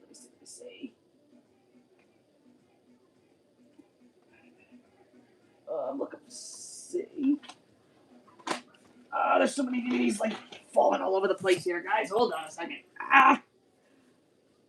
Let me see. You know what? I'll probably get all of these out of the way. I don't need to go volume by volume. I'll just show these and get them out of the way. Um, Obviously, you guys know that I am a huge Yu-Gi-Oh fan. So don't be shocked when you see that I have all of seasons 1 to 5 of Duel Monsters on DVD. And you see the spine makes up Yami Yugi on the spine. I think that's really cool. So yeah, I have all of those. Like I said, I'm gonna save you time and not go through every single one of those. Um, but of course, they made movies, and I know there's the first Yu-Gi-Oh movie, which I don't even know why they count this as a movie. It just feels like an extended episode to me. Like it's really weird. Uh, there's that one. Then you have Yu-Gi-Oh! Bonds Beyond Time. This takes all three generations of Yu-Gi-Oh!, which I didn't think was it wasn't terrible. I thought it was much better than the first. But I think my favorite one that I've seen, The Dark Side of Dimensions. This one is it's fucked up, but it's so good, and I love it. And that's pretty much all where I stick with Yu-Gi-Oh. Just for the most part, because I'm kind of like, it is what it is. All right. What else can I show you? Okay. Now I know there's a couple of people that have been asking me for these particular DVDs, and I do have quite a few that I got to get through. I'm going to try to get to them as much as I can. But somebody mentioned Wiggles. Did you not? So don't you worry, you pretty little heads. I'm going to get those. I do not know the order for these. I every single time I keep getting like mixed up. So these are in no particular order. So I'm literally just gonna pull one out, whatever the hell I see. You'll see all the Wiggle stuff that I have, no matter what. So first with the Wiggles. So there is my Wiggle Time DVD. This is from 1998, I believe. I know I had this back on tape. Funny enough, this was actually the first Wiggle tape I ever owned as a kid. And I do currently actually have I have a tape of this, but it's going to my lovely boyfriend. So I'm perfectly fine with just having the DVD of this. So at least we have that. Okay. Then let's see. And then here is, I think this is 98 for Yummy Yummy. This was actually my sister's very first tape when she got into the Wiggles, so that's pretty cool. Right. Like I said, these are not in any kind of particular order, so I'm literally just grabbing and going at this point. All right, so this is the later version for Big Red Car, Dance Party, whatever you want to call it. This is Here Comes the Big Red Car. It's basically our version of Dance Party, just with a couple of other like extra added songs on it. I mean, look at how friggin' stacked this friggin' playlist is. It's ridiculous. Ridiculous. But still, it's okay. Kind of prefer the Dance Party version. That's just me, though. Alright, let's see. And then, here is, we had this one on tape back in the day. This is the Wiggly Playtime DVD. This just contains 3 episodes from season 2 of The Wiggles, just meshed into a little over an hour, uh, not even a movie, like a special, I guess if you want to call it. Wish they did more DVDs like this though, because this, other than Playhouse Disney, this was our only other exposure to season 2 of Wiggles. So yeah, hopefully hopefully I can look for some more. All right, let's see. All right, and then we got.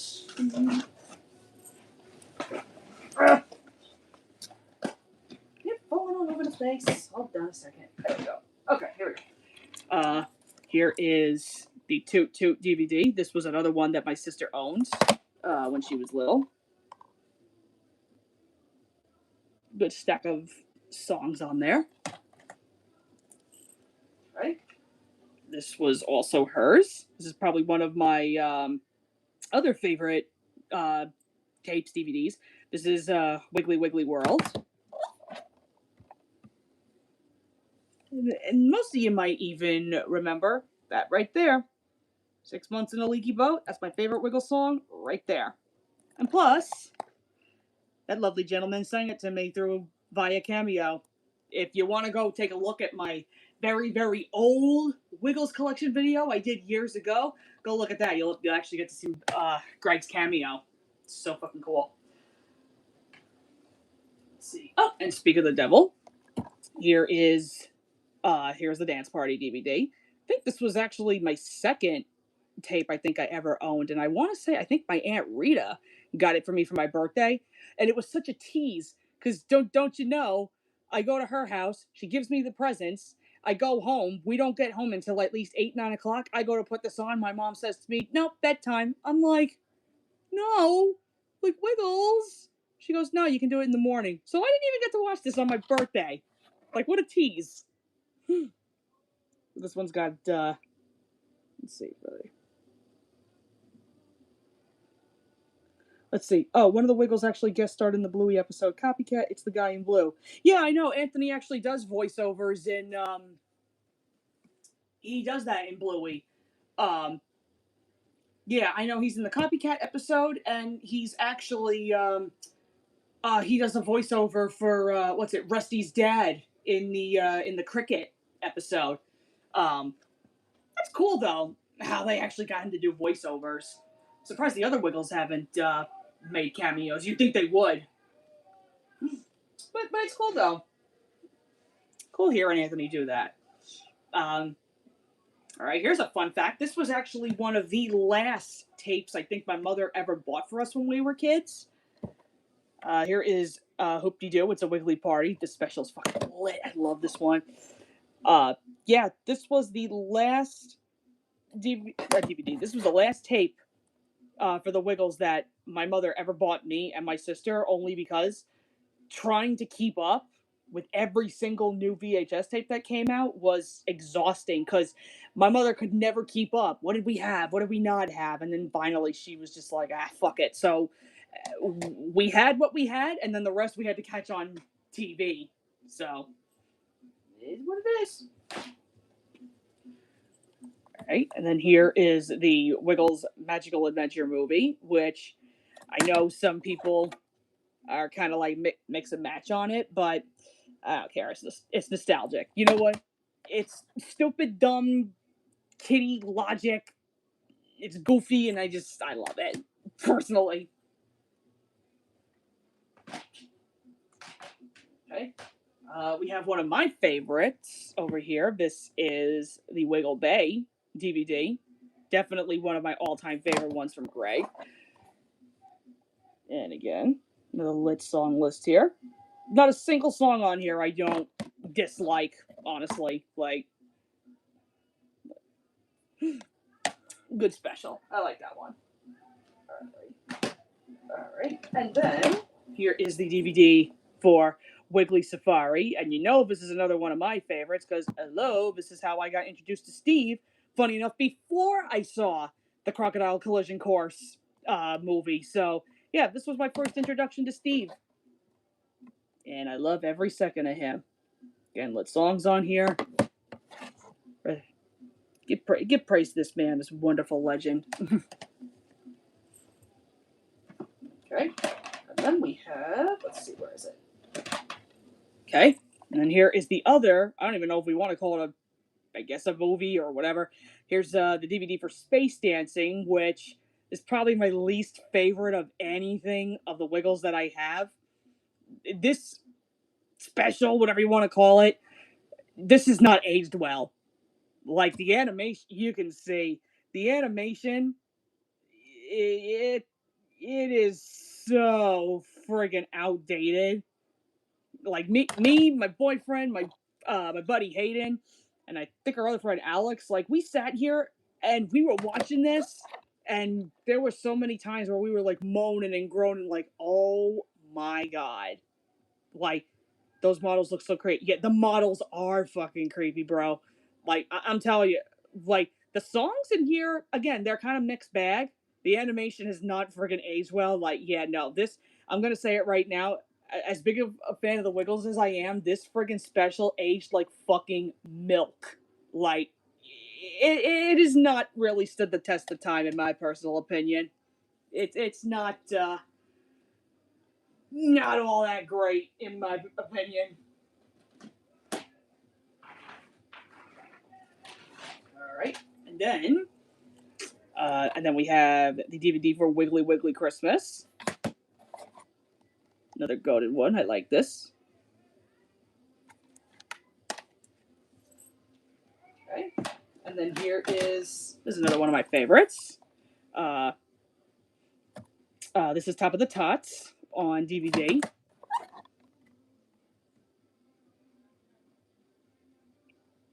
Another Let's Song list over here. Yeah, this one is this one holds a special place in my heart. It's got all the nods that they do. What's it for the New York songs? Because I think this was during the time when 9/11 happened, and they were doing like all dedication songs. Yeah, this one holds a special place in my heart. Okay, and then here is the DVD for You'll Be Wiggling, which was another one that my sister owned. Again, the lit song list here. And then here is the DVD for Woohoo Wiggly Gremlins, which I never grew up with as a kid. In fact, I never even. The only time. This is actually a really fun fact. I'd already seen Lights Camera Action on Playhouse Disney, so I was already familiar with all of the songs. The only thing that I never knew of was the Gremlin bits. So I pretty much saw like all of Wiggly Gremlins before I actually watched it. It's so crazy to think about. Let me see. Do I have any? I know I got some more sitting around here somewhere. Speaking of Lights, Camera, Action, let's see. Oh yeah, Simon's first appearance. Yo, Simon is a fucking goat. Like, give some praise to Simon. That man, phew, that man can sing. Speaking of Lights, Camera, Action, we have us a DVD. 4 favorite TV episodes that are, again, they're straight from the Lights, Camera, Action show. A couple of bonus features on here. So I never knew that this one existed, but hey, it's Lights, Camera, Action, so I'm like, mine. Okay. And then there's this one. Not one that I go to on a regular, but I know I saw this advertised like all over the place. Here's the DVD for Sailing Around the World. I love how they make this movie length, and meanwhile they don't advertise it as like a movie. It's just an hour-long special. Like I don't know, that's kind of weird to me. Uh, Good songs on here, don't get me wrong, but this is not one that I often find myself going back to. Unless I'm binging it like just for the hell of it. Not bad, but like I said, I've seen worse. And then here is again another one of my favorites. We have the DVD for Cold Spaghetti Western, which I saw advertised like crazy when I was a kid. And the first time I remember I ever watched this was when me and my sister had to take this out from the library. And we were intrigued. We were like, damn, like this is really good. So of course, because I have like big nostalgia with it. Good song list on here too. Because I have such big childhood nostalgia with it, this one was an absolute. I had to have this one. So there's that one. We have this one, which I never saw advertised, and again, I was never really super big on watching this one in particular, but this is actually my favorite of the Wiggles Christmas specials, Santa's Rockin'. Like, the amount of crazy friggin' songs that they do, and they're all friggin' earworms. Like, and I'm telling you, every single year, I think, what was it, during COVID, funny enough, I started watching this back in 2022, as a matter of fact. It was either 20, actually, no, going back further, it was probably either 21 or 22. I bought this and I finally gave it a shot, and I gotta tell you, when I sat all the way through, I mean, the first time I was kind of like, that was okay. I didn't think too much of it, but since then, like literally every freaking year I keep watching it, the songs just keep getting better and better and better, to the point where last Christmas, where we watched this, I literally said, you know what? I can't hold it in. This is my favorite Christmas special for the Wiggles. Like, this whole thing is just completely friggin' lit. I love it. So yeah. And this is coming from somebody who never grew up on that particular DVD too. So yeah, there's something. And there's this one.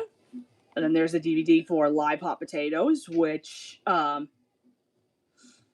again, never saw advertisements for this, but out of all the concerts I've seen them do for VHS and DVD, this one's been definitely my favorite one.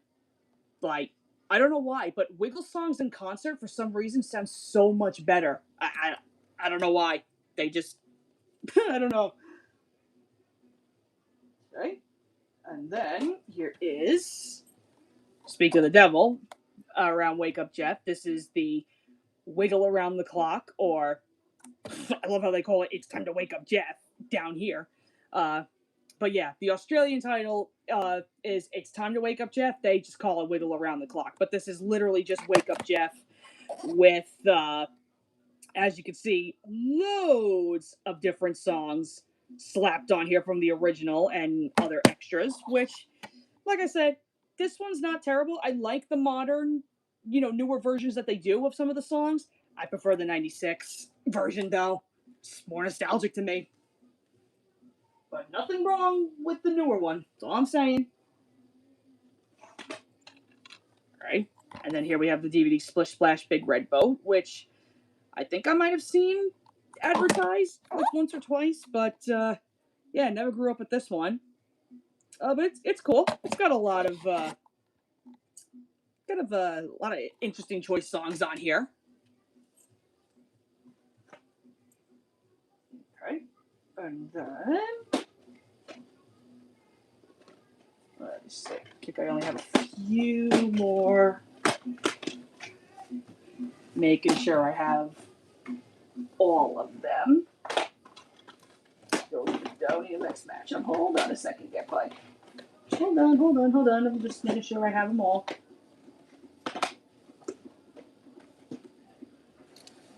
Okay. Sorry about that, guys. I was trying to make sure I have all of them, and plus I was sitting on I'm sitting on the edge of my bed, and I'm sitting on my tailbone wrong, so yeah, bear with me. That hurts a little bit. All right. Anyway, so then here's the next one of the concert ones that they do. Here's the Wiggle Dancing Live in the USA DVD. This one's okay. Like I said, I think it's got lots of really good song choices on here. Just prefer Live Hot Potatoes, honestly. And then we have one on here, which I actually thought absolutely sucked the first time I watched it. Better yet, listened to the album the first time and I was not impressed. Until I can now tell you, this is probably in my top 5 favorite Wiggle specials now. I'm so glad I changed my mind on this. This is the DVD for Racing to the Rainbow. Never grew up with this one. And like I said, the first time I watched it, I was kind of like, that really wasn't, that wasn't anything too special. Come on, you friggin' thing. If it'll load. Yeah, it's not, trying to get the camera to go in focus here. Yeah, like I said, for some reason, okay, you freaking camera pissing me off. Hold on a second.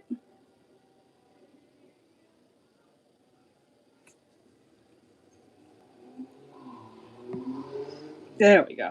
Tap screen of it. Yeah, there's the song list, and yeah, there's a lot on here that actually became some of my favorites personally. But yeah, like I said, I never, ever thought I was ever going to change my ways with this, and I'm so friggin' glad that I did. Because I was sitting here thinking, like, really, this is what they sent Greg off with, before the newer guys took over. Like I said, first time I was not impressed, and then the more and more I watched it, like, my opinion definitely changed. So now, anytime if someone comes up to me and says, "Hey, Tay, you want to watch Racing the Rainbow?" I'm like, "Fuck yeah!" I'm telling you, like, I really changed my opinion on it.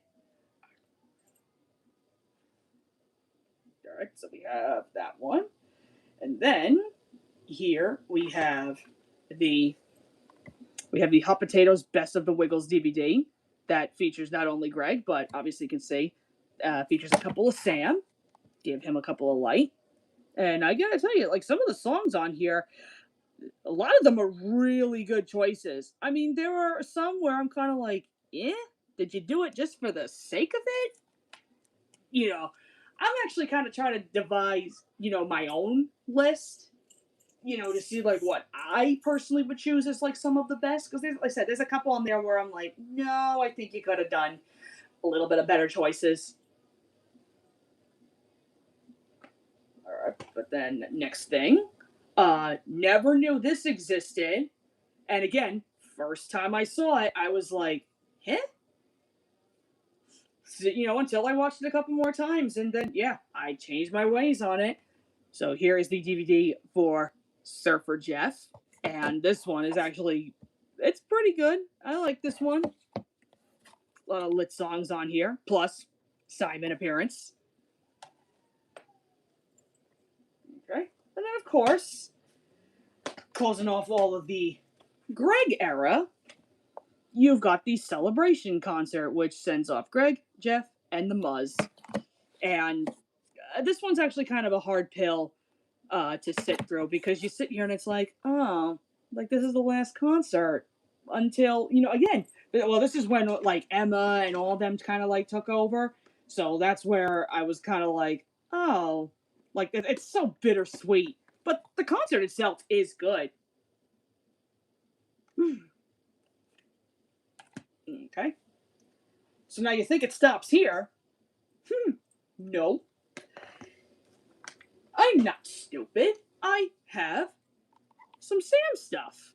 And here is the Wiggle and Learn Getting Strong DVD. This one's actually kind of a weird one, because you have 2 sets on here where you do stuff with, like, numbers and then, like, ABCs. Like, it's very weirdly, like, broken up, like, how they do it. So I was kind of like, okay, like, it's fine, but it's probably, I think I'm gonna say, probably my least favorite of the Sam DVDs, honestly.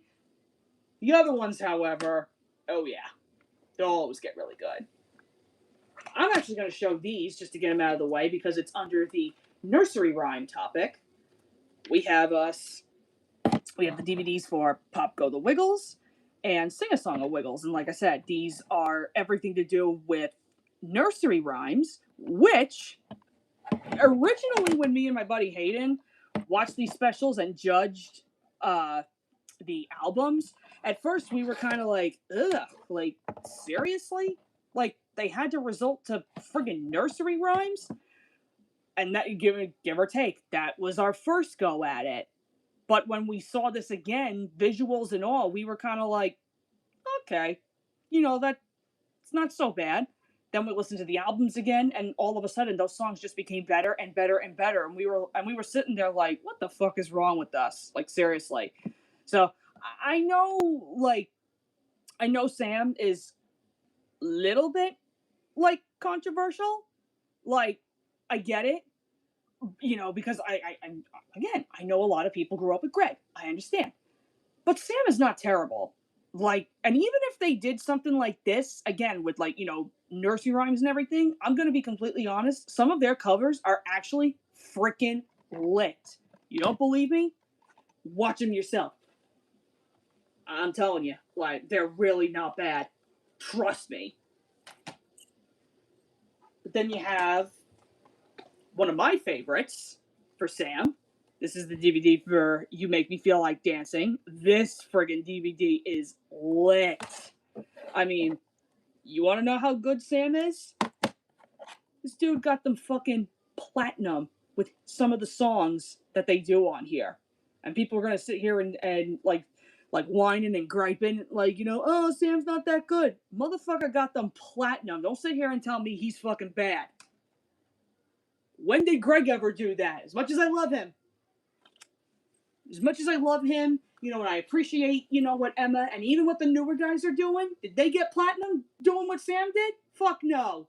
Absolutely not. Give the man some praise. He's not that bad. Trust me. Trust me. Okay. The last one I have actually for Sam, this is my newest release that I just got, which was such a bitch to get, by the way.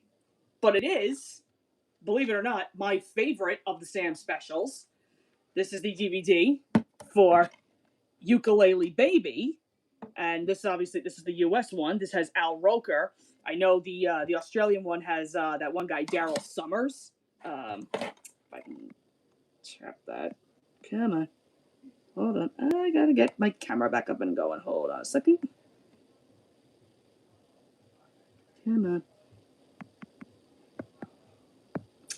Camera likes to be fucky with me all of a sudden. Let's see. There we go. Okay. There's the song list, and then here's the cover.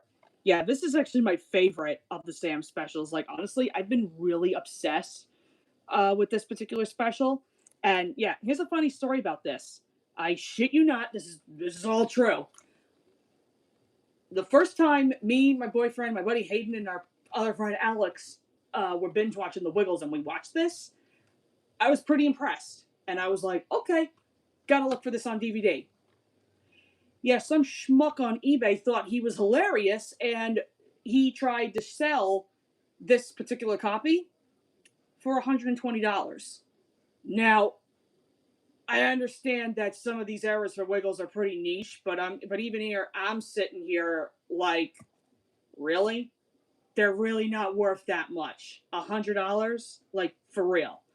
And no matter what, every single time I would go to look for this, nothing but this $120 DVD that was up for grabs. Then the next thing I know, one's going up for $200. The other ones, these are like $50 and $70. And I'm sitting here like, am I ever going to get this particular DVD?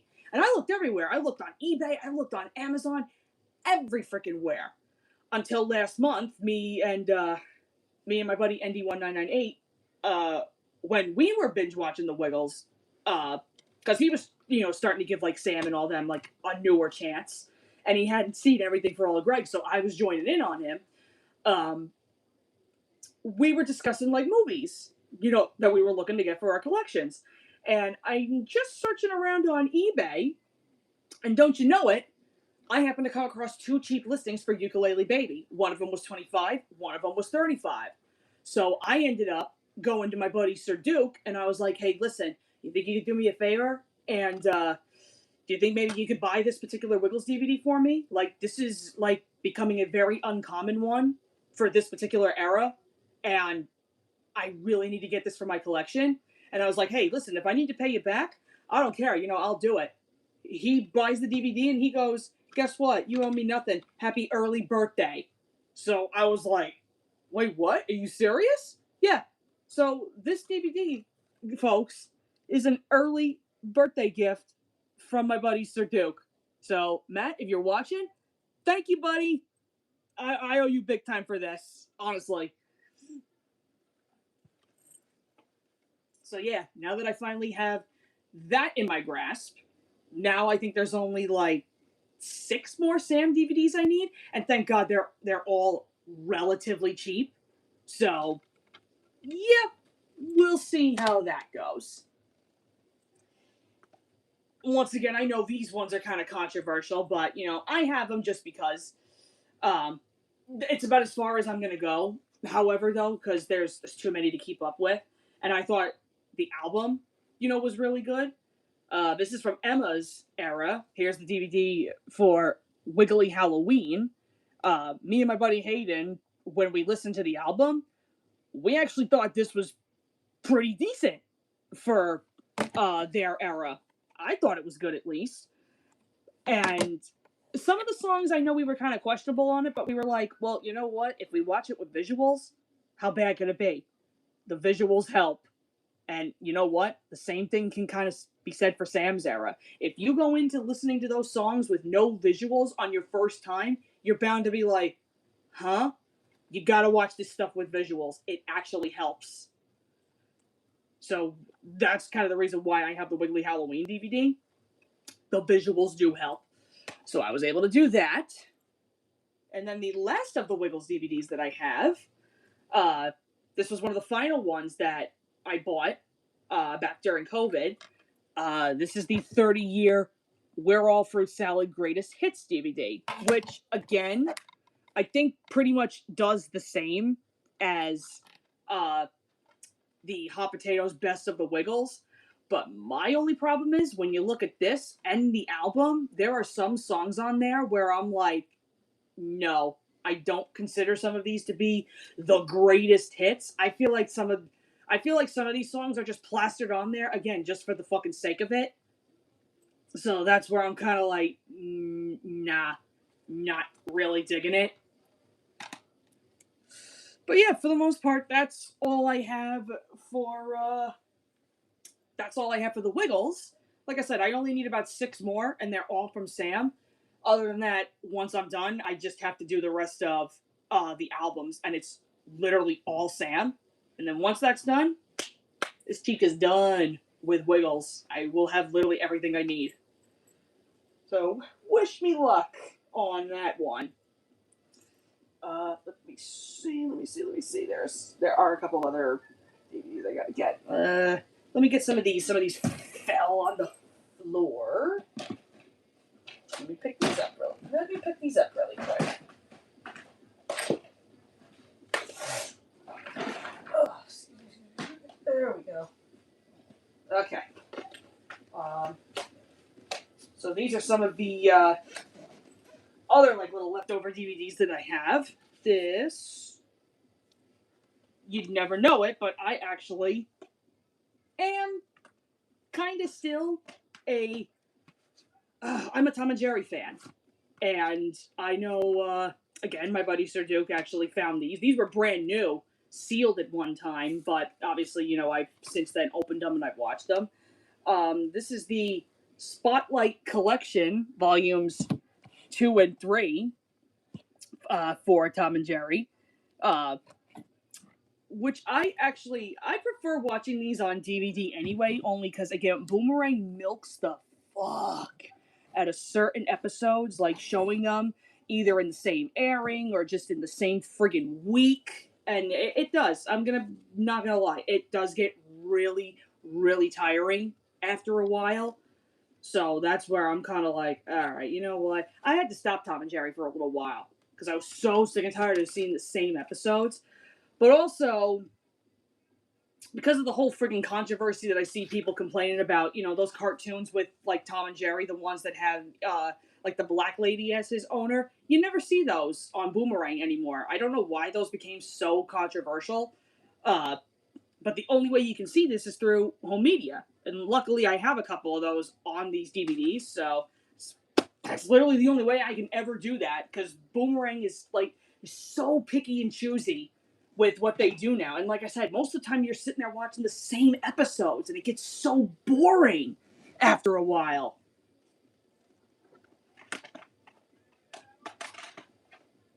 Let's see. So then, all right, so then here is another thing of Tom and Jerry I have. This is a DVD 2-pack. This is volume 2 and 3 of The Greatest Chases, which I'll show you the slipcover. This is, yes, here. Yeah, this is volume 2 and 3. And they have some funny, don't know how well you can see it because of my friggin' arm shadow, but, yeah, you won't be able to see it because they're really tiny. But yeah, this one's also got some really, lit episodes on them. Like I said, I don't have a problem with Tom and Jerry. I really, really don't. I don't want to see the same episodes over and over again. You know what I mean? Let me see. Here's the other one for The Greatest Chases. I believe this one is volume 1, I think. I don't know how many of The Greatest Chases DVDs they actually made, but I know, well, this one was a must because there's a lot of good episodes on here. Like Yankee Doodle Mouse I really like, Saltwater Tabby, Solid Serenade, which is my all-time favorite Tom and Jerry episode. Zoot Cat is good. Dr. Jekyll and Mr. Mouse, that's a really good one. Like, there's a lot of really good episodes on here, so I had to get this one.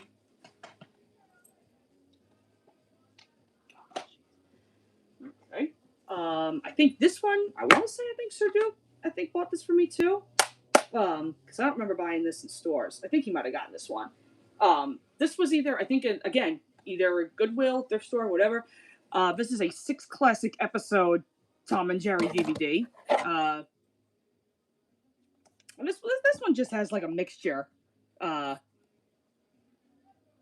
This one's got like a little mixture of episodes from like all different seasons, so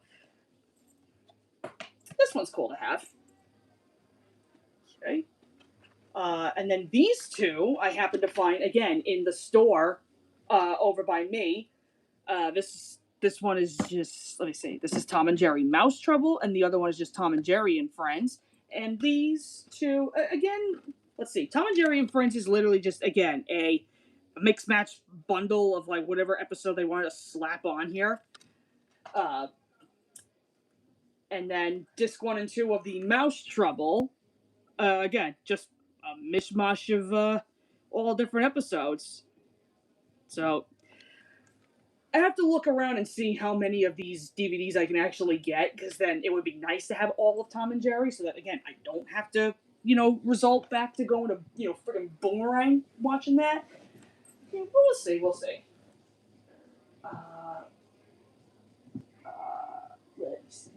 Alright, so now, this is the only DVD that I have for this series, and this one is literally as old as dirt, about as old as my parents watching this. This is a series of movies from a show called The Munsters. If you guys probably don't even know what the hell this is, but yeah, my buddy Sir Duke actually found this for me because I never seen these. I want to say I think they're on Peacock or something else. I have to look and see because it's been a long time since I've watched these. But yeah, they made 3 movies off of this show. I've not watched them as of yet. I need to actually watch these at some point. I just don't know when I'm gonna do that. But soon we will. All right, and then let's see. Now this one. Let's see. Now this one is actually, I don't know how many, some of you are like big into like, the history channels and shit like that, but I'm not super big into that unless it has something to do with this particular show. And this was also a show that me and my grandmother would watch religiously. Like, I'm not even bullshitting. And it was one of our favorite shows to watch together. And so far, I only have the complete series one. I do need to get the rest. I don't know when, though, because a lot of these seasons are actually really hard to get.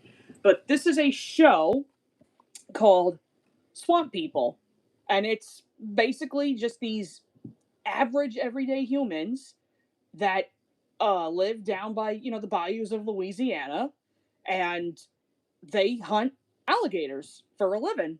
And they hunt them for profit, basically. But it's all done legally because over in, the swamps, down in the South, the alligator population, like, it's exploding. So they call in these hunters to basically control the alligator population, and they bring them to, like, these big stores, and they get profit off of it so that they can feed their families and this and that. Like, it's all done, completely legal, but it's a very interesting show. Newer seasons have been coming out, and I've not been keeping track with it. I need to go back on demand and see, but I know it might not be something for everybody, but honestly, I still like it. I think it's probably one of the only History Channel shows I can actually get behind. It's interesting. I like it. Okay. And then this one, this is season 2 for this one show I used to watch back in the day, but I'm slowly losing interest in it. This is season 2 for That 70s Show, which it's funny. Like, it was really funny for its time, but I'm kind of starting to lean away from it a little bit. I don't know if I really want to keep this. I may get rid of it. I'm not sure. Yeah, like I said, it was funny. There's a couple of, like, redeeming moments that I like. Like, I know the one character, the dad, Red Foreman. He's probably my favorite out of the entire cast because he's the one that does the whole thing with the dumbass. If you guys know what I'm on about. He's the only saving grace really for me. But other than that, yeah, some of those other characters are kind of annoying. So I don't know. I don't even know if I really want to keep it. We'll see. We'll see.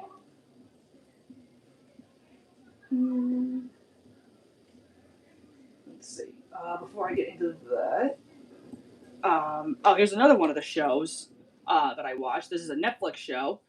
Um, not keeping. I'm not keeping up with the rest because I think it's one of the shows that definitely got ruined, unfortunately. Um, this is seasons 1 and 2 for another one of my favorite shows, The Witcher. I mean, I don't think this one is official. I think this is technically, I think this is a bootleg. I think these are all taken straight off of Netflix, but at the same time, I'm like, you know what? I don't care. I would rather have season 1 and 2 on here because everything you do after the fact, I mean, they legitimately, like, butchered this show, which absolutely sucks because, I like this movie, like, a lot. Not movie. I'm an asshole. No, I like this show, like, a lot, but all the changes that they're doing, and what's his face, Henry Cavill, he's no longer Geralt. They completely switched his actor. It's horrible, honestly. So I'm not even, like, completely caught up with it. Whatever, though. I don't need to catch up with it. It's fine. It's whatever. At least I got 1 and 2 to worry about, so that's that. I'm sitting on my tailbone wrong again. Wait a second here, folks. Owie. Oh, I had to get up a second. Oh, here we go. Here's another one of the movies I didn't show prior, actually. This is the only thing from, again, this franchise that I currently have, but I do plan on getting the rest of the seasons at some point. Um, yeah, here is the DVD for the MLP movie, which again I know people are like mixed on it. Uh, I don't mind it. My biggest thing is just I don't really find the Storm King like all that threatening. To tell you the truth, I think he was pretty weak. But everything else about it I kind of like. The animation is that's pretty cool, honestly. I actually have plans to watch this with me and my boyfriend when he comes in a month. So that's going to be a nice little thing that he and I do. Okay, let me get the rest of these out of the way. Let's check it. Where'd they go? Hold on a second here, folks. I gotta get the rest of these other particular movies I somehow missed. Oh, well. Yep, here's the rest of these. Machine. Okay, so that man that I was telling you from Smokey and the Bandit, Jackie Gleason. So there is a show that he is on. It's very, very old. It's called The Honeymooners. I'm not sure if a bunch of you guys know what that is, but this was let's just say this was like peak black and white television. So I have here a 5 DVD set of every single one of the Honeymooners episodes, and I can actually show you. There's the first batch of episodes, and the second. So you'll see here, those are pretty much your main characters. On the left, you got Jackie Gleason, that's his character Ralph Cramden. You have Audrey Meadows, who does Ralph's wife Alice, and then you have Art Carney. His character is Ed Norton, that's Ralph's friend, and then you have Joyce Randolph, who does Ed's wife Trixie. Which, fun fact, she ended up dying, I think, like a year or two ago. Like, she was the oldest living cast member to live from the Honeymooners. I think she was in her. Oh my god, I think she was in her like 90s or like close to 100. I think I'd have to look again, but yeah, she's the oldest living cast member off of the show. It's insane. But yeah, I have every single bit of the show. They only made about like 39 of these particular episodes. There are ones you can find on Tubi, but it's a different actress for what's it? It's a different actress for Alice. I think that's kind of like when they were starting to find their footing, with the show. So yeah, if any of you guys have Tubi, it's free, by the way. In case, yeah, if you guys look up Honeymooners on Tubi, yeah, you can actually come across like some of those skits. I've seen a couple, and yeah, they're not as funny as what they did later on, but some of them are. Not all of them though. All right, and then here's another show that I have. This is the only one that I have of this. There is another one I'm trying to get, but it's one of my favorite comedy shows ever. This is the Best of Whose Line Is It Anyway uncensored version, and there's some really unhinged moments in this show. Like, if some of you guys know Whose Line Is It Anyway, oh my god, this show is so freaking funny. So funny. Unhinged, like, it's hilarious. My god. My favorite comedy show of all time.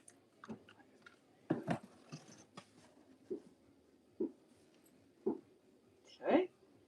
And then we have another one of my favorite shows. Now, I know I've said this before too. I am actually really super big into the paranormal. And my favorite paranormal show is a show called Ghost Adventures. So,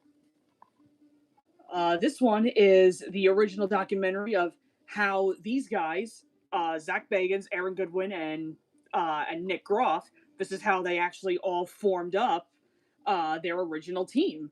It's a really good documentary. Pretty creepy too. But yeah, that gives you a whole backstory on how they formed. And then, because early Ghost Adventures, in my opinion, I think are goats. I have seasons 2 and 3 of the show. These are two of my very favorite seasons. They have some of the best episodes in this one. So I guess you weren't into shows like Goosebumps or Are You Afraid of the Dark? Not necessarily. Like, Goosebumps to me, like back when I was in school, I found it like super overrated. Like I didn't get the hype for it. But also, I was also I knew of Are You Afraid of the Dark, but it was one of those shows that I never really never thought twice about. Truthfully, I was kind of like, okay, not really my cup of tea. Truthfully. Let's see what else did I got. Let me get this. Okay. So now, here's another one of my favorite shows. This is season 1 for The Fresh Prince of Bel-Air. I do not have 2 and 3 on me, unfortunately. But that is going to be one thing that I do end up doing. I do want to finish this show, honestly. But then, yeah, here is season 4. And then season 5. And season 6.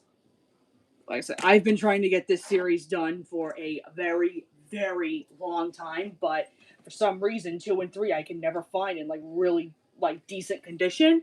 So that's gonna be one show that I aim to finish very, very soon. Let me see. And then I have Suki's. Also, in terms of comedy, I'm a big fan of this guy. Some of you guys may know him as Jeff Dunham. And here is the Jeff Dunham Arguing with Myself DVD. This is his very first comedy special. Couldn't get that word out. So there you have that. Here is his second one. You have Jeff Dunham's Spark of Insanity.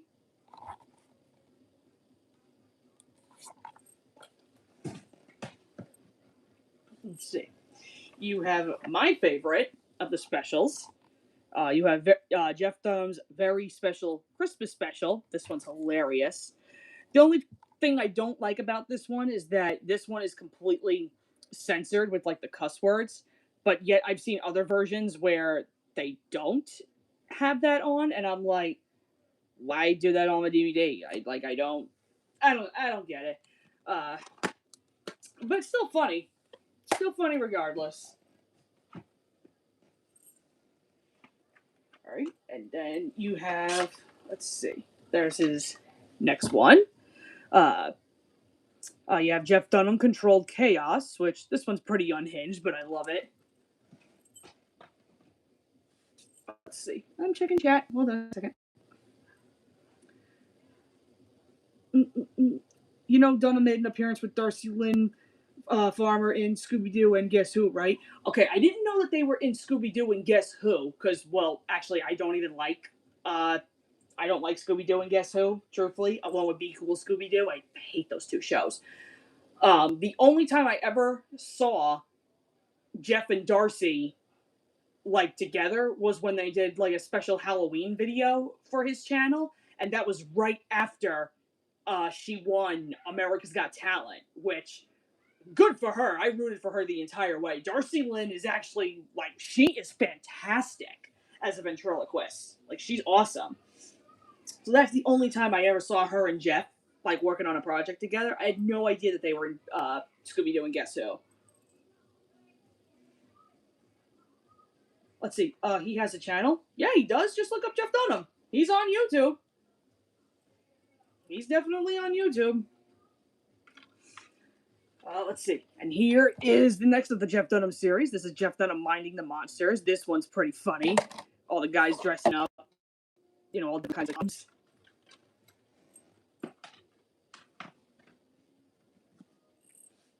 And then you have another one of my favorites. This is Jeff Dunham Unhinged in Hollywood. I think that this was right around the time, I think. Well, this was before. This was between the whole friggin' thing with what's it? Trump and Hillary Clinton and, you know, this and that. And he was making jabs at them, like, left and right with all the bullshit that was going around. Politics and everything aside, this one's pretty, like, it's unhinged, but it's so funny. And I remember there's a couple of skits in here that I actually saw when I saw him in person with my parents and my sister. There's a particular skit in here that he does with little Jeff that I saw in person, and I'm telling you, Chad, I nearly peed my pants laughing so hard. I'm telling you, it's so freaking funny. So funny. I love this man. Like, oh my God, is he funny. Okay. And now, hold on a minute.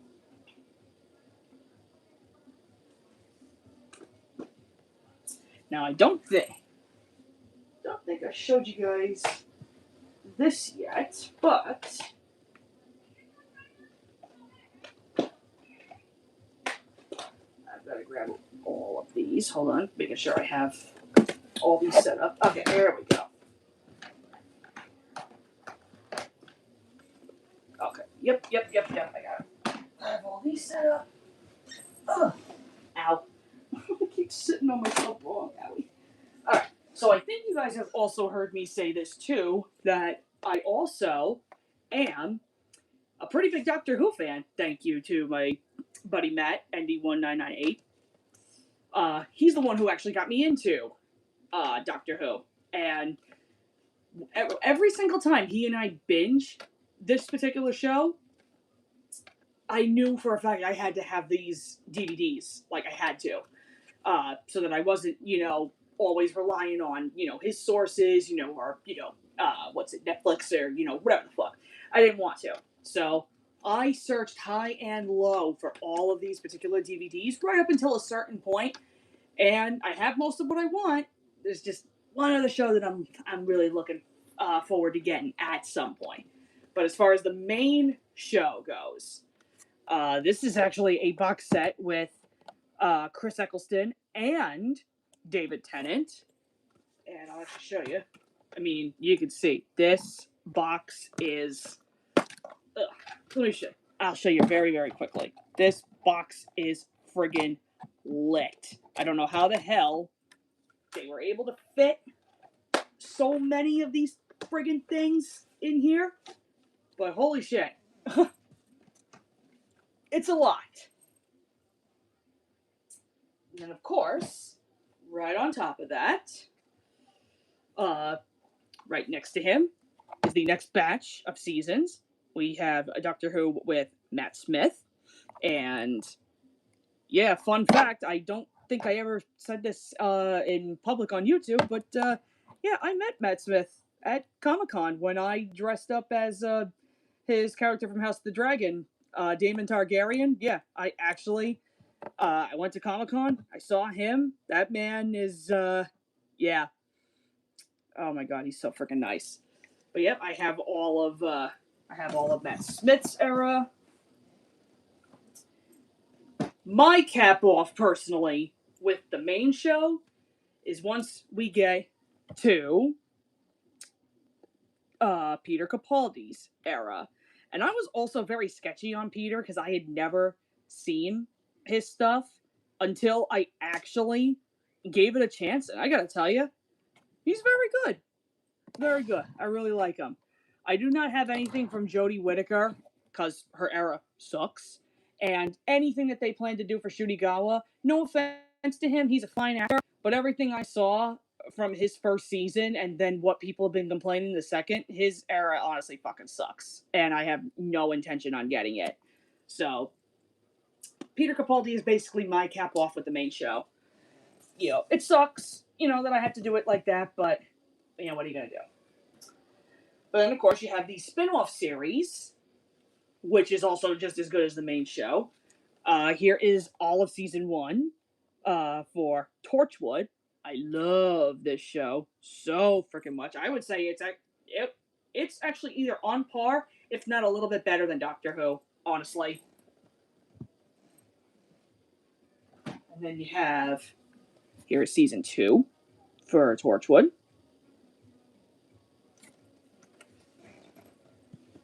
Okay. And then the last little bit, people either try to steer away from this, or whatever, but, it is what it is. But I have I guess you want to call it third season, or whatever the hell. This is Torchwood Children of Earth. So, yep, my buddy Sir Duke actually, he found this over at McKay's. As you can see, it was like $9. So, yeah, he really helped me out with there. So, at least I have that one. That's good. Okay. And then, let's see. I need to switch this up a sec. Hold on. All right. Let me show you.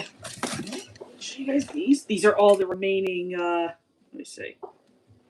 No, that's not even all of them. Where did they go? That's not all of them. Where did they go?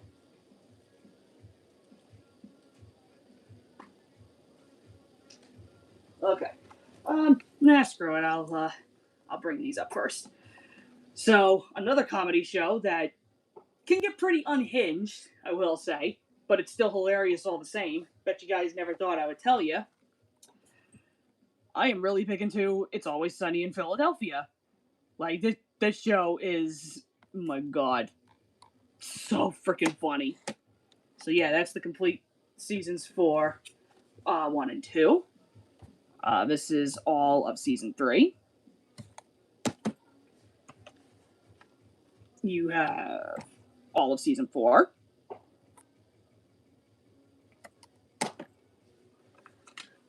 All of season 5, which is probably the weirdest of covers that they could have chosen.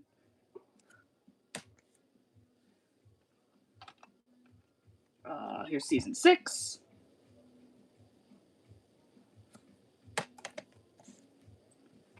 And then here is season 7. I think they're currently doing, season 14, I believe? I am not at all friggin' caught up with that show either. It's been kind of a pain in the ass to do so. So, at some point I really do need to, go back and watch. It's been a long time since I've seen anything new from it. Alright, hold on. Trying to break some of this stuff up here. Hold on a second. That over there. That over there.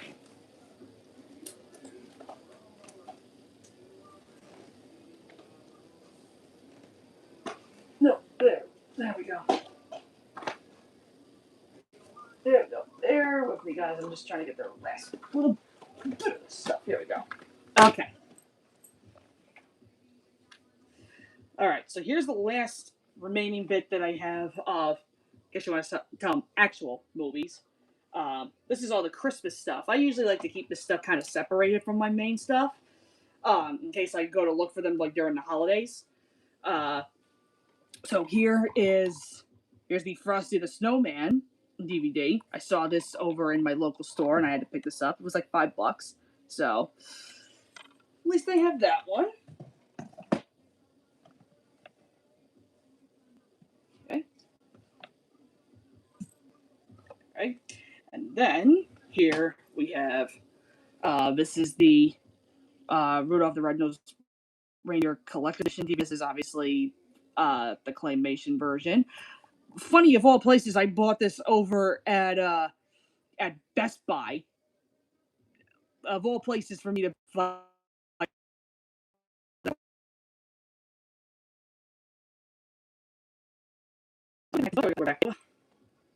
There we go. Yeah, I don't know why we're glitching out. Yeah, all places. Like I said, Best Buy was the one place that I got this. But yeah, this was a little Christmas present that I bought myself. Yeah, it's just lag. It's fine. It's catching up. It's fine. But yeah, that Rudolph I bought myself is like a little Christmas present one year. So glad I had that one. Then we have. Okay. All right. Then the next one that I have, this is kind of underrated. No one really talks about this one. This is the DVD for Rudolph and Frosty's Christmas in July. Kind of whack in some areas, but when are you ever going to get a movie that has Rudolph and Frosty together? I think this one's cute, honestly. Little tweaking, and honestly, I feel like could be better, but that's what it is. And then now this one, I know not very many people are happy about this one, but I only heard of this one through ABC Family one year during Christmas, and I had to pick it up on DVD because I was kind of like, okay, this is what it is. This is the DVD for very long mouthful title, Rudolph the Red-Nosed Reindeer and the Island of Misfit Toys. Uh, yeah, I know not very many people are crazy about this movie, but you gotta remember, when I saw this on ABC Family, there was a lot of stuff that was cut from this. So seeing the DVD like literally in full, I was kind of like, oh, well, that makes a little more sense. You know, like that's the one thing I didn't like about ABC Family is when they cut shit. It's like, leave it alone. I know they do it for time, but it doesn't stop it from like being annoying, stupid. But I know not a lot of people were none too pleased with that particular DVD, so it is what it is. Let's see. Oh, ignore my doggies in the background. There's fireworks going off by me, so yeah, it's gonna get nuts. Now, this particular Rudolph movie, I did not know existed until I heard about this from, again, shout out to my favorite YouTuber, Jamboree. He reviewed this particular animated Rudolph the Red-Nosed Reindeer movie, which, again, a lot of people had like some really mixed feelings about. I think this one is from, I want to say this is like 95 or 6, I think. Could be in the 2000s. I don't remember.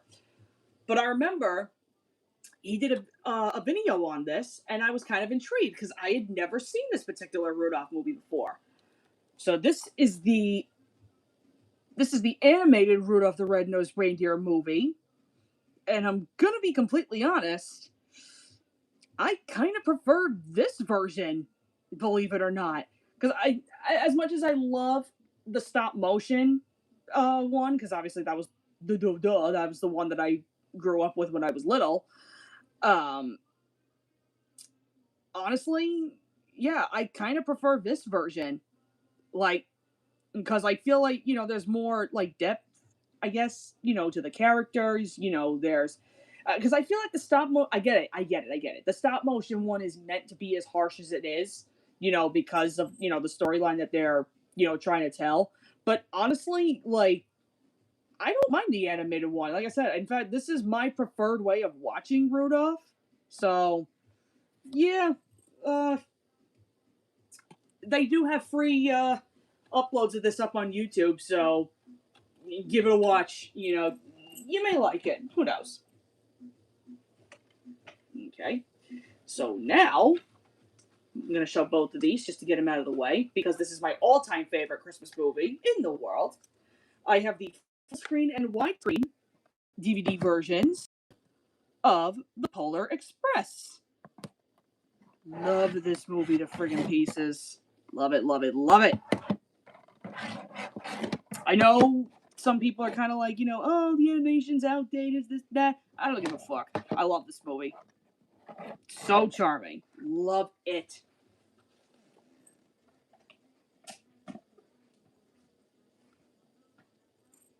Okay.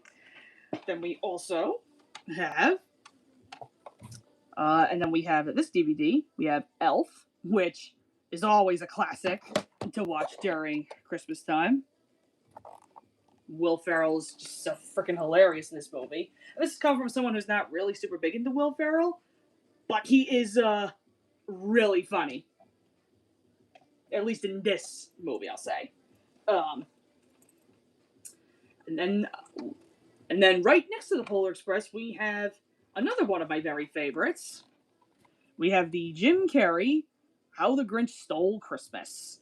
And, oh my god, Jim Carrey, friggin' GOAT. He knocks it out of the park. I mean, the Grinch is literally, like, that's his character. You can't give that to anybody else. Like, honestly. So freaking funny. And yes, before anybody asked me, yes, I did hear that they are doing a sequel to the Jim Carrey Grinch. I'm actually very surprised that they're even considering doing something like that, and I'm actually really curious to see what they're going to do with the sequel.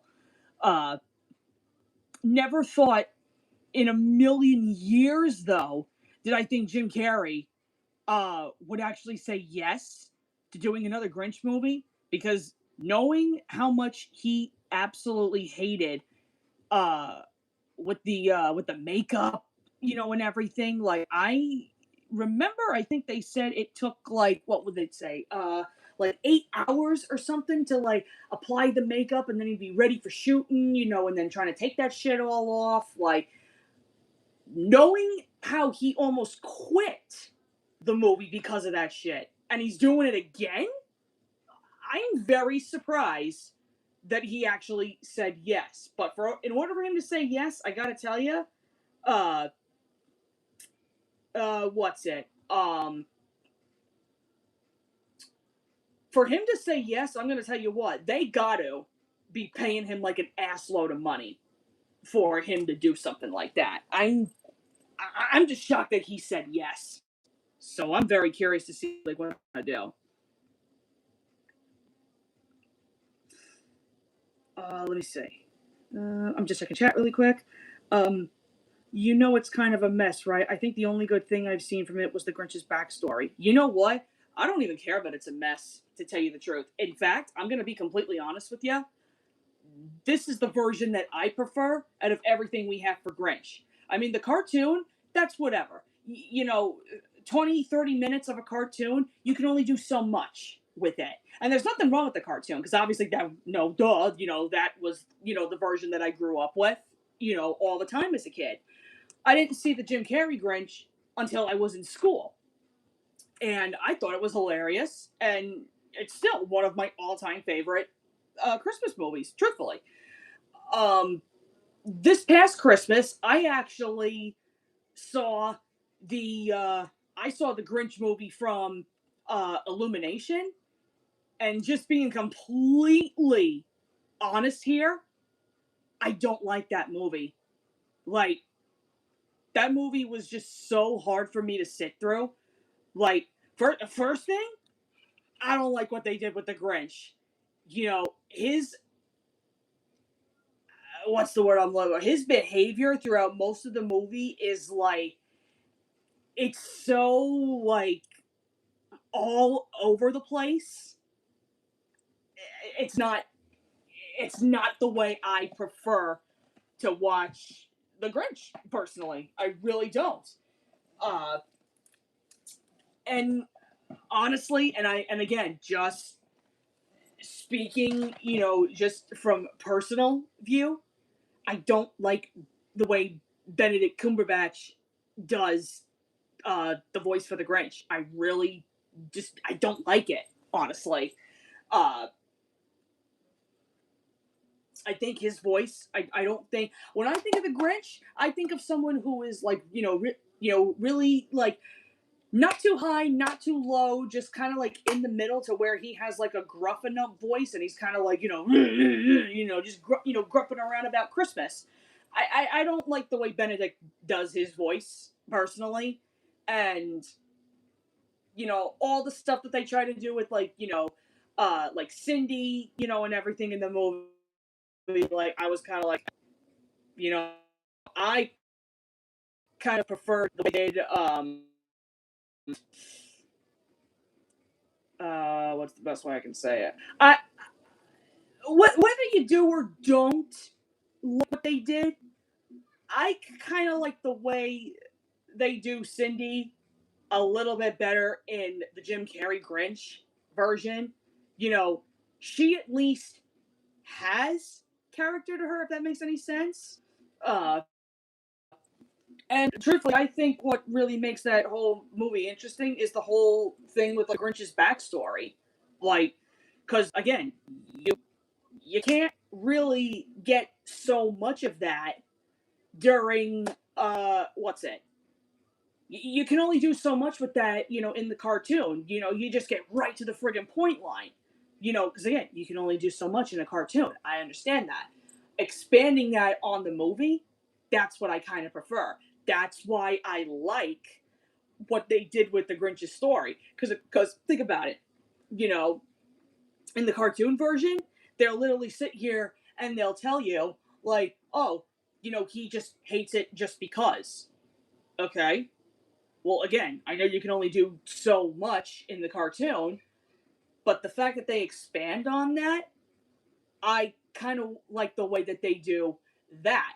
Because think about it. The reason why the Grinch hates Christmas, if you think about it, I mean, he used to think it was like no big deal. It's like, oh, why are these people rushing around? Kind of like the same mindset that Cindy Lou Who had. Okay.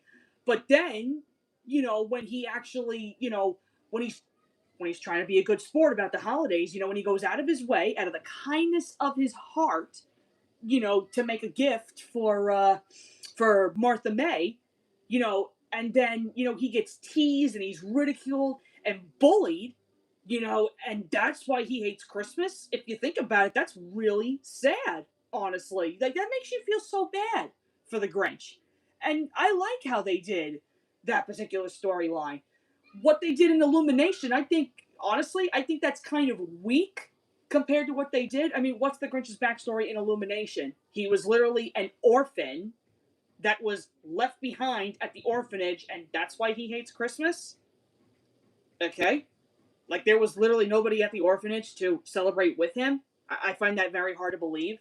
So, yeah, the Illumination one, that does not do it for me, personally.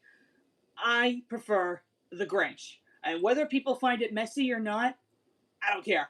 I love it. It's fun. It's funny. I think it has the better story, truthfully. Let's see. There's a couple more other ones I got here. Ooh. Uh, let's get these ones out of the way, actually, because I have a couple. I have a couple of these. Let's see. Here you go. So another one of my favorite comedians. You guys know him because you see me do it all the time in my my Thomas reviews and jokes and whatnot.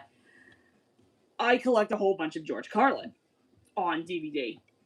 So here's one of his first HBO specials. This is Carlin on Campus. I think this is right around when he was just getting his footing. But we have this one. We've got Carlin at Carnegie. This is when he plays over at Carnegie Hall. We've got probably my favorite special, Playing with Your Head. I can literally quote this whole thing like cover to cover. I'm not even joking. We have another one of my favorites. We have What Am I Doing in New Jersey? This one's pretty funny. This was my grandmother's favorite. And another one of mine. This is Back in Town. This is when he's in New York. Yeah. Let's see. You've got this one. This is a double one. with Jammin' in New York plus Doing It Again. You've got this one, Complaints and Grievances. This one's also funny. And then this one, some of you might know, this is where he does the whole Mr. Conductor joke. This is the You Are All Diseased stand-up. This one's also pretty funny. So that's pretty much all I have for George Carlin. I think there's a couple more of his stand-ups that I'm still looking to get, but yeah, in due time. Let's see. Oh, let's do these ones. Get these out of the way. Oh, a second. Hold on a minute.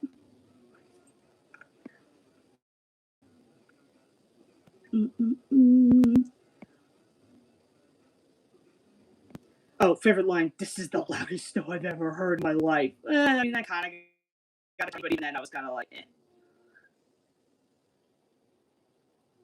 Not trying to do what the Snow White remake did, right? Okay, point blank. Snow White remake. So I do not like movie. I'm so sorry. I am so sorry, folks. Like I do not know why I am lagging.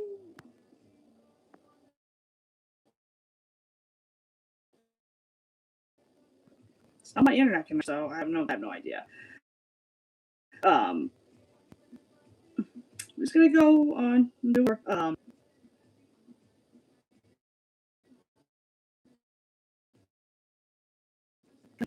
second where what's this? Does all your George Carlin DVDs go with your Thomas and Friends DVDs when you put them on the shelf or whatever? No, I usually keep my George Carlin stuff, at least like the stand up. I keep those away from the Thomas because it's its own separate thing. So, I keep the George Carlin with the George Carlin stand ups. I keep the Thomas with my Thomas stuff. Just, so they don't get mixed and matched. And plus, I have very, very little space. So I can't, I have to be very careful with where I put that. Anyway, let me show you the rest of what I got. I'm trying to, really speed this up here. So anyway, there is another Netflix show that I also really like. This is the first season for. This is a goated show, by the way. It's the whole show is basically about how the devil leaves hell to basically start a life in Los Angeles. He becomes a foreigner, and yeah, it's a show. Wait, I'm looking at chat. But he's the narrator. Yeah, and what does that prove exactly? Listen. Okay. If let's see, lagging again. Listen, Drummond, I can't do anything about it. I have no idea why I keep lagging. I don't know if it's my iPad. I don't know if it's my internet connection. I have no idea. I can't do anything about it. So just bear with me, okay? But anyway, going back to what I said about the whole George Carlin thing, like I said, it doesn't matter if he's the narrator. Like, I don't want my stand-up stuff with my Thomas stuff. That's its own separate thing. That's how I keep stuff. I separate all of that. So yeah, it is what it is. Anyway, going back to the other stuff. So here's season 2. This is season 2 for Lucifer. We have season 3. Neat cover, actually. We have season 4. Season 5. And then finally, the season 6. Season 5, I think I remember correctly. I think that one was kind of a little whack for me. I may have to get another copy of 5. I don't know. I gotta double check. Let's see. So again, Yeah, sorry guys. I do not know why it keeps connecting. I don't know why it keeps doing that. Um, just bear with me, bear with me. Like I said, I've been going for a pretty long time too, so bear with me a second here. This is kind of the reason why I'm trying to like speed things along here. I'm pretty much almost done. I just have to get through a couple of these with Disney, and then we like I'm trying to speed run these as fast as I can. Um, bear with me a second here, fellas. Bear with me. I don't know why it keeps doing that.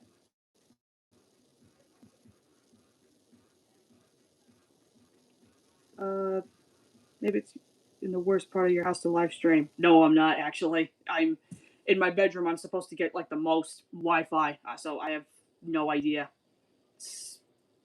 Like I said, just bear with, bear with. I'm just gonna do whatever. Anyway, so this is the next batch that I have off of another special interest that I got. This is some of the stuff that I have off of my Mr. Rogers. So this is the DVD Mr. Rogers and Making Mistakes, which is literally the entire 5 episode uh, selection of the Making Mistakes week long of episodes. So that's nice that they actually got to put this on a DVD. So we got that.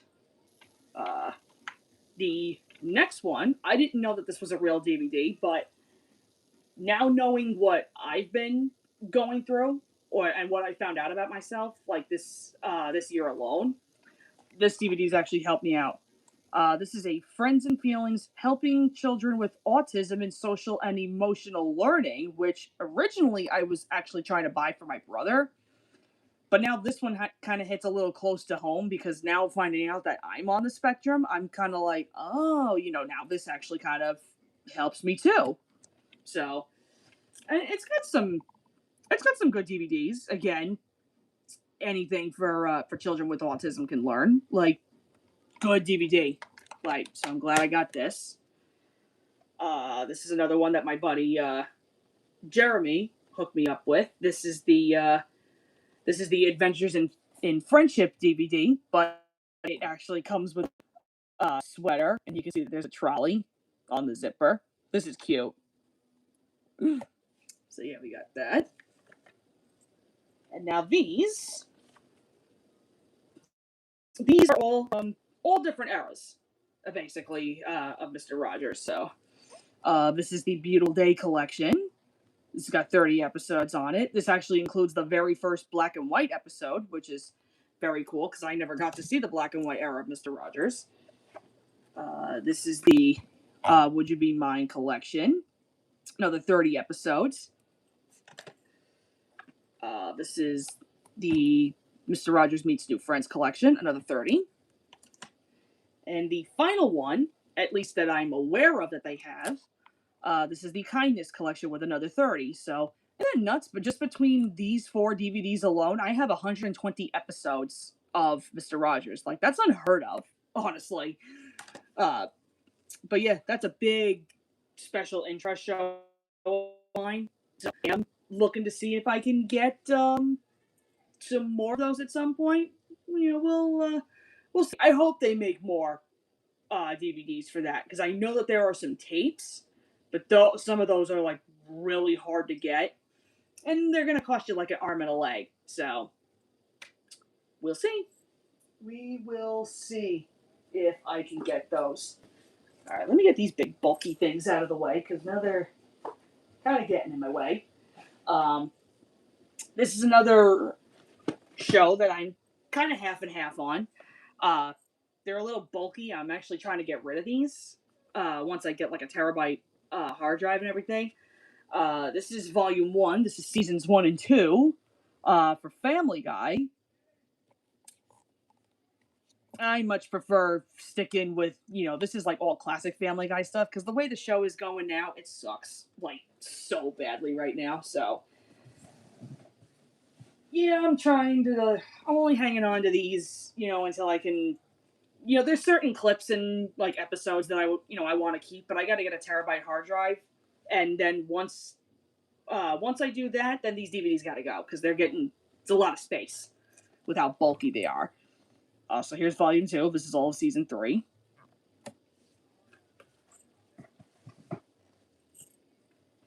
And this is, here is volume 3.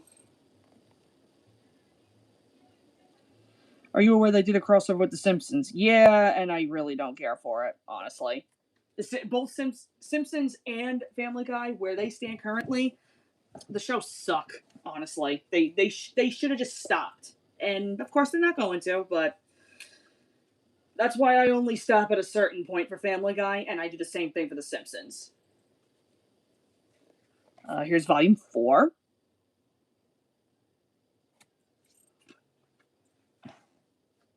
Let's see. Right. Put that in there. Okay. And then, here's volume 5.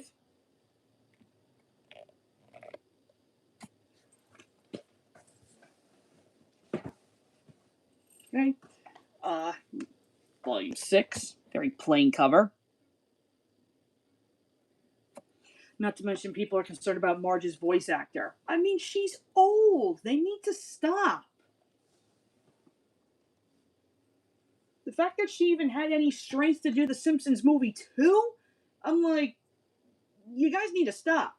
Like, for real.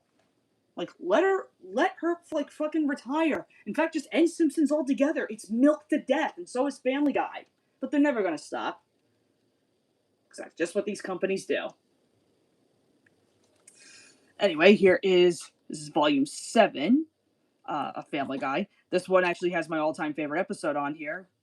If I can remember the title of it. That's right, I Dream of Jesus. That's the whole surfing bird thing. I get such a kick out of that one. Bird the word. Alright, this is another special interest show of mine. This is an ABC show from back in the day. But this show in particular has actually pulled me out of like a really long line of dark moments in my life, I should say. This is the... Oh, no, that is not season. No, season 1. There it is. This is season 1 for the ABC show Once Upon a Time. Like I said, this show has... this has really pulled me out of some dark moments in my life, honestly. Like, I don't know where I'd be if it wasn't for this show. Here is season 2. Introduces one of my favorite characters, Captain Hook. So there's that. This is season 3.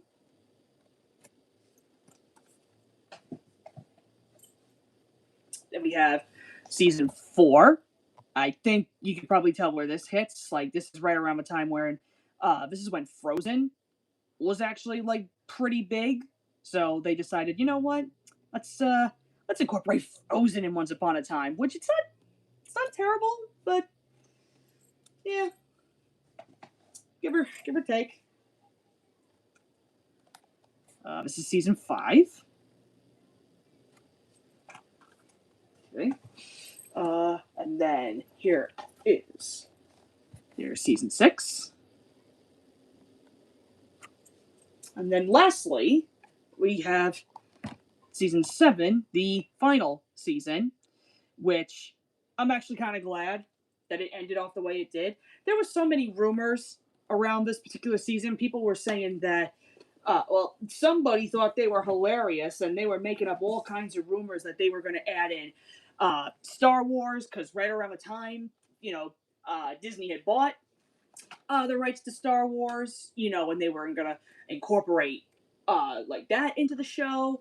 But then there was also this, great big friggin' thing that, most of the characters weren't going to return, and it was all bullshit.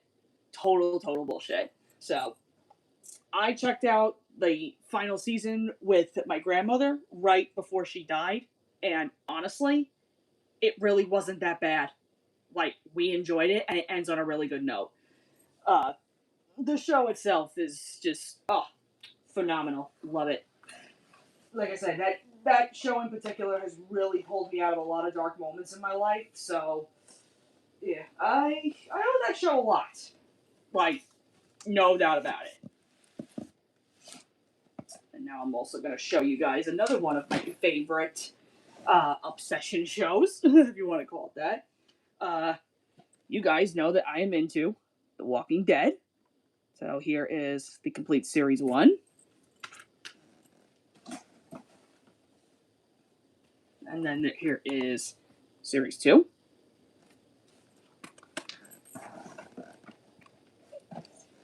Here we have series 3. My guy Rick Grimes, always being a badass.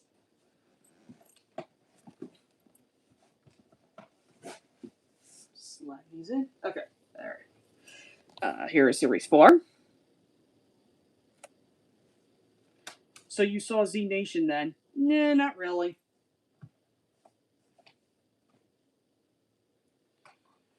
Let's see. Here's season 5.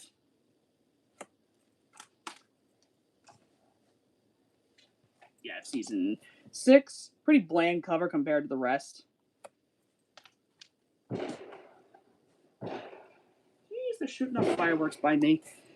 Here is season 7 with one of my favorite characters, Negan, even though he's a prick in 7 and 8.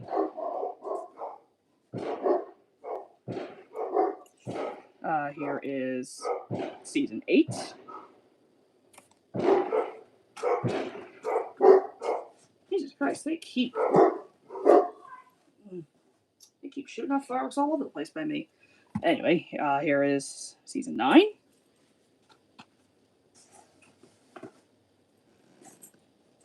Okay.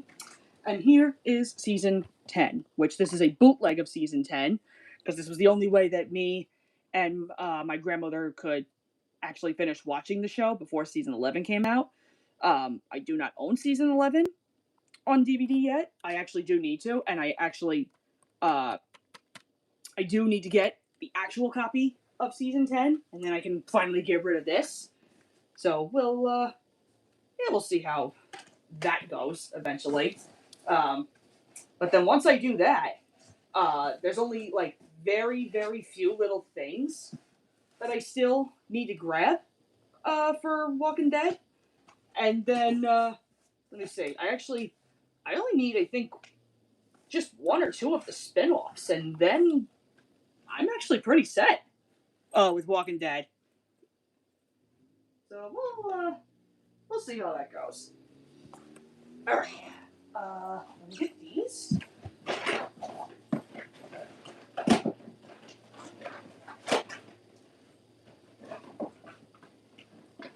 Okay. Okay. There we go. Alright, this is another franchise of movies that I'm also really big into. Fun fact, my boyfriend is also pretty big into them too. This one's kind of a miscellaneous one, but it does start off my collection for this. So this is a 3-movie collection that we have. One of them is, let's see, we got Balto, obviously. We have The Land Before Time, the very first one, and then we have An American Tail, which, honestly, I'm gonna tell you, I never really cared to see American Tail. I love it now.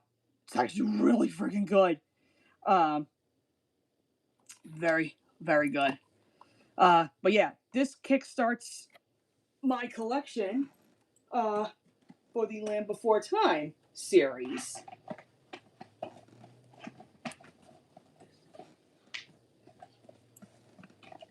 So let's just put this back a second. Okay, so here's the DVD. This is the second one. This is the Great Valley Adventure. This is a 2-in-1. Let's see. Yeah, this is 2 Dynamite movies. So corny. But you got, Time of the Great Giving, and then you have Journey Through the Mist. This is movies 3 and 4. You have movie 5. This is The Mysterious Island. You have 6. This This is Secretosaurus Rock. Movie 7, The Stone of Cold Fire. Keep in mind, by the way, I had all of these, by the way, growing up. The only one that I don't think I ever had was Journey Through the Mists, and me and my sister always wanted to have that one. Never got it. Everything else, we owned. Let's see. So this is movies 8 and 9. Two Big Dino-rific Adventures, which, like I said, that's a weird title. But this is movie 8 and 9. Big Freeze and Journey to Big Water. Fun fact, actually, the Journey to Big Water movie that we had back in the day, yeah, that never played on my VCR. Something was actually like really wrong with it, and it never played the entire movie. Let's see. Now, obviously, I didn't grow up with. I did not grow up with these two. I saw these through Cartoon Network, and I thought they were decent. This is movie 10. This is The Great Long Neck Migration. I know a lot of people stopped caring, I think, after, like, Big Freeze, but I didn't think that one was too bad. And then I think this is movie 11. This is Invasion of the Tiny Sauruses. This is where I stop. Because the last 2 or 3 movies I think that come out of this, I'm kind of like, all right, that's enough. I mean, it was already enough when you got to something like 8, and I'm like, okay, how long are you going to continue this? But, yeah, I mean, it is what it is. Alright, so, these back. Okay. Alright, so we got those. Okay. Now, I know there are a couple of people that were looking to see these, which is also just as big as my Wiggles collection, almost. I'm going to try and blaze through these as best as I can. Because then, let's see. There we go. Because then all we have is just the Disney stuff, and I will blaze through those as fast as I can, folks. So, who here are VeggieTales fans? Because I happen to have quite a bunch of these, being I'm such a huge fan of this show. So here's the first one. Here is Where's God When I'm Scared? There's that one. Yeah. Hold on, I'm sorry, folks. We keep lagging a bit. Just bear with. I'll show that again. Here we go. I'll show that again for those who didn't say. There's God Wants Me to Forgive Them. So there. So we have that one. Then we have Are You My Neighbor? Keep in mind, these were actually some. These ones I actually never grew up with. Even this one too, Rack, Check, and Benny, which, by the way, this is one of my very favorite ones. But these first 4, yeah, believe it or not, never grew up with these. This was actually my very first tape that I had for VeggieTales. I'm not even lying.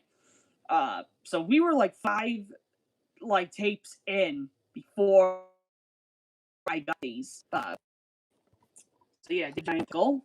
So at least I have that one. This is a double feature that I happened to find. I actually grew up with the Very Silly Songs. Never knew about the Ultimate Silly Song Countdown, actually. And honestly, I mean, this one's fine. I like that it's hosted by the Pirates Who Don't Do Anything, but I like the Very Silly Songs one. So we got that one. Speaking of, I just saw that in the comments. Here's Larry Boy and the Fit from Outer Space. I remember when I saw this on Cubo, I had to have this one. And this actually defeats 3 birds in one stone.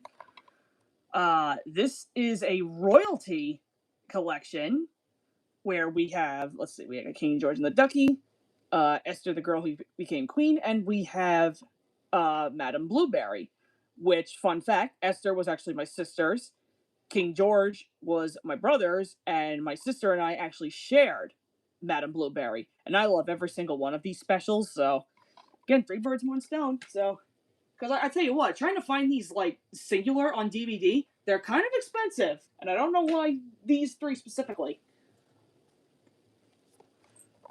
Alright, then we have another one of my favorites. We have Lyle the Kindly Viking. This one's really cute.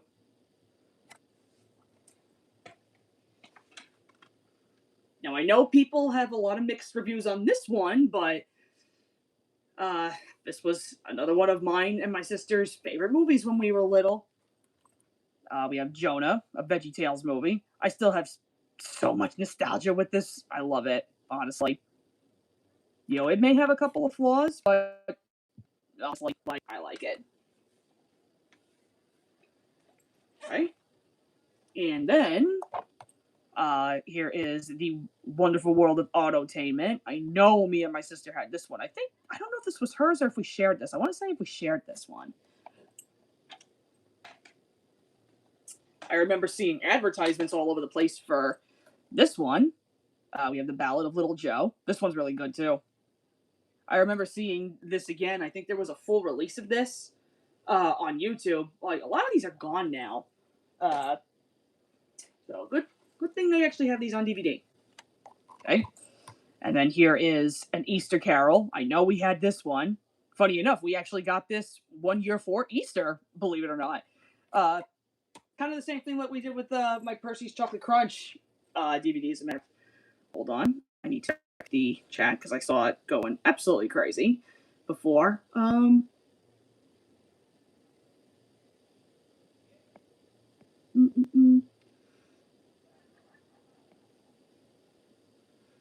You got any Sonic DVDs? Actually, Mike, I actually showed those a long while back. I have the live action Sonic 1 and 2 movies. I still need to get 3.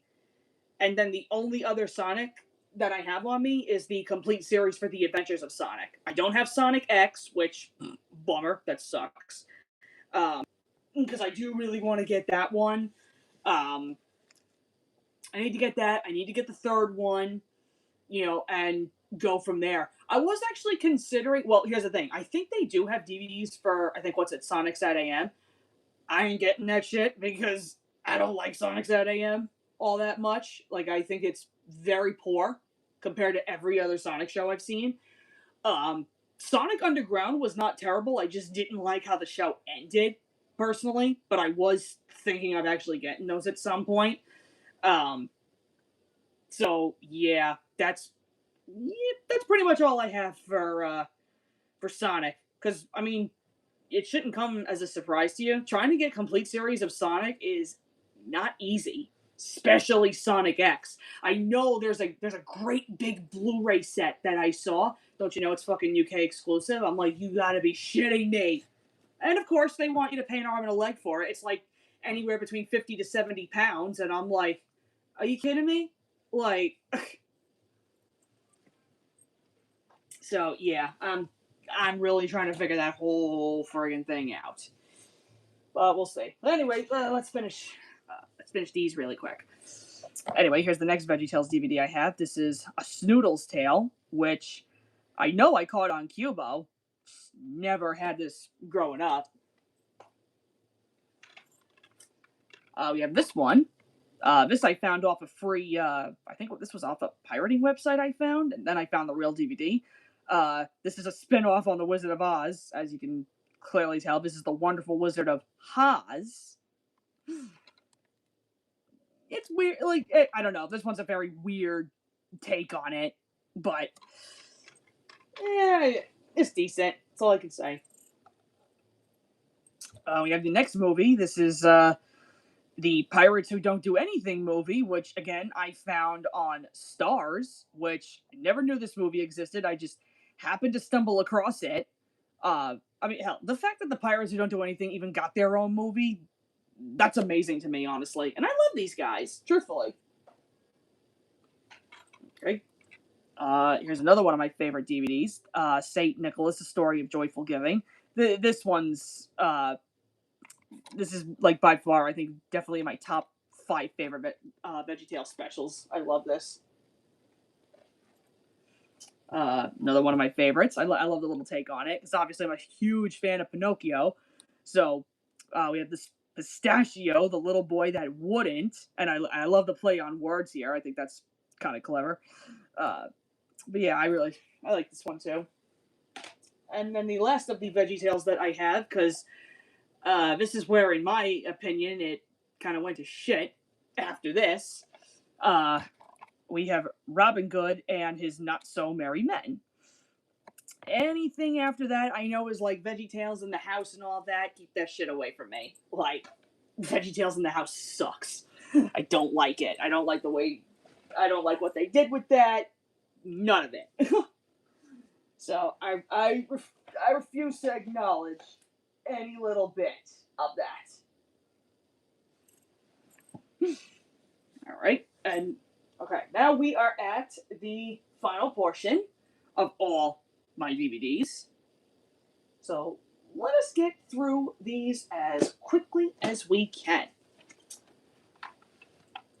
So here we go. So here's starting off all of the Disney DVDs. This is the Jim Carrey Christmas Carol, which mixed reviews, I understand, but I like this one.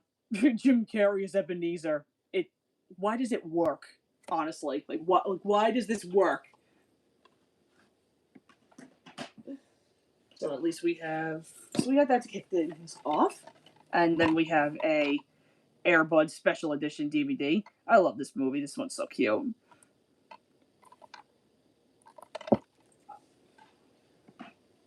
Speaking of, we also have one of the spin-offs. We have the Air Buddies, which I think I remember getting this for Christmas, and I didn't even ask for it.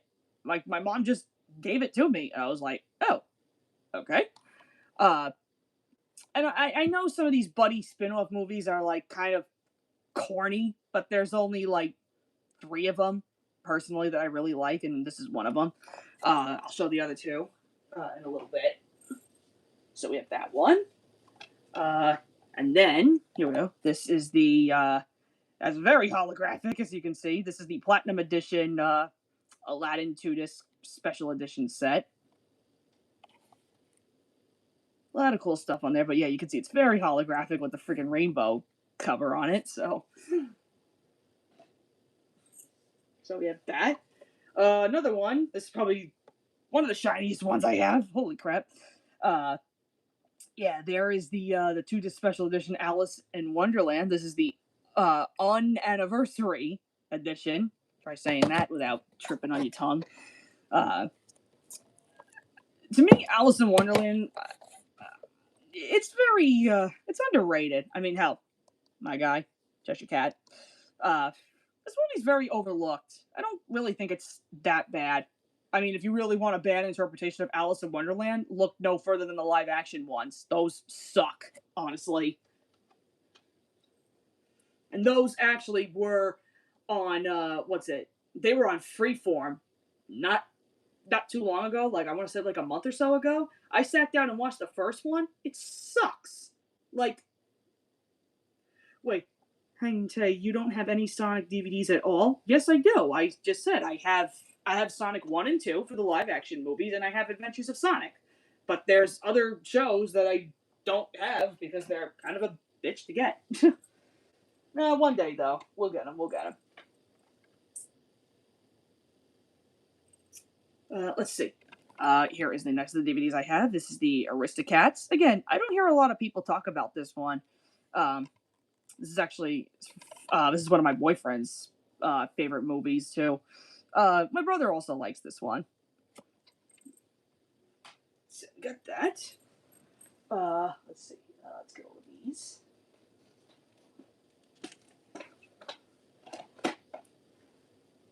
Making sure. Yes. Yes, here we go. Okay. Here's the next one. Here is the Diamond Edition for Bambi. This is the DVD and the Blu-ray.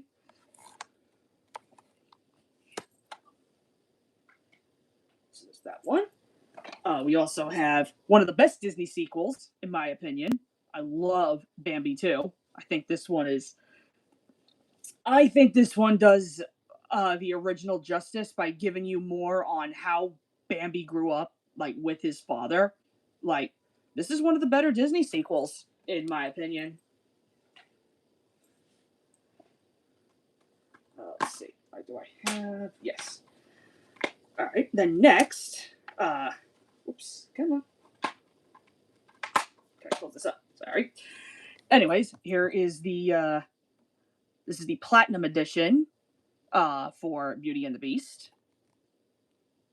Technically, I mean, when they say special edition, all it really is just there's a cut song in here that only makes it like a couple minutes longer, and that's really all there is to it. Obviously, Beauty and the Beast was not a Disney movie that I grew up with as a kid because I never wanted to see the original movie. You gotta remember, the only movie I ever grew up with Beauty and the Beast was The Enchanted Christmas.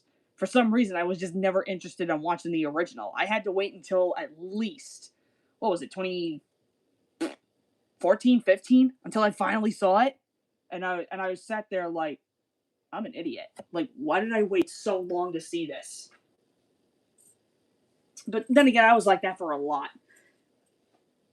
Let's see. Oh, here we go. Woo. Shiny cover again. Damn. Here is the next movie I have. This is Beverly Hills Chihuahua. This is the only one that I ever refuse, or I won't refuse to watch, because, what's it? I've seen well, not in full. I shouldn't say that. I've only seen little bits and pieces of Beverly Hills Chihuahua too, and I'm not really digging it. So this is the only one I kind of stick to. It's cute. I like it. Okay. This one is very underrated, in my opinion. This is the Gold Collection DVD for The Black Cauldron. I love this movie. Yep. So we have all that. I think there is a blue of this. I have to look into it. Yeah, like I said, this nobody really talks about that one. I know this is during like like the whole Disney Renaissance when they didn't have a lot of good movies, but I don't know. I think Black Cauldron is like pretty overlooked in my opinion. Let's see, we're reconnecting. Hold on, just bear with. Um, bear with me there, folks. Hold on. Do you have any Sailor Moon DVDs? No, I do not actually. Um, but yeah, no. If I can go back to that really.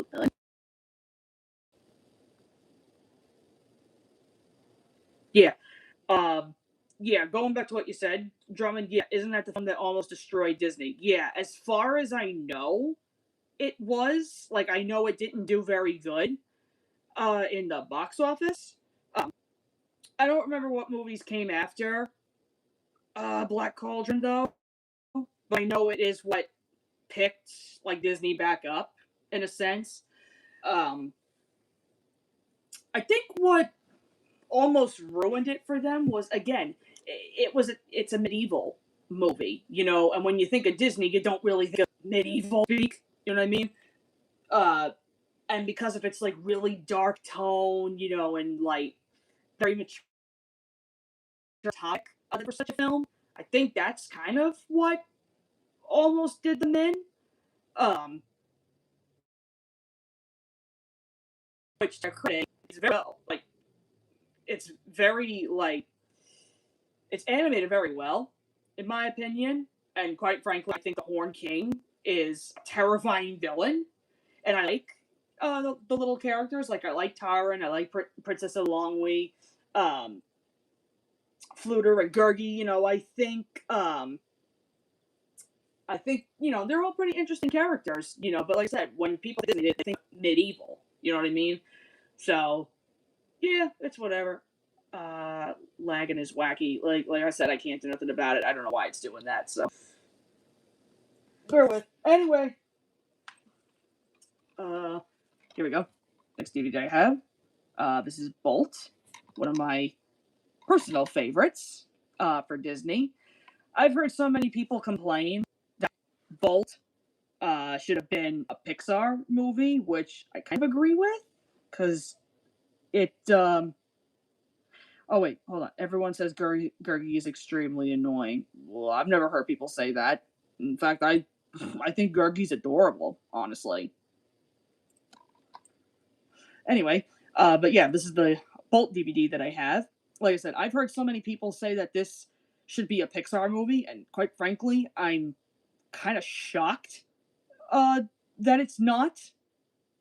Like, funny enough, I love how they say this is like regular Disney, even though it feels like Pixar. But then you look, and the next movie I have,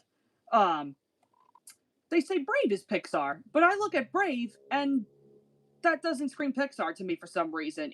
If the roles were reversed, if Brave was original Disney and Bolt was Pixar, then I'd be like, okay, yeah, I see it. Like, Brave doesn't scream Pixar to me for some.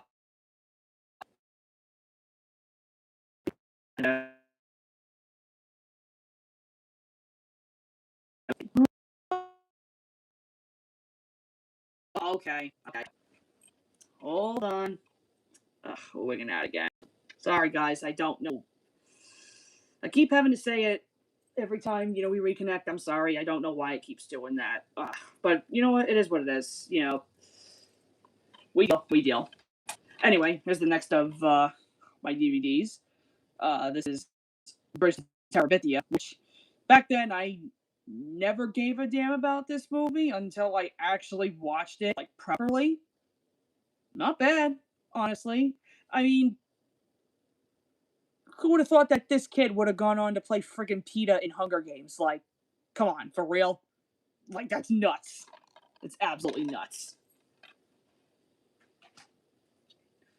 So we got that. And then the next one, I know, very controversial amongst Disney fans, but I don't give a shit because I love this movie. Brother Bear is one of my all-time favorite Disney movies. It's practically in my top 10. I think this movie is so good. So freaking good. I know there is a sequel to this. I know about Brother Bear 2. And quite frankly, I actually did have a copy of it until I gave my only copy to my brother, only because I think at the time he got a kick out of it a little more. So I do need to get another copy of that because Brother Bear, in my opinion, I watched it during COVID, and yeah, I thought I'm sitting here thinking it's bad. No, not really.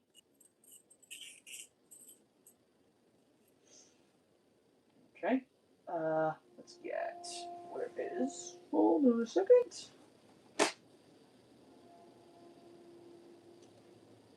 Okay, there's that. Hold on, I'm getting the rest.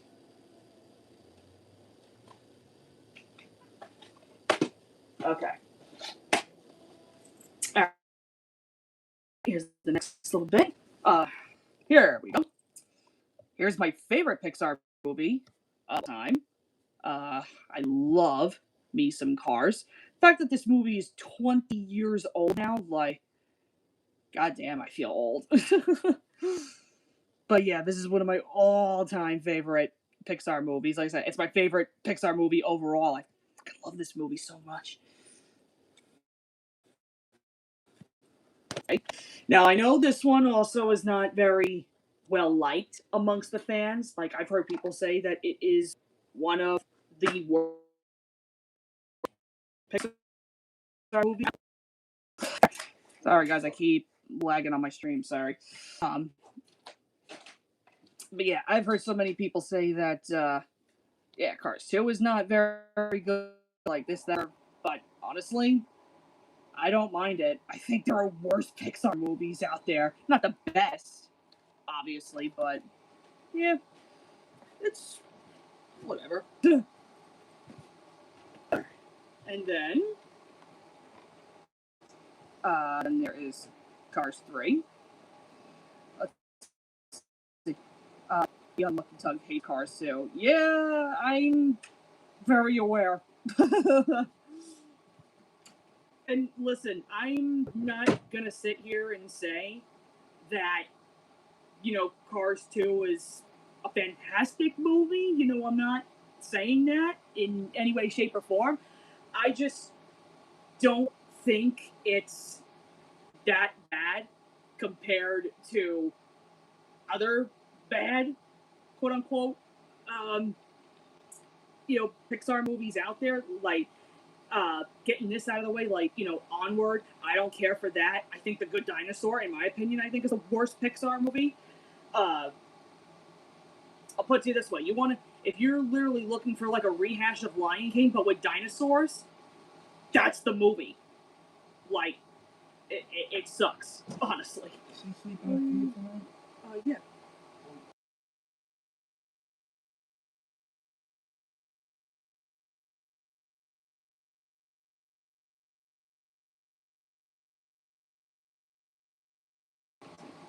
Sorry, guys, I had to mute a second because my dad was in my room. But anyway, yeah.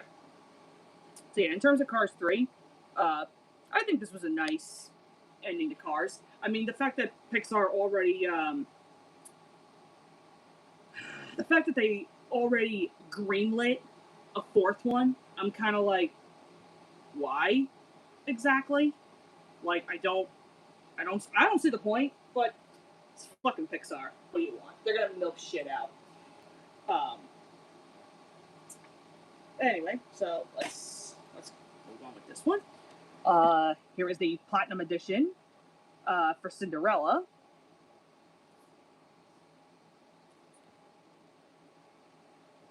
Nice little fairy tale. I love this one.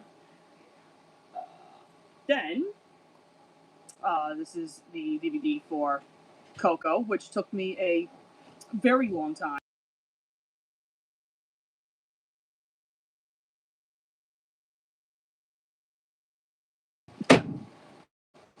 Sorry, guys. Muting because my dad keeps freaking coming in my room. But anyway, yeah, let me go back. But yeah, this is the DVD for Coco, which, again, never did I think I was ever gonna like change my opinion on this, but this is actually like very good. I know some people will sit here and say like, they did a movie similar to this called the Book of Life, which I saw and I didn't like personally. I kind of prefer Coco, honestly. I think it's better. That's just my opinion. That's whatever. And then next one we have The Country Bears, which this was a movie I grew up with back when I was a kid. I know it's based off of the Country Bears attraction from Disney, but it's give or take however you feel on it. I think it's cute.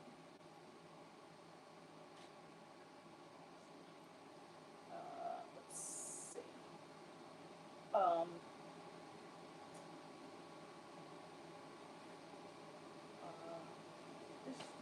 there we go. All right, moving on to the. Can I add something to that? Go ahead, really quick, while I fix up the rest of my movies. Hold on. Let's give me time to switch on chat, by the way. Um, yeah, I'm not really sure.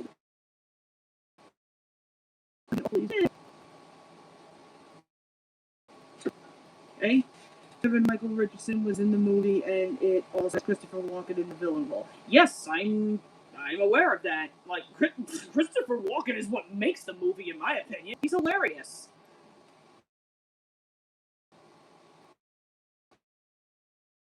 Beyond, but I didn't think it was Beyond, but I didn't think it was terrible. I expected it to be a hell of a lot worse, and it wasn't, honestly. So, yeah, I have it. I don't think it's that bad compared to some of the other remakes I've seen. Right?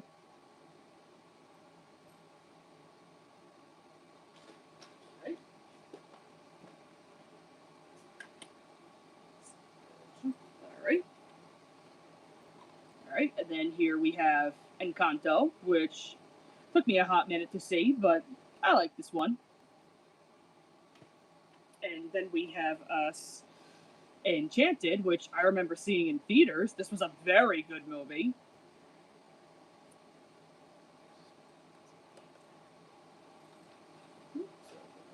Perfect. Oh, excuse me. Okay. Let's see. Here is the 2-disc special edition. This is for Fantasia and Fantasia 2000, which, believe it or not, um, these are not my favorite movies because I only really like the Mickey and Donald cartoons. But yeah, I mean, I saw this and I was like, you know what? Why not? You know, I was really looking only for Fantasia, but Fantasia 2000 come along with it. There we go. Then here we have Finding Dory. Can't believe they confirmed a third one. I think that's kind of ridiculous. So, yeah,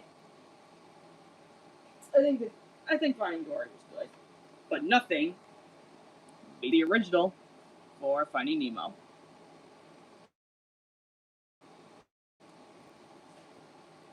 Okay. We also have this is the 2-movie collection for the Fox and the Hound.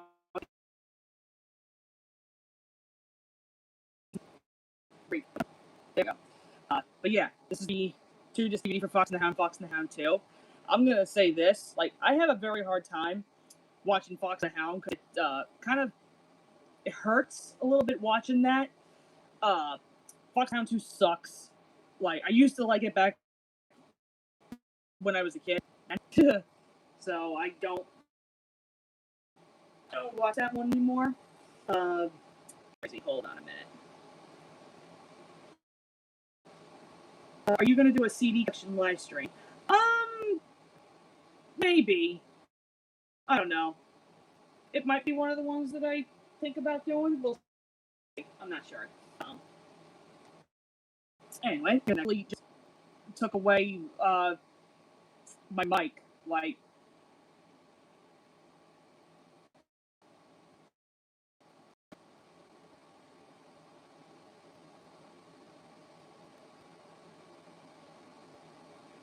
yeah, I don't know what the hell's going on. And like, but anyway, but yeah, here's the movie for Frozen.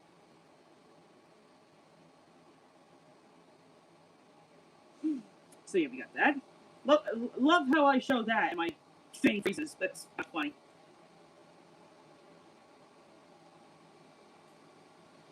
One sec, guys. One sec.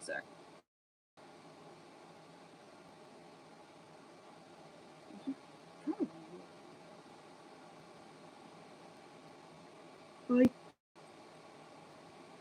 if the internet keeps lagging, this live stream will be over. Well, I don't know what to tell you. I mean, I don't know why it keeps lagging.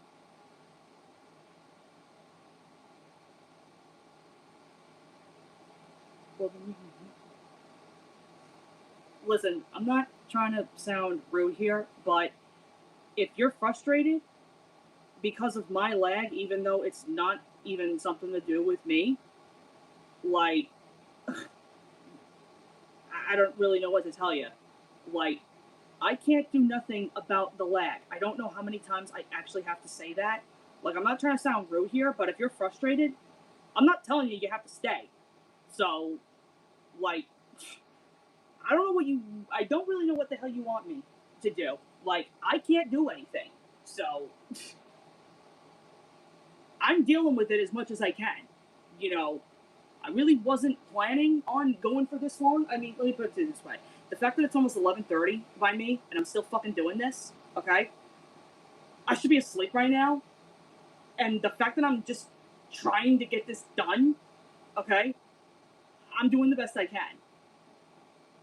So you need to bear with me. I've said this I don't even know how many times, okay? Just bear with. Anyway, here's the next of the DVDs. We have Fun and Fancy Free. Very underrated. I don't hear people talk about this. I'm gonna.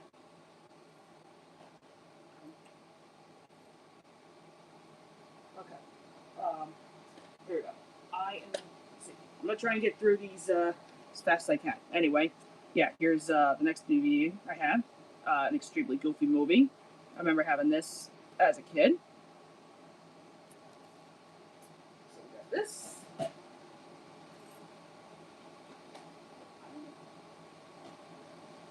Okay. Next one.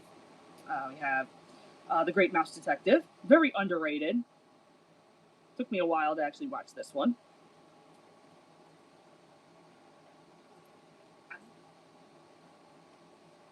Okay. Here's the next one I have. This is the Eddie Murphy Haunted Mansion.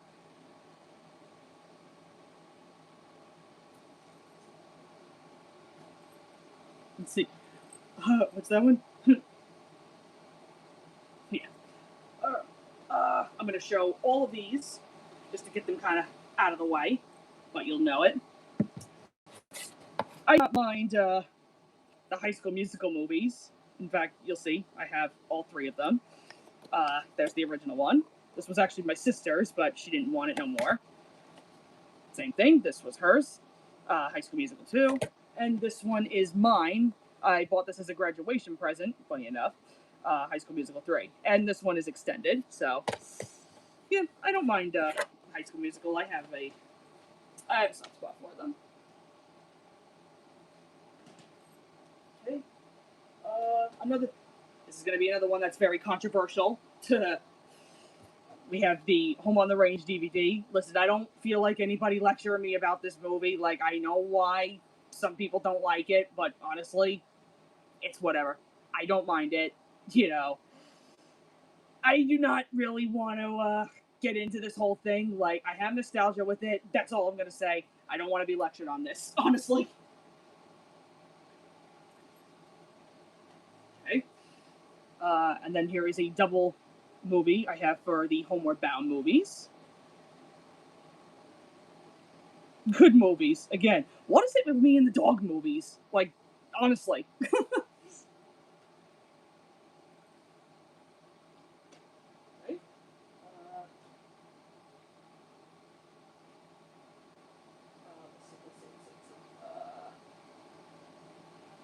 Okay. I'm going to show these all at once. Let's get these out of the way. Here is both movies for Inspector Gadget. So there is the original Inspector Gadget, and there is Inspector Gadget 2. Better movie, in my opinion. What did you say, Drummond? So I guess you haven't seen The Search for Santa Claus then. As a matter of fact, yes, I have. And I happen to like that movie too.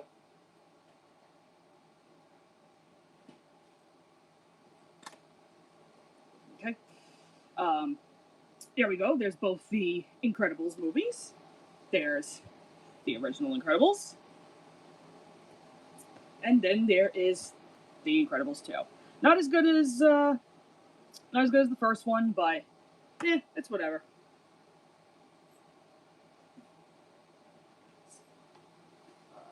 Okay. Here we go. There is the Platinum Edition Jungle Book DVD. This was actually my grandmother's favorite Disney movie. Like, no joke.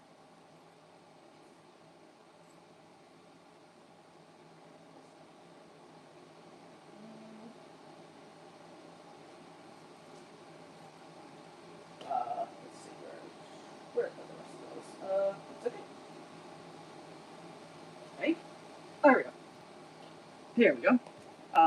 Here's another one that I have. This is off of the Lion King spinoff. This is the Lion Guard Return of the Roar, which is it's the first episode of the show. I love this spinoff series, honestly. I think this is so friggin' good. I've binge watched this show, I think, so many times that I can count. I would love to get this full series on DVD, but I know they didn't do very many for the US, so that's a bummer.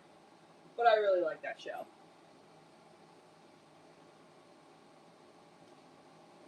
Okay. And then, speaking of, we have the original Lion King. This is the Platinum Edition. All this really does is just include a bonus song like right in the beginning, so it's kind of like Beauty and the Beast. It's nothing special.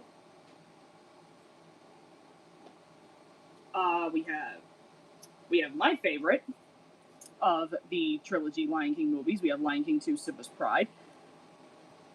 I like this one a lot. Then we have Lion King 1.5, which was another one of mine and my sister's favorites. Again, it's Timon and Pumbaa. How could you go wrong with them? They're freaking funny.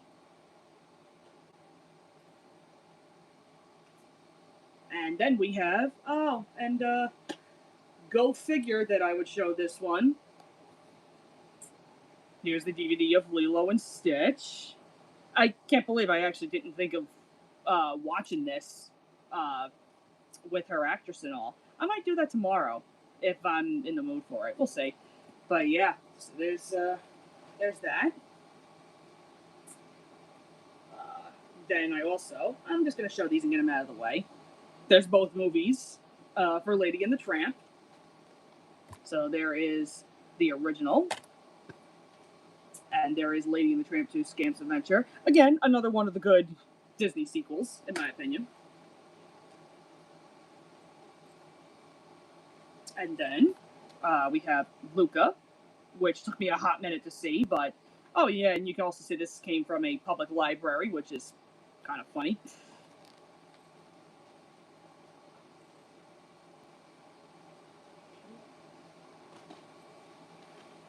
Okay, and then here is the Muppet Christmas Carol, one of my other favorite. This is one of my first favorite Muppet movies, and definitely in my top 5 favorite Christmas movies overall. And this is tied with Muppet Christmas Carol. I love Muppet Treasure Island. Both of those movies are my absolute favorites. We have that. And we also have the 2011 Muppet movie, which was decent. And we also have Muppets Most Wanted. And it's got my man, Ricky Gervais.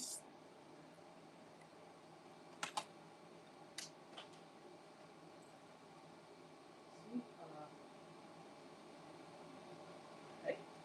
And then here is another one of my favorites. We have the 2-disc 45th anniversary edition of Mary Poppins. This was another one that I know we had as a kid, never interested in it. I only remember seeing some of the stuff through the sing-alongs, but I gave it a chance and I love it.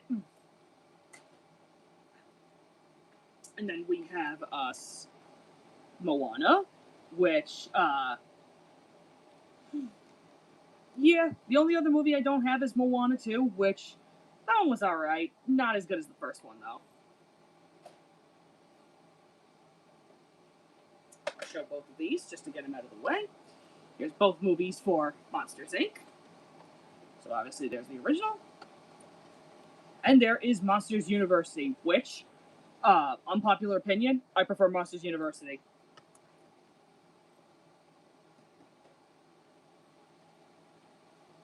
And then,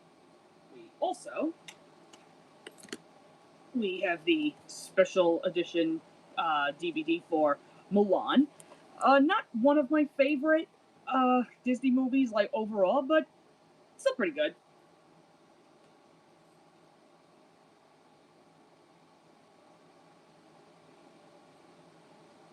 Okay.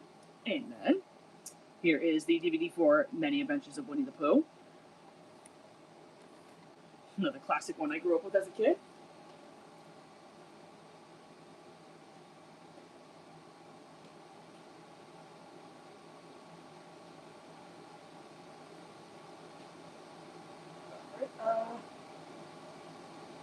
Okay, and now here is the 2-movie collection. This is for Old Yeller, which this took me a hot friggin' minute to watch too. And it's good. That's all I say about it.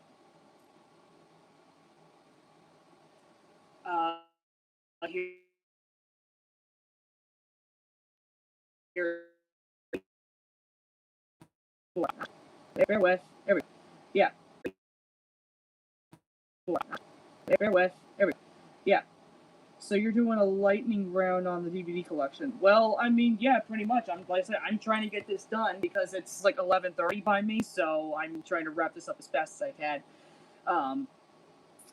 We're nearly done. We're nearly done, honestly. So yeah. Anyway, 20th anniversary edition for Oliver and Company. Again, another underrated movie.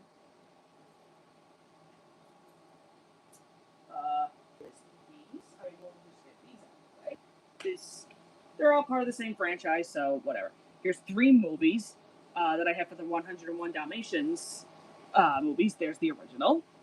That's the Platinum Edition. Another one of the good sequels. There's 101 Dalmatians 2, Patch's London Adventure. I had this as a kid. And this is honestly one of the better live action sequels in my opinion. The original one is fine for what it is. I may get it just to say I have it. But I prefer 102 Dalmatians. I like this one a little more than I do the original live action one.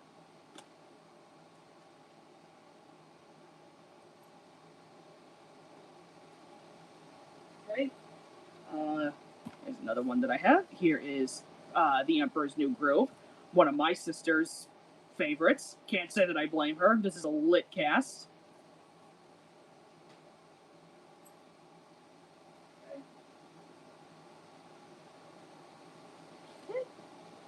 Oh, let's see. Just checking the chat really quick. What about Cruella, the 2021 movie? I didn't like it, personally.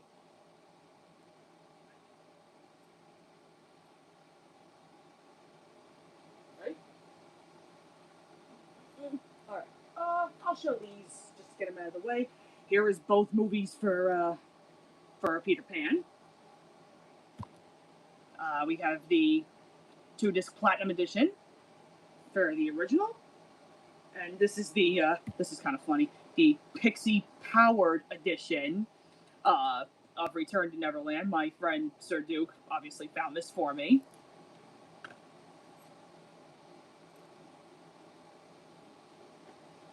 Alright. And then we also have us. Here is Piglet's Big Movie. Again, this was a gift that Sir Duke gave me. They were getting rid of all of their movies, and when he told me that he had this, I was like, nah, you gotta give this to me. And this completed literally all of my other, like, Winnie the Pooh movies, so now I have all the main ones. Thank God. And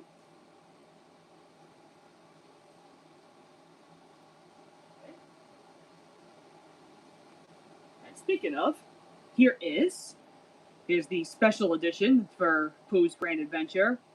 That's a heartstring puller if I ever saw one. Then here is Pooh's Heffalump movie. This one's cute.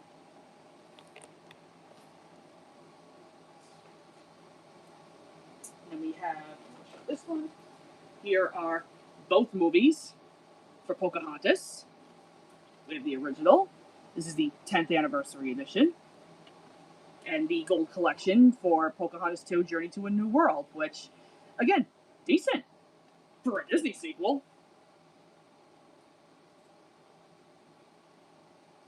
Okay. And then, one of my all-time favorite movies right here, we have Pinocchio. And this is the Platinum Edition, 70th anniversary.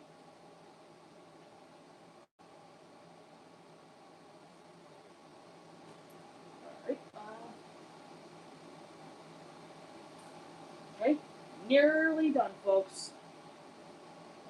So here we go. Here is the DVD for Raya and the Last Dragon. This movie's friggin' lit. Hold on, I gotta chat one more time. Speaking of 101 Dalmatians, you seen 101 Dalmatian Street? It's on Disney Plus. I have no way of getting on Disney Plus right now, so I haven't really had a really good chance to watch it. Thoughts on Brad Garrett voicing Eeyore if it's not too much trouble to ask? Honestly, Brad Garrett is Eeyore? That's hilarious to me. He captures the voice right. Okay. Anyway, here's the next movie I have. This is another one of my favorite Pixar movies, Ratatouille. Took me a hot minute to watch this one, and warm up to it, but now.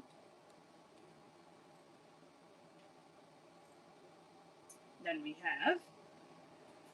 have Ralph Breaks the Internet, which I was so happy to finally get this. Again, I know there were mixed reviews on it, but I don't care. Anything Ralph in video game, sign me up.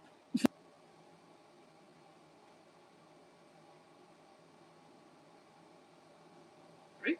And then here is the 40th anniversary DVD for Robin Hood. I don't hear a lot of people talk about this one either, but this one's pretty good.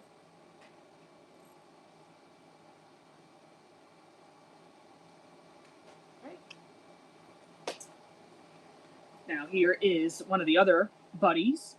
This is Santa Buddies, which this is probably the only other one of the buddy movies that I actually like, apart from one more that I'm going to show. Speak to the Devil, here is The Search for Santa Paws, which, again, I know that there were so many people that actually were shitting on this movie, but I like it. Truthfully, I don't really think it's that bad. For a straight to Disney movie, I don't really think it was that bad. This one I found, this was in a bargain bin in my local shop. It's a $2 DVD for The Shaggy Dog. I actually have yet to get a for real copy of this thing. Here is the platinum version of Sleeping Beauty. A very, very underrated movie in my opinion. Here's the other of the buddies that I like. I think my mother also got me this too. This is Snow Buddies. So I dig it because I like the little ski shack. He's adorable.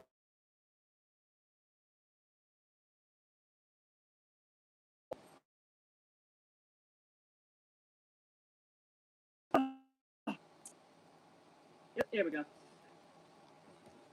Okay. Here's this one. We have the next Pixar movie. This is Soul. Once again, this was one I was actually dying to see. I had to take this out from the library, and when I finally got around to that, it's a good movie. And yeah, as you can see, my buddy hooked me up with this, so glad I have that. And then here is the 50th anniversary DVD for The Sword in the Stone. Again, another very underrated one in my opinion.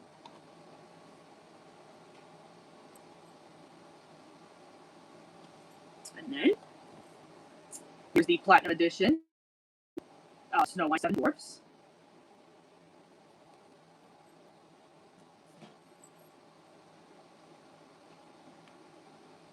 Okay. Here is the DVD for Mickey, Donald, and Goofy, The Three Musketeers, which, yeah, I heard not a lot of people were fans of this, believe it or not. I still like it.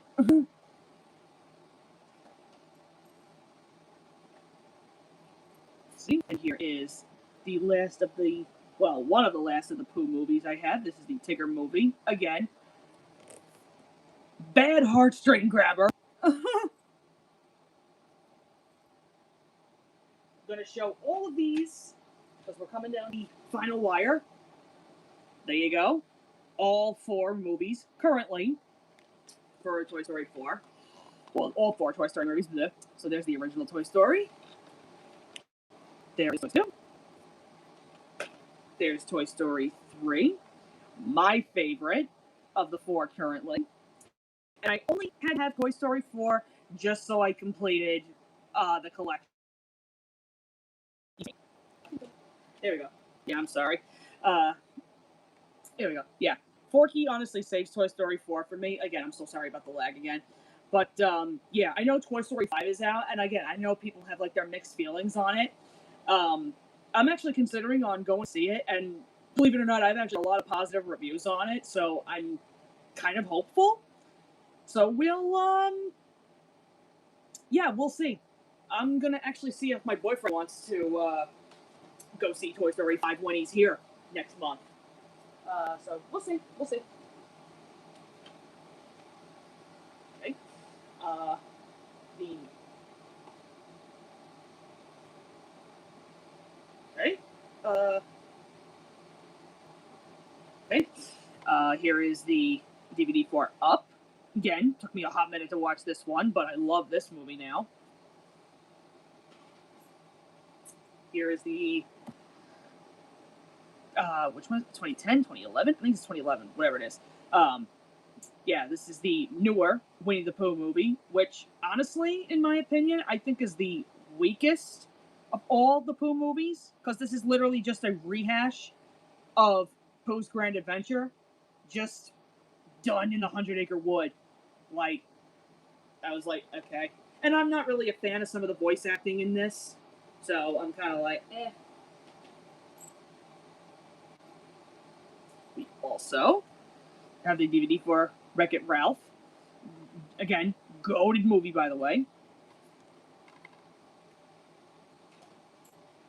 And now this one's actually very interesting, because this one is actually, this is a Chinese box set, I believe.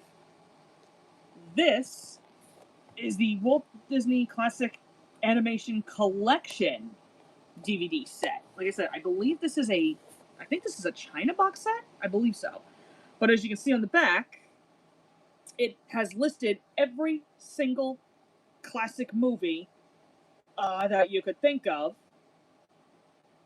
The fact that they squeezed this all in, like, on a set, that's pretty cool. I got it mainly because of Song of the South, since we didn't get that here in the US. But you know what? The fact that I also get more copies of these, fine by me. And the quality on these are actually really good. You know, for a box set like this, oh yeah. It's like, they're really good. Okay. So, now we come down to these last small little bits of movies. Since I have these with my DVDs, these are like quickly going to show my Blu-rays. So there's the Blu-ray for Bambi, the Blu-ray for the live-action Beauty and the Beast, one of the best ones in my opinion.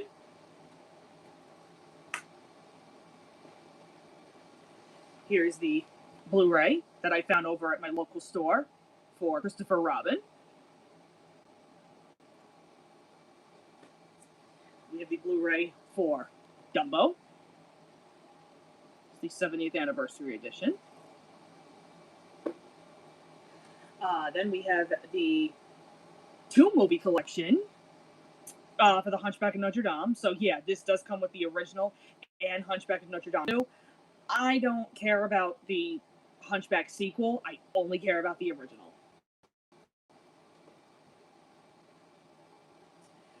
And then, here we go. Here is the Blu-ray for Inside Out. Still need to get Inside Out too. I saw it on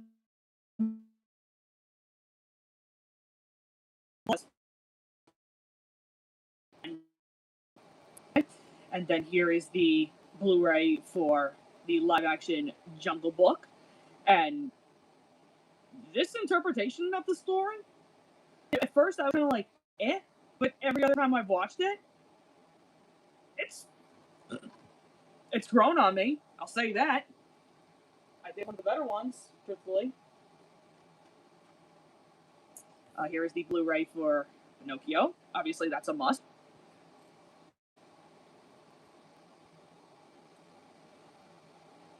Okay. Then here is the Blu-ray of Winnie the Pooh Springtime with Rose. I'm surprised they even made this for a Blu-ray. Like, that's crazy. Yep, my buddy Sir Duke hooked me up with this. I have the Blu-ray for Wreck-It Ralph, because I'm such a sucker for this movie, you have no idea. Now that's all the Disney stuff that I have, but obviously there's a couple of miscellaneous ones I have. Here's the Blu-ray for the The Conjuring 2, since I'm into all those scary movies, so still need to get the original one. But yeah, I found this when me and my friend ND1998 were over in the mall, and I just happened to come across this, so I was like, so I still need to get the first one at some point. This one I got for Christmas. I just saw the second one recently, so I will be getting it for Christmas. Here is the Blu-ray for Five Nights at Freddy's. This was so freaking awesome.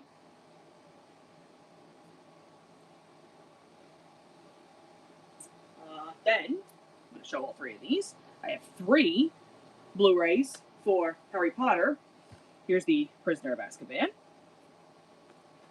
the Deathly Hallows Part 1, and the Deathly Hallows Part 2. Thank you, Sir Duke, for finding these for me. Would love to get the remaining ones on Blu-ray too.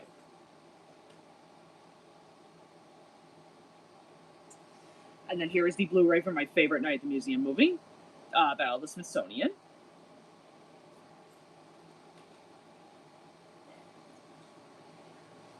Here is the Blu-ray for the live-action Clifford the Big Red Dog movie, which I just recently watched not too long ago, and it's still cute. Okay. And of course, we have the Blu-ray for the Polar Express, because why the hell not?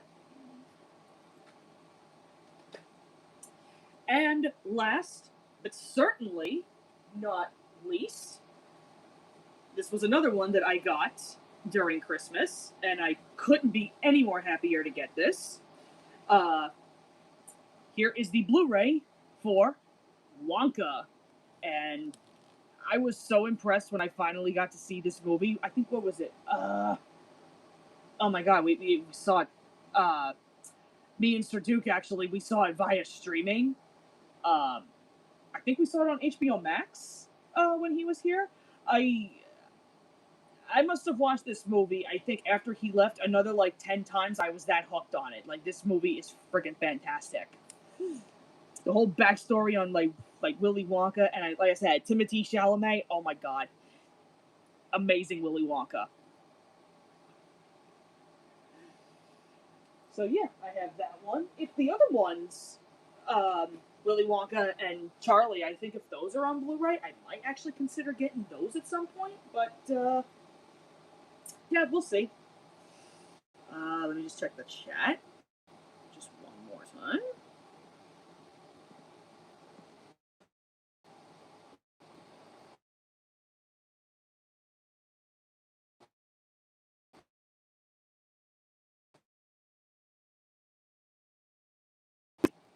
Hold on, it's lagging a bit. Here we go. Wow, I cannot believe Punchback is 30 this weekend. That's insane. I saw the movie adaptation of the FNAF series. I didn't see, but I'm interested in hearing your opinion. Honestly, the original Five Nights at Freddy's movie was very well made, and I also like the backstory on the marionette in Five Nights at Freddy's too. I know there were some people who kind of whined and griped about the ending, but honestly, it got me hyped for when the third one comes out. I'm looking forward to it. Wasn't Kenan Thompson in the Clifford movie? Yes, he was. And the guy who played Wonka was in the Dune movies. Well, I don't even know what the hell those are, so. I'm a media collector. I'm not that crazy looking at every single actor and movie and shit like that, Okay, but anyway. So, yeah, guys, that is every single bit of my VHS and my DVD collection.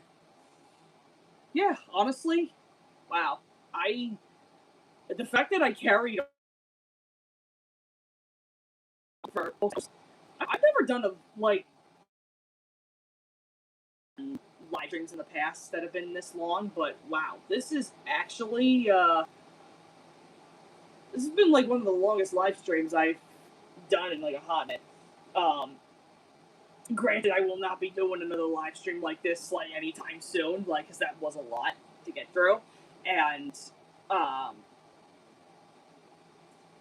for everything you have, it's more than impressive. Well, thank you. I am far from collecting like everything else. Like obviously, I'm still looking for tapes. I still need like certain movies and such. Um, I could always do updated streams like well into the future because yeah, this was a big one. I wanted to get this completely. I wanted to get this done and out of the way because, like I said, I didn't want to keep consistently like pulling out my movies, just to do like one collection video after the other. So that's why I was like, you know what, I'm bored out of my skull today. Why don't I just do it all in one go? I never expected the stream to be this long. Yeah, KJ, neither did I. I didn't really expect it. I mean, the fact that it's almost midnight by me. You know what though? It blew time because I had nothing else to do. I do apologize.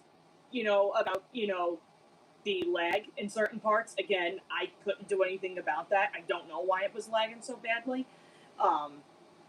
It could have been also because like I said, I don't know if it was because my iPad either it was getting long or if there was my mom or my dad, my brother using parts of the internet like and using it up. I don't know.